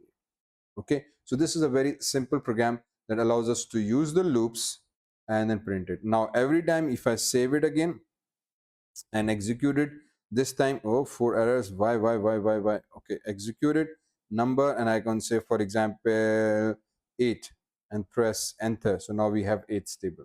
So every time we execute the code, it's going to ask us enter number. If I enter 9, press enter, I get a 9 stable. So every time it's just the same piece of code, it's going to ask us please enter the number. And then this enter the number value is actually being read here, and this in is actually coming from this object which is created for a scanner class, and it needs this system.in argument. Scanner is basically an additional class, is a package class not available by default, so we need to explicitly import it. Okay, so this is how basically the code goes. So this is a standard one way of using system.in and scanner class to take input from the user. I hope this makes a little bit sense. Okay, now moving forward, let's talk about another example. So very quickly, a very simple example. Considering the issue of child labor, write a program to decide by getting the age of a child whether he's allowed to work or not. Simple as that. Okay. So the idea is very simple, but now I'm going to show you the second way of taking the input from the user. And this time we're going to use another package called javax.swing. Okay. So this is another package called javax.swing, and this time I've just used .static. However, I could have used the name of the class here. So like we did in this example, we use the name of the class here. Okay, but instead of naming, you will come across many examples where they use .static, which basically means that all the library is basically incorporated within my code, and then I can use any of the code files that exist inside this folder. So it's like importing an entire folder inside your code. Sometimes recommended, sometimes not recommended, because then you will have a large file size and some additional libraries that you will not be using at all, but they would be imported because you have told them to import it. Okay, so down the line it has issues, but again, this is something that if you even searching for notes online, you would come across certain libraries use static. So this means there's a lab folder called javax. Okay, inside this javax there's a package called swing. Swing is basically Java's GUI. So in order to create a GUI based applications, we use swing. And then .static means everything inside this folder just imported. Now let me show you the output first, then I'm going to break it down the code so that you know exactly what you are expecting from the code. So if I come here and then if I execute the code, voila, see this, what we get an input message here. This is the dialog box that we are looking for. This dialog box now shows us that it's an input dialog box of a Java's GUI, and it says enter child age. So if I enter, for example, maybe 9 years old, click OK and cancel. So see, all these buttons are automatically added. Okay, this is the entire dialog box, and I will show you how we can create this using one line of code through Java's library. So once I click OK, I get another message. Your age is 9 and you are not allowed to work. Okie dokie. So this is a simple another way of taking input from the user. It seems very difficult. Oh, this we have to create GUI and this and that and buttons, but actually it's just one line of code. That's the power of using the libraries. And then it has a standard close button, in this case only close button. So you can click OK or close it. I will just close it and it will close the code. Okay, so now let me show you exactly how we do that. So first thing we did was we used the import javax.swing package with .static, means that import all the swing APIs within this package. Create a class child labor, public static void main, string arguments, and block start. We have been talking about this. You need to do this in every single code. Then we created a variable called string st. Okay, in fact, if you want, you can just write this in one line as well. I don't know why it's been written in 2 lines. Hang on, this makes more sense. So we said string st is equals to j option pane dot show input dialog. That's it. The entire dialog box that we saw was actually created with this one single line of code. Now what this basically means that we are creating Java option pane, which is an option pane message that we just saw, dot show input dialog. Means that we want our system to shows Java's default input dialog. So that's why when we run this code, we were gonna get this j option pane show input message. And what message we want to print there, we said enter child's age. So whatever message we wrote here got printed there, and that's all you need to do. That's it. It's much easier sometimes to use this for an input instead of using scanner, then creating scanner in. Then every time you want to read an integer variable or character variable or byte variable, you would use certain methods relevantly. But some people use this, they prefer it if you're printing data on the console. But as we go along, we want to use GUI. This makes much more sense. However, there's a catch with this input dialog, because once if I just re-execute it, it again creates a dialog box and it has a text field. This text field by default has a string data type. By default, any data you enter, even if I enter 45, this 45 will be treated as a string. That's why we have a name here as, okay, so I can say Zeeshan, my name, it's still in string form. So you see it's a standard dialog box and you can enter anything in this dialog box. Because this is a standard input dialog box, the default value of this is what? um, String data type. Okay, so this entire message, everything is going to be displayed with the string to you. So if I come back here, because this dialog box will return a string value, that is why we have written st string. So this is like a j option pane is a class name. Okay, this is a built-in class name, just like my class that I've created here, child labor.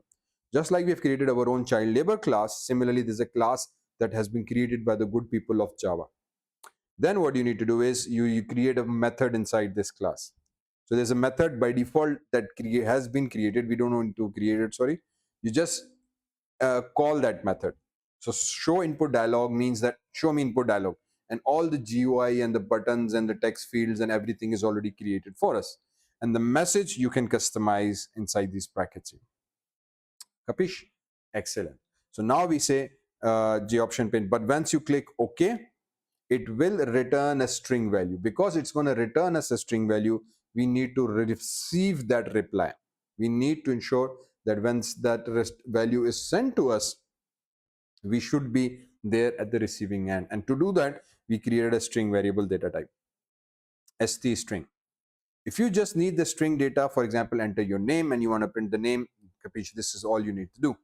However, in this case, we wanted to find out the age of the child. And that age then again needs to be operated on the logical operators, which will need integer numbers so that they can do the comparison and evaluation. Okay, so because we need an integer value, we're going to write one additional line. So now we said, hey, go into a class called integer, again another class. Now this is why we say Java is a heavily object oriented language. Everything inside Java resides inside a class. So there is another class called integer. It has been created by the good people of Java. It's built in. We don't need to declare it. This integer class possesses tons of method that we can use to process the integer data. Okay, so amongst them is parse int. This is similar to casting that we talked about in earlier classes. Casting basically means that we want to convert this string into integer data type. So this is going to convert our string that we just entered in our dialog box into a proper integer value. So this string will be converted using this integer dot parse int method. So then because I have converted into an integer now I need to resave it in an integer variable. Capish? So it's like we have asked somebody to send us a parcel, but the parcel is of string data type. So we opened it and we said, hey, this because this is string data type, so we saved it in an st variable. But in order to process that parcel in a number form, I need to convert that parcel into a readable integer data type. So again, I'm going to pass it to another class method called parse int, and I will say, hey, listen, I have this data, but I'm not able to open it or read it. Can you convert it into an integer form so that I can process it, right? So it's like handing down something.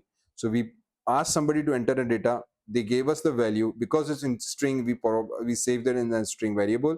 Then this variable data is passed on to this method. So we call it integer, again a class name dot parse int from method name inside this class, and we passed it this value. So this st value was passed to this method, and then this method will return an integer number. Because this method is again going to send us a reply, so we need to receive that reply and save the variable in integer. Now we have a proper integer variable, and we can say if age is greater than 17, what should we do? If the condition is false, for example, if number is less than thing, then we go inside else, and then what should do? So we can use system.out.println here, but because we are using GUI to get an input, it's much better to use GUI to print an output as well. So instead of printing output on this messy console, you can print an output the same way we got an input. So J option pane is basically that option pane. So whenever I want to use, I will use J option pane. And this time, instead of using show input dialog, I have something called show message dialog. Okay, so I'm now using show message dialog, and it's telling me what components I need for that. Again, this is VS Code. I've installed some extensions. These pop-up helps are there, but typically it requires a component which is basically null. Again, these are helpers. Don't mind them. They are auto inserted in our code. So if you are using VS Code, they are auto inserted. If you are using W3Schools, you don't need to worry about them. They will basically be there automatically. So we're going to say, okay. So the first thing is null. Basically, it requires the main component, the GUI. So for example, if I'm using a VS Code, this is my main GUI. And if I open any dialog or any message box inside it, it's going to say that this message dialog belongs to this particular window. So for example, if you go inside file and click on open, so see this dialog now belongs to this message, this VS Code. So it means that this is a child and this becomes my parent. Okay, so that's a parent component. That's how the GUI works. So this dialog box belongs to this parent component. Similarly, there can be many other dialog boxes, message boxes, files, options, color pickers, and so on and so forth. So currently, because we don't have any main GUI, this is just an option box for test purpose. So we're going to set it to null, N-U-L-L. Now, null again is a keyword in Java, is a reserved word in Java. You cannot use it as your own variable name or your own class name or your own method name. Null basically means that there is nothing. It's not zero. There's a difference between zero and null. Zero is a value. Null means that, hey, it's null. It's just leave it blank, nothing. Okay. So we're going to say, hey, my parent component is nothing. There is no main GUI. I just want you to show this message box to me. Then you can print any message that you want here. So I have said your age is, again, inverted quotation start, inverted quotation close. The string is there, then plus this custom age that I want to print, that I just converted it from string to integer. And then because after this age, again, I want a message to be printed. So I added another plus and then inverted quotation start, inverted quotation close, and I've used another message here. So this allows us to create a very nice GUI based application where I can say, enter your age. And if I enter, for example, 67, click OK, it says another message window here. Your age is 67. You are allowed. Wonderful. Now, if you check the code, I didn't do anything here. Okay. In this code, there is no button, there's no frame, there's no text field. All of this is being handled by J option pane. Okay. So this option panes for input and for message, both are handled by this J option pane class. Same class is being used for both. I'm just changing the function here. Show input dialog will show me the input dialog. Message dialog will show me the message. Then there is a warning dialog. There's an error dialog. There are a few other things as well that you can do. So, file not found, error messages that pop up. There are various different dialogs that you can generate inside J option pane. So this is the second way of basically printing, getting input from the user. So first was using the scanner class. The second I use commonly is this J option pane. It just makes things a little bit more attractive and intuitive when you start working with GUI looking into how things works. There is a third way as well, by the way, but it then becomes a little bit more complicated, and we go into exception handling concepts. We need to use try and catch. So probably we will leave it to for more advanced classes if we reach to that point. Okay, so I hope you this is clear. Any questions, any confusions, let me know in your comments. Okay, so now let's talk more about Java break and continue. As discussed, we have talked about break a little bit previously in switch statement as well. Let's learn a few more things about what we can do with the break statement. Now, break statement is used earlier in the chapter. We have discussed in switch. It was used to jump out of the switch, so break the execution flow and come out of the cases statements. So that's exactly what break does, and in every situation it will do the same. But you can use break in other statements, below other statements as well, like for example in a for loop, but then there's a specific condition, a rule you need to follow. So break statement can also be used to jump out of loops or any particular loop for that matter, while, for while, or while, do while, or for loop. For example, we have for loop here, but in certain situations we want a loop to stop execution when a certain condition is met. Okay, and then we want to break it. Now if you just use break without the if statement, this program will crash and it will have a problem. Now as we say, break stops the execution flow. As soon as it reaches to break, the code comes out of the block. So if you don't use if statements, what happens that the for will execute, it will break and then execute, so it won't do anything else. So usually and typically the best situation for using a break is under an if statement, that when a particular condition is satisfied, only then you do a break statement. If for any worst case, if you don't use any break, this basically means that as soon as the for loop executes, it breaks. Now this will again create a problem, because this system.out.println is what we call unreachable statement, and you will generate an error here, because as soon as it breaks, it will come out of this loop, and this statement will never be executed, or it will never get a chance to execute. So that's why it always complains that this is a what we call a unreachable statement. Okay, so do remember, you can use break under for loops or while loop or do while, but always preceded with a particular condition, that when this condition is satisfied, only then you need to break, otherwise just continue the normal statements. Okay, similarly continue does the opposite of break. Okay, so a continue statement breaks one iteration in the loop. Okay, instead of breaking, it just skips the iteration. So for example, if a specific condition occurs, the continue with the next iteration in the loop. Okay, so it's like it says instead of breaking it, but just continue, and then continue your doing work. So it just reverses or reignites or redirects the loop back to its original position. In other words, again, if we have a statement here, now see what happens is, if I is equals to 4, we want to skip this particular number, and there can be numerous situations we want to skip certain things. So what happens is that if your condition is true, again what do, you continue. That means that you just continue from this point. It actually redirects the loop back to its main thing, and it will not execute any statement below it. Break will stop the execution and come out completely. Continue will just skip that condition, and you can see number 4 is missing because we did a continue here. So what continue will do, it will ask the loop to just reiterate itself, continue again, and skip the rest part. So it won't completely break the loop, but it will just skip one iteration. Okay, so it's like hopping up one step off.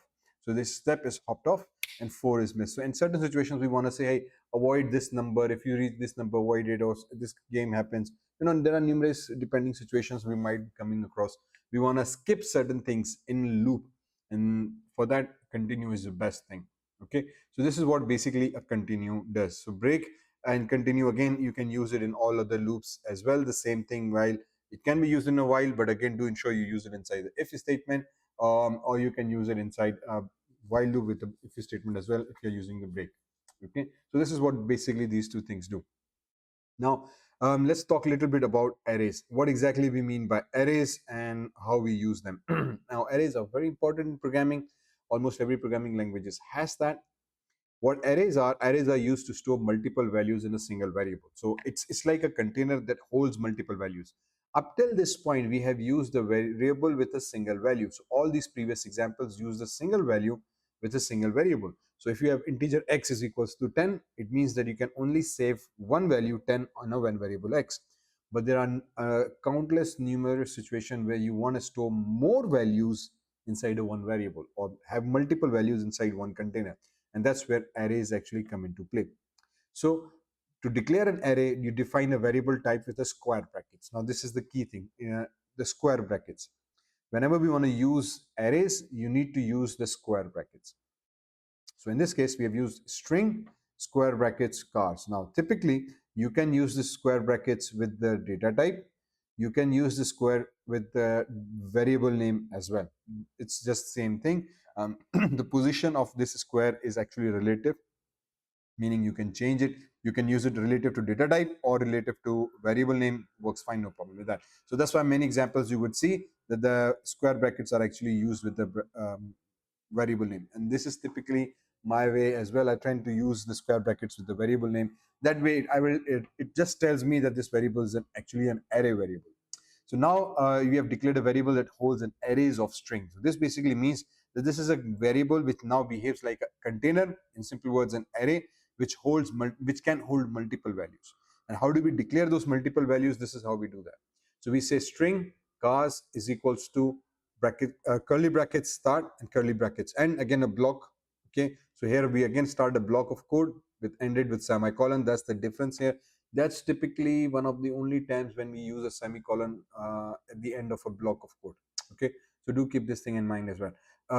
Then, as we all know, each string contains in string within inverted quotations. So we use string within inverted quotations. But because this is supposed to be a container, we need to have multiple strings. So we use a comma separated value. So comma basically separates one value from the then other value, then again comma, then the third value, then fourth value, and then there can be numerous number of values here. So this typically is the syntax of a string. String, again square brackets. Do remember you can use square brackets in front of the data type as well as in front of the variable. Equals to, and then a block of code start, block ends, again curly brackets, and then inside it you provide the data that you want to do.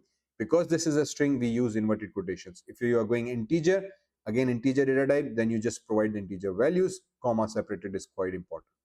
How do we use this value? Now that's the key thing. So if we have this means that now this integer has 4 values. This car string data type has 4 values. How do we use it? Basically, now here's the key thing. Whenever we declare a variable, okay, in this case, let's just have this and let's just give some space. What this basically means that now we have a value 1, value 2, value 3, value 4. Each value implicitly is assigned an index number. That's a key thing here. Okay, each array element has a index number starting from 0. I don't know whether W3Schools do mention that point or not. Array index starts with a 0. Here you go. See, okay. So bracket 0 is the first element, 1 is the second element, and so on and so forth. So what this basically means is that when you declare elements inside an array, first thing, again, we call them elements. Okay. In a general sense programming, we refer to these as an elements of an array because these are 4 different items. How do we identify each item? We can refer to them as an element. Okay, so I can put this in element has index number starting from 0. Okay, so this means that element 1, element 2, element 3, element 4, there are 4 elements. However, this element is on 0 index, this element is on 1 index, this is on 2 index. Index is an internal number that has, it's like a sorting mechanism. Okay, it's like a table of contents. As you put, it will creates a sequence of numbers inside it, that this is on a 0 index, this is on 1 index, this is 2 index, 3 index, and then there can be unlimited number of indexes for any array. But each first element starts from a 0. So that's why in order to access the first element, you write the variable name. Okay, and then remember the square brackets are always there. So we use the square brackets, but within the square brackets, we actually provide the index number.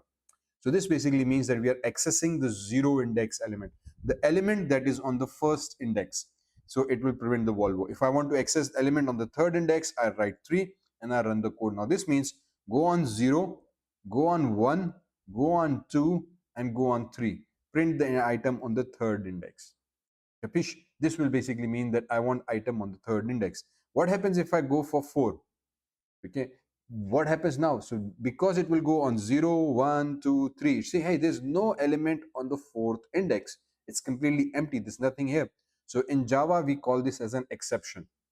This means that when you compile the code, there should not be an error. But when you go and try to execute it, it will give us an exception that there's nothing here available on the fourth index. There's no element here. So nothing, right? So do always keep in mind that in item starts from 0 to 3, and then we use with that. Similarly, if I want to print any item from an index, I use the variable name, in this case cars, square brackets, and then the index number. That's how we process it. Okay, and then simply that's how we change it. So for example, if I want to change an item on the 0 index, I will write cars square brackets index number square bracket close is equal to pel. Now this basically means I'm changing the item on the 0 index. So in this example, you can see string, we say 0 1 2 3, then we go car 0. This basically means that I'm changing the item on the 0 index. This will change the item on 0 index, which previously was Volvo. Now it's going to be Opel, and it's going to print Opel instead of Volvo. Okay, now because array are very complex things, and internally in memory they are handled in a very unique way, there are few built-in functions that we can use with arrays as well. Sometimes we refer, in some books it's been referred to as an array in form of an object as well. Okay, meaning that it allows us to use some functions. One common function is called length, which basically means, again, without any method signature. So that's why we again have a difference of opinion, but it behaves like a function. It doesn't have a round brackets around it. Usually every method in Java has a round brackets inside it, but in this case there's no round bracket. You just write cars.length. This is a built-in function that will tell us how many items are inside your array. In this case, 4, 1 2 3 4. Now here's the key thing that you need to worry about. This 4 starts from counting the numbers. This is not the index number. Index number starts always from the 0. The total elements in this array are actually 4, right, as we can see. So these are two nomenclatures or two words that you need to be aware of. Total number of elements, or in other words, we use the word length. The length of this array is 4.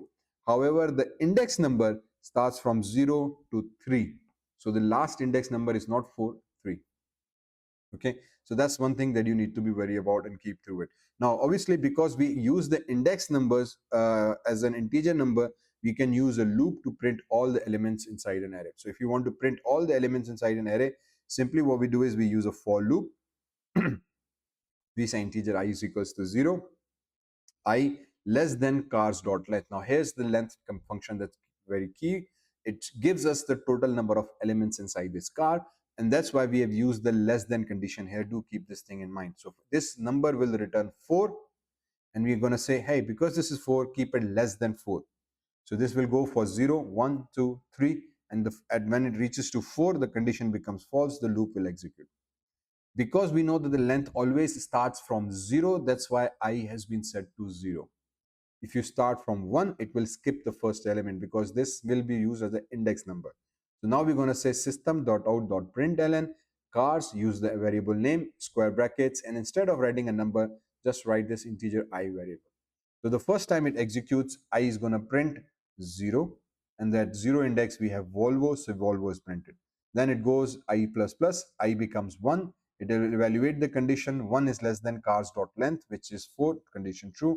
Now the I value becomes 1. Because this becomes 1, this will print the item on the 1 index. So the 1 element of BMW is printed.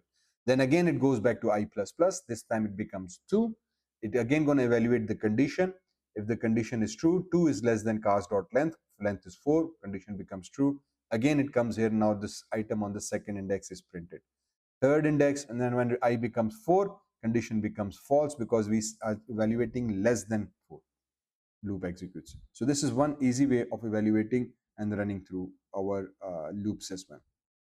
Okay, so I hope this explains it.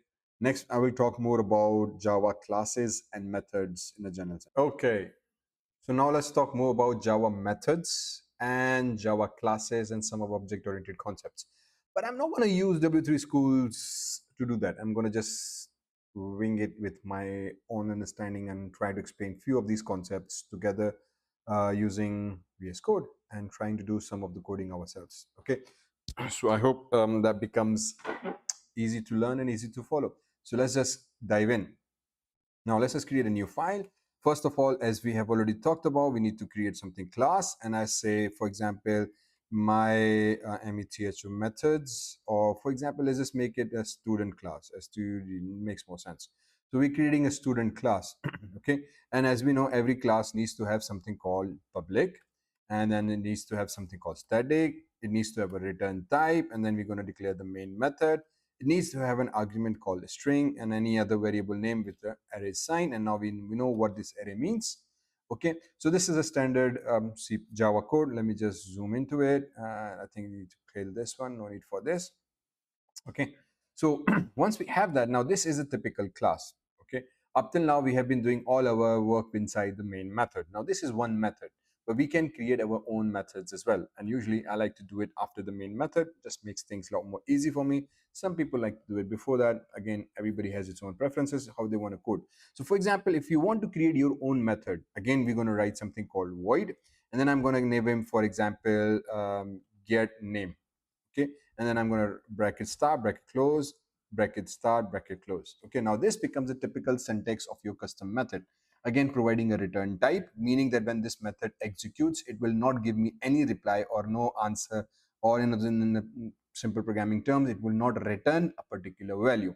Then we have a method name. This becomes my method name. Any name is valid here as per Java rules. For example, you cannot use number to start a name. You cannot have a spaces, and you cannot have any special keywords that Java has reserved for themselves. For example, if, void, main, static, public, class, all these are keywords. You cannot use them as your own method name. Then every method needs to have what we call bracket start, bracket close. We pass number of arguments here. I'm going to talk about it in the next method. And then we're going to start the block of code, and close. This is typically what we call a method signature is. Okay, this is a syntax of method. Every time we create our own method, this is how we do it. So for example, in this case, I'm setting get method, and I'm going to use something called string, sorry, not string, system dot out, and then I'm going to say dot print ln, and then let's just use a semicolon here, and then inverted quotations, the name of student for this method. So this becomes my one method that whenever I want to execute this method, it performs this task. Again, method can be considered or is usually defined as a set of instructions, or it's a block of code that performs a specific task. So whatever you write inside this is supposed to do a specific task. In our case, we're just saying get name. Okay, and it's going to print our name. But for now, we're going to leave it to that particular point. Then I can have another method. For example, in this case, I'm going to say string, or let's just use again void for this method, and then I'm going to say set name.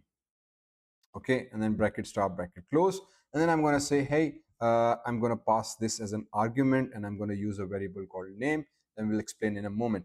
And then I'm going to say system dot out dot println. Okay, and then I'm going to use this thing, and I'm going to say the student new name is, and then I'm going to use plus, and I'm going to use this variable. Now what I've done here is I've created another method. Now do note, every method starts with a block of code and ends a block of code. You cannot declare the method inside a method.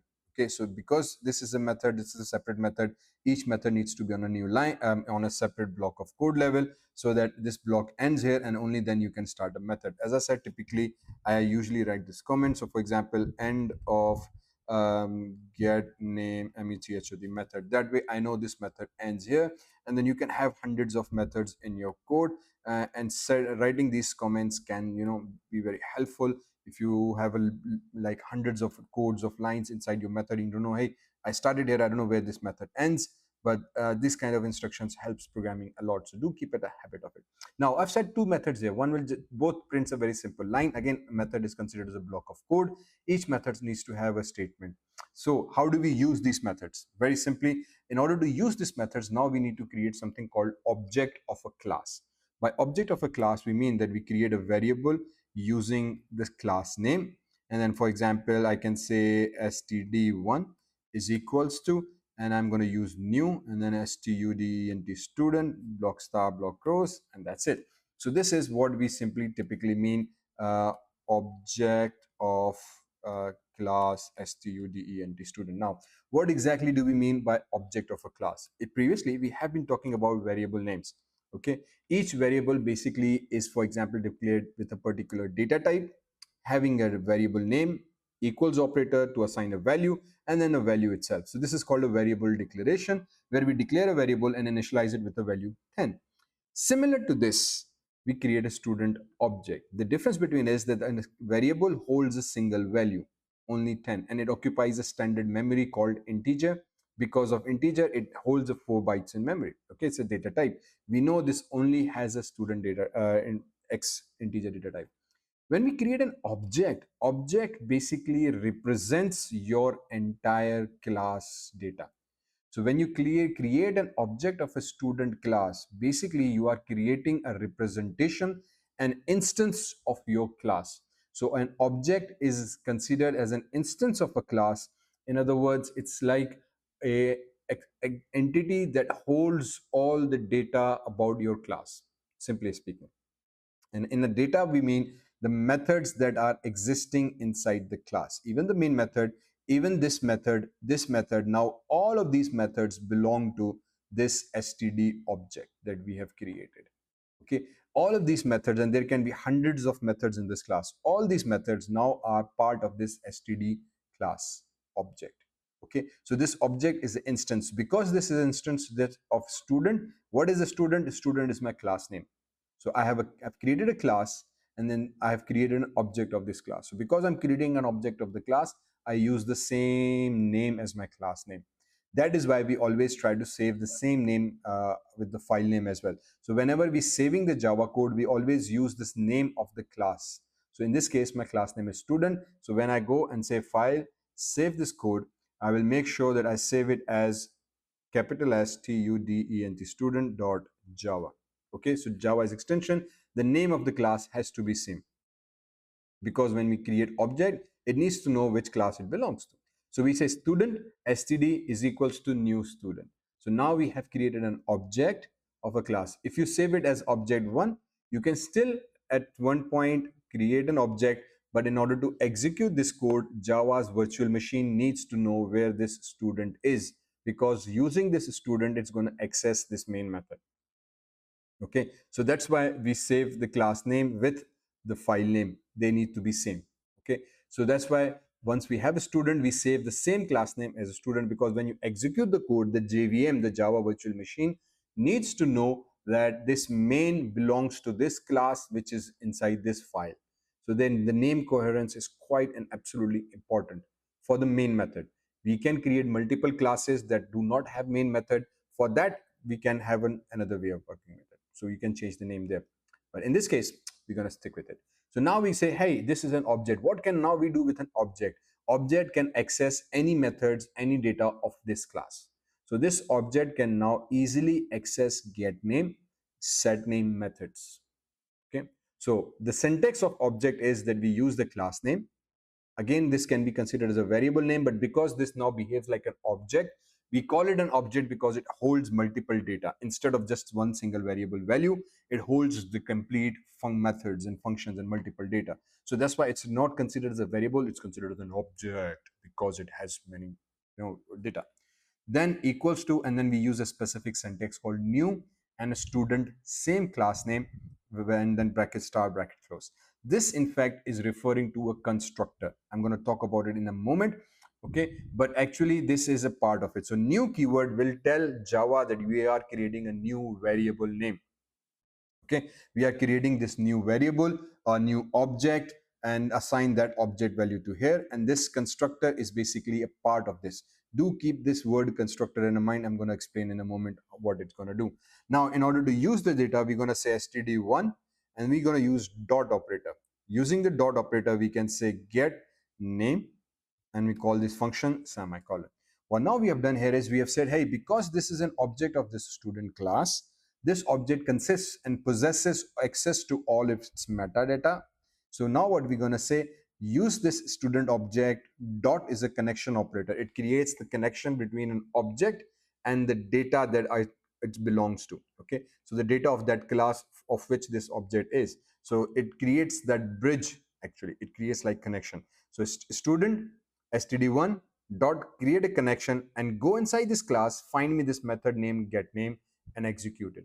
Now this is method declaration, as we call it. Remember, we talked about in variables as well, that when we declare a variable, we have integer y.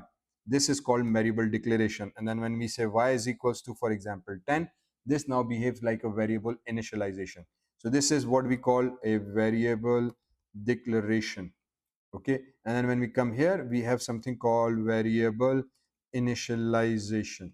Okay, oops, I spelled it wrongly. Initialization means that we initialize a variable, we declare a variable, and in this step both have been done in a single line.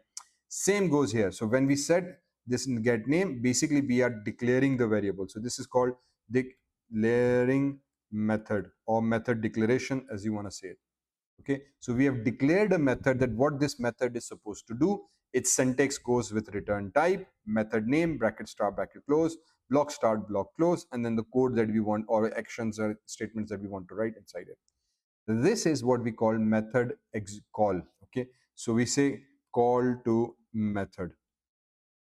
Call to method means now we are calling this method that is declared inside our class. That's how we put the technical terminology into place.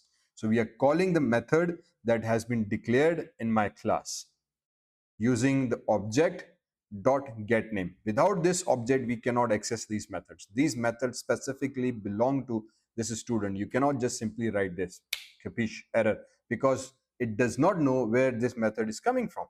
So that's why we say object oriented programming language. When we use the terminology object oriented programming, it means everything is considered and looked through the eye of an object. Okay, everything goes inside object. All the data, the method you must write inside a class. Then in order to use that method and data, you need to create an object, and that object will have access to it, and then only can you actually use it or call to it. So that's the fundamental concept of object oriented programming.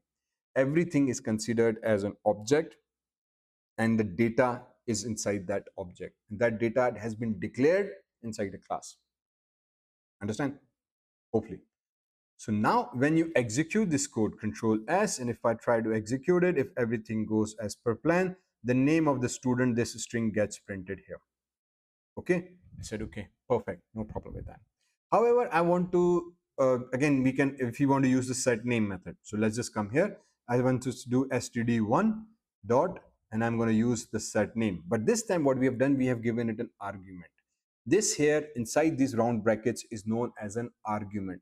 So this method has been declared, but now it needs an argument. This means that every time you want to execute this method, you have to give it some value. You have to give it some value, and only then this method can be executed. So it is like hard coded inside our system that when I use this method set name, I'm going to give it a value. I need to give it some value, some data, some information. So this value in our programming is known as argument. Okay, so we say in this case method method declaration declaration, excuse my spelling, method declaration with argument. And there can be one argument. If you have multiple, you use comma, and then you use another argument, comma separated values, like we do in arrays. Okay, so currently I'm just going to use this one variable name. So now what this means, that every time I need to use it, see this, it's asking me this name here. Now you see, if you're writing a code in VS, you see these additional pop-up helps. These are telling you that, hey, this set name requires an argument called name, which is actually coming from this name variable. And this name is going to be a string data type. So we use an inverted quotations, and I'm going to say, hello me. Okay, and I provide my name there. So in fact, let's just make it more specific. I am myself Doctor, so we say Dr. Zeeshan. So now Control S, make sure you do save the code before you execute it. Otherwise, it's going to cry out loud. And then now we're going to execute it. So now you see the student name is Zeeshan. What happened here? We used the Zeeshan at this variable name. However, this method does not contain that value, but when we printed it, it got this name. So what's this happening? It's called passing argument values. Okay, so pass by value. What's happening now is that when we use a student object, this all method are now an entity and possessed under this thing. So we set name. So we are calling within our objects this method. Okay, so this method is being called, perfect. But this method requires an argument called string name. So we provided it that inverted quotations string name. Don't worry about this. This has been inserted as a help by VS Code and the extensions that we have installed. I've talked about this in initial topic. So when we pass this argument is going to go to this variable here, and it's going to print this variable's value here. This is what happens in a typical object oriented method and object calling. Now here's the fun part. Can I create another student object? Yeah. So for example, if I need to create another student, and I'm going to say std2 this time, and I'm going to use the same syntax, new keyword, because every object must be created using the new keyword, and then we use this constructor call and then semicolon. So now we have created another object. So now we say std1 again, oh sorry, std2 this time, because we have a second object, and I'm going to say set name. So we're going to set name, inverted quotation marks, and I'm going to say, for example, John, Paul, Paul. Okay. So this time we have, oops, I think John spelled this way, I changed. That makes more sense. So now we have created another student exactly the same way as then. So this is exactly what we do when we create multiple variables. We use the same data type, we use the variable name, and then we pass the value. The objects are created exactly in a similar structure. We use the class name, we give it a variable name which becomes an object once we use the new keyword with our constructor call student, again being named after the same class name. Now you can create as many objects of this class as you want. However, here's the key difference. This student is completely independent of this student. They have absolutely no direct connection with each other. It's like a typical example we give, like a assembly car. So when a car is designed, its initial design is finalized. Then that becomes a class. So we define a car class. We define the properties of that car inside a class. So it can have tires, the seats, the shape, the lights, the fenders, the hoods, the seats, the sound system, the multimedia system, the dashboards, and everything is defined in the main class. Then we create objects from that class. So when we create an object, we create one model, two model, three model, 4 copies, 5 copies. You can create 100 objects from that main class. Each object will have all the entities of your main class. So all the entities of your main class will be in each of these objects. But however, once the car is finally created and shipped out, each car is completely independent from each other. Okay, that's why you drive your own car, another person can drive his car, they can change the fenders, they can customize it, they can change the seat covers, they can change the tires, xyz, because even though they are same model, they have no direct relationship with each other. They are not connected at all. So that means that student 1 can be Dr. Zeeshan, myself. Student 2 can be John Paul. These are two independent entities, all using or all belonging to the same class. So when you press Control S, make sure you save it, and then you go and execute this code, you would find the student name Zeeshan and the student name. So this same function is now performing two different tasks. The same function set name is setting name Zeeshan for the student name this, and then student 2 is using John Paul. Hence, both objects are printing two different names using the same method. That's the key thing. The method declaration is same. It will remain same. And you can have 200 objects, each object printing and doing their own tasks. They will not correlate with each other. They will do individual independent tasks. That's why we say Java is purely object oriented. Again, this object oriented word is emphasized. Means once you have an object, this object behaves completely independently. Okay. Now, one other thing that we do is within this object and variable declaration is we say, for example, string std name. Std name is equals to, and I set it to null for now. What does this mean? Now see what happened. This is something that we have not been discussed in W3Schools up to this point. That's why I say I'm just going to wrap it up in my own way. Now what we have done, this is what we call a class variable declaration. Okay, this basically means that now we have declared a variable outside public static void main. First thing to note, up till this point, all the code we did was inside main method. This time we declared another method outside the main, then another method outside the main, but at the same time we declared a variable. Yes, in a class, typically there are two type of entities that we can use or include. Okay, Each class contains two types of data. First, variables or data. Second being the methods. That's it. Every class in Java, can you imagine, entire code of Java actually consists of these two major components. We have variable declaration, we have methods. So public static void main, method 1, get name, method 2, get set name, method 3. That's it. You can declare variables, as many variables as you want, and you can declare as many methods as you want. So basically it contains these two entities. So this variable is now known as a class variable. This variable is known as a local variable. Okay. So what I can use, the appropriate word is a local variable. Local variable means that this is a variable whose scope is only within the block in which it has been declared. So this actually, it's like a room. So you have a bigger house. Inside a house, you have a room and you have a TV lounge, for example. That's it. And you include the washrooms a part of the room if I exclude that. So saying that, because this is a room, if you declare a variable inside this room, now you can only use it inside this. This variable cannot be used in the second room, in the second method. That's why we refer it to as a local variable. However, this is known as a class variable.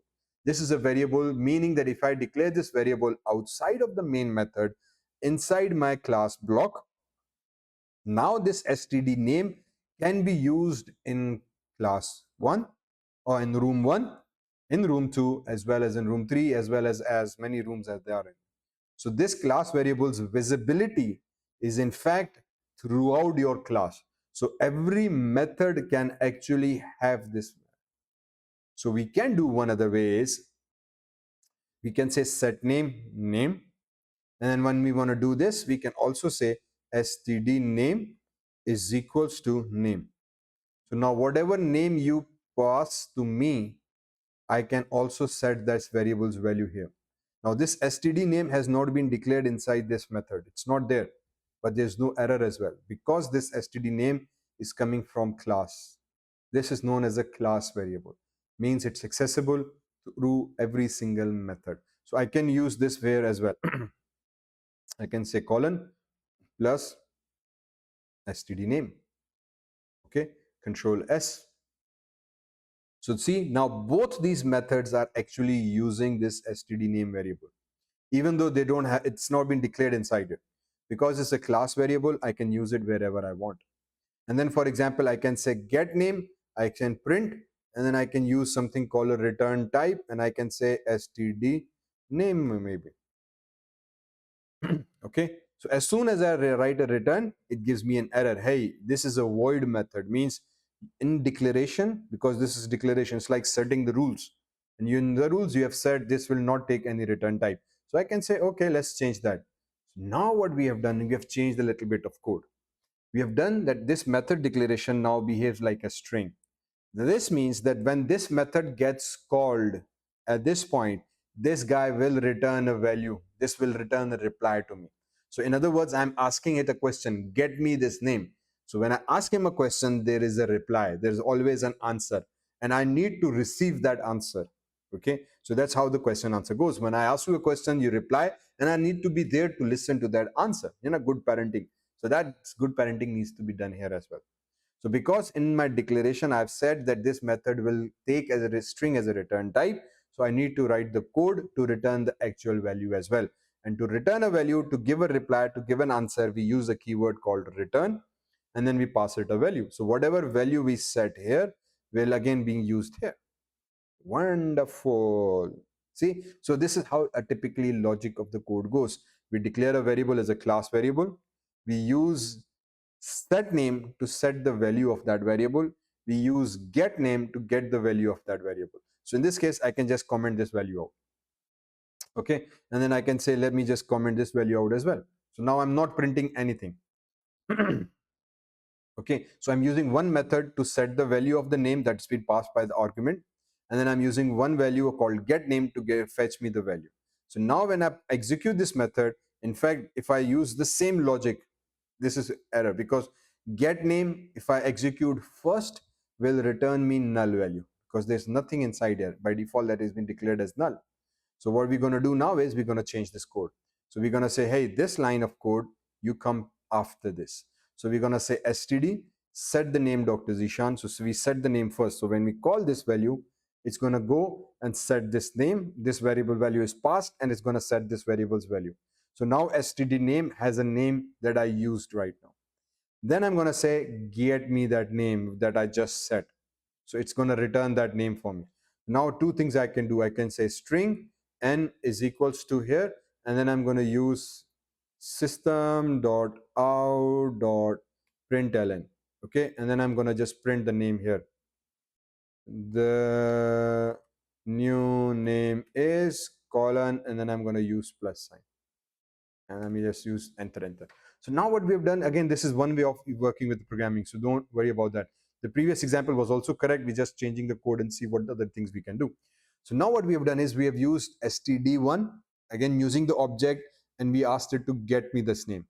So I've called this method. So when I go into this method is going to say, hey, get name. Okay, I'm going to return a name in a string format, and that name is going to be std name variable.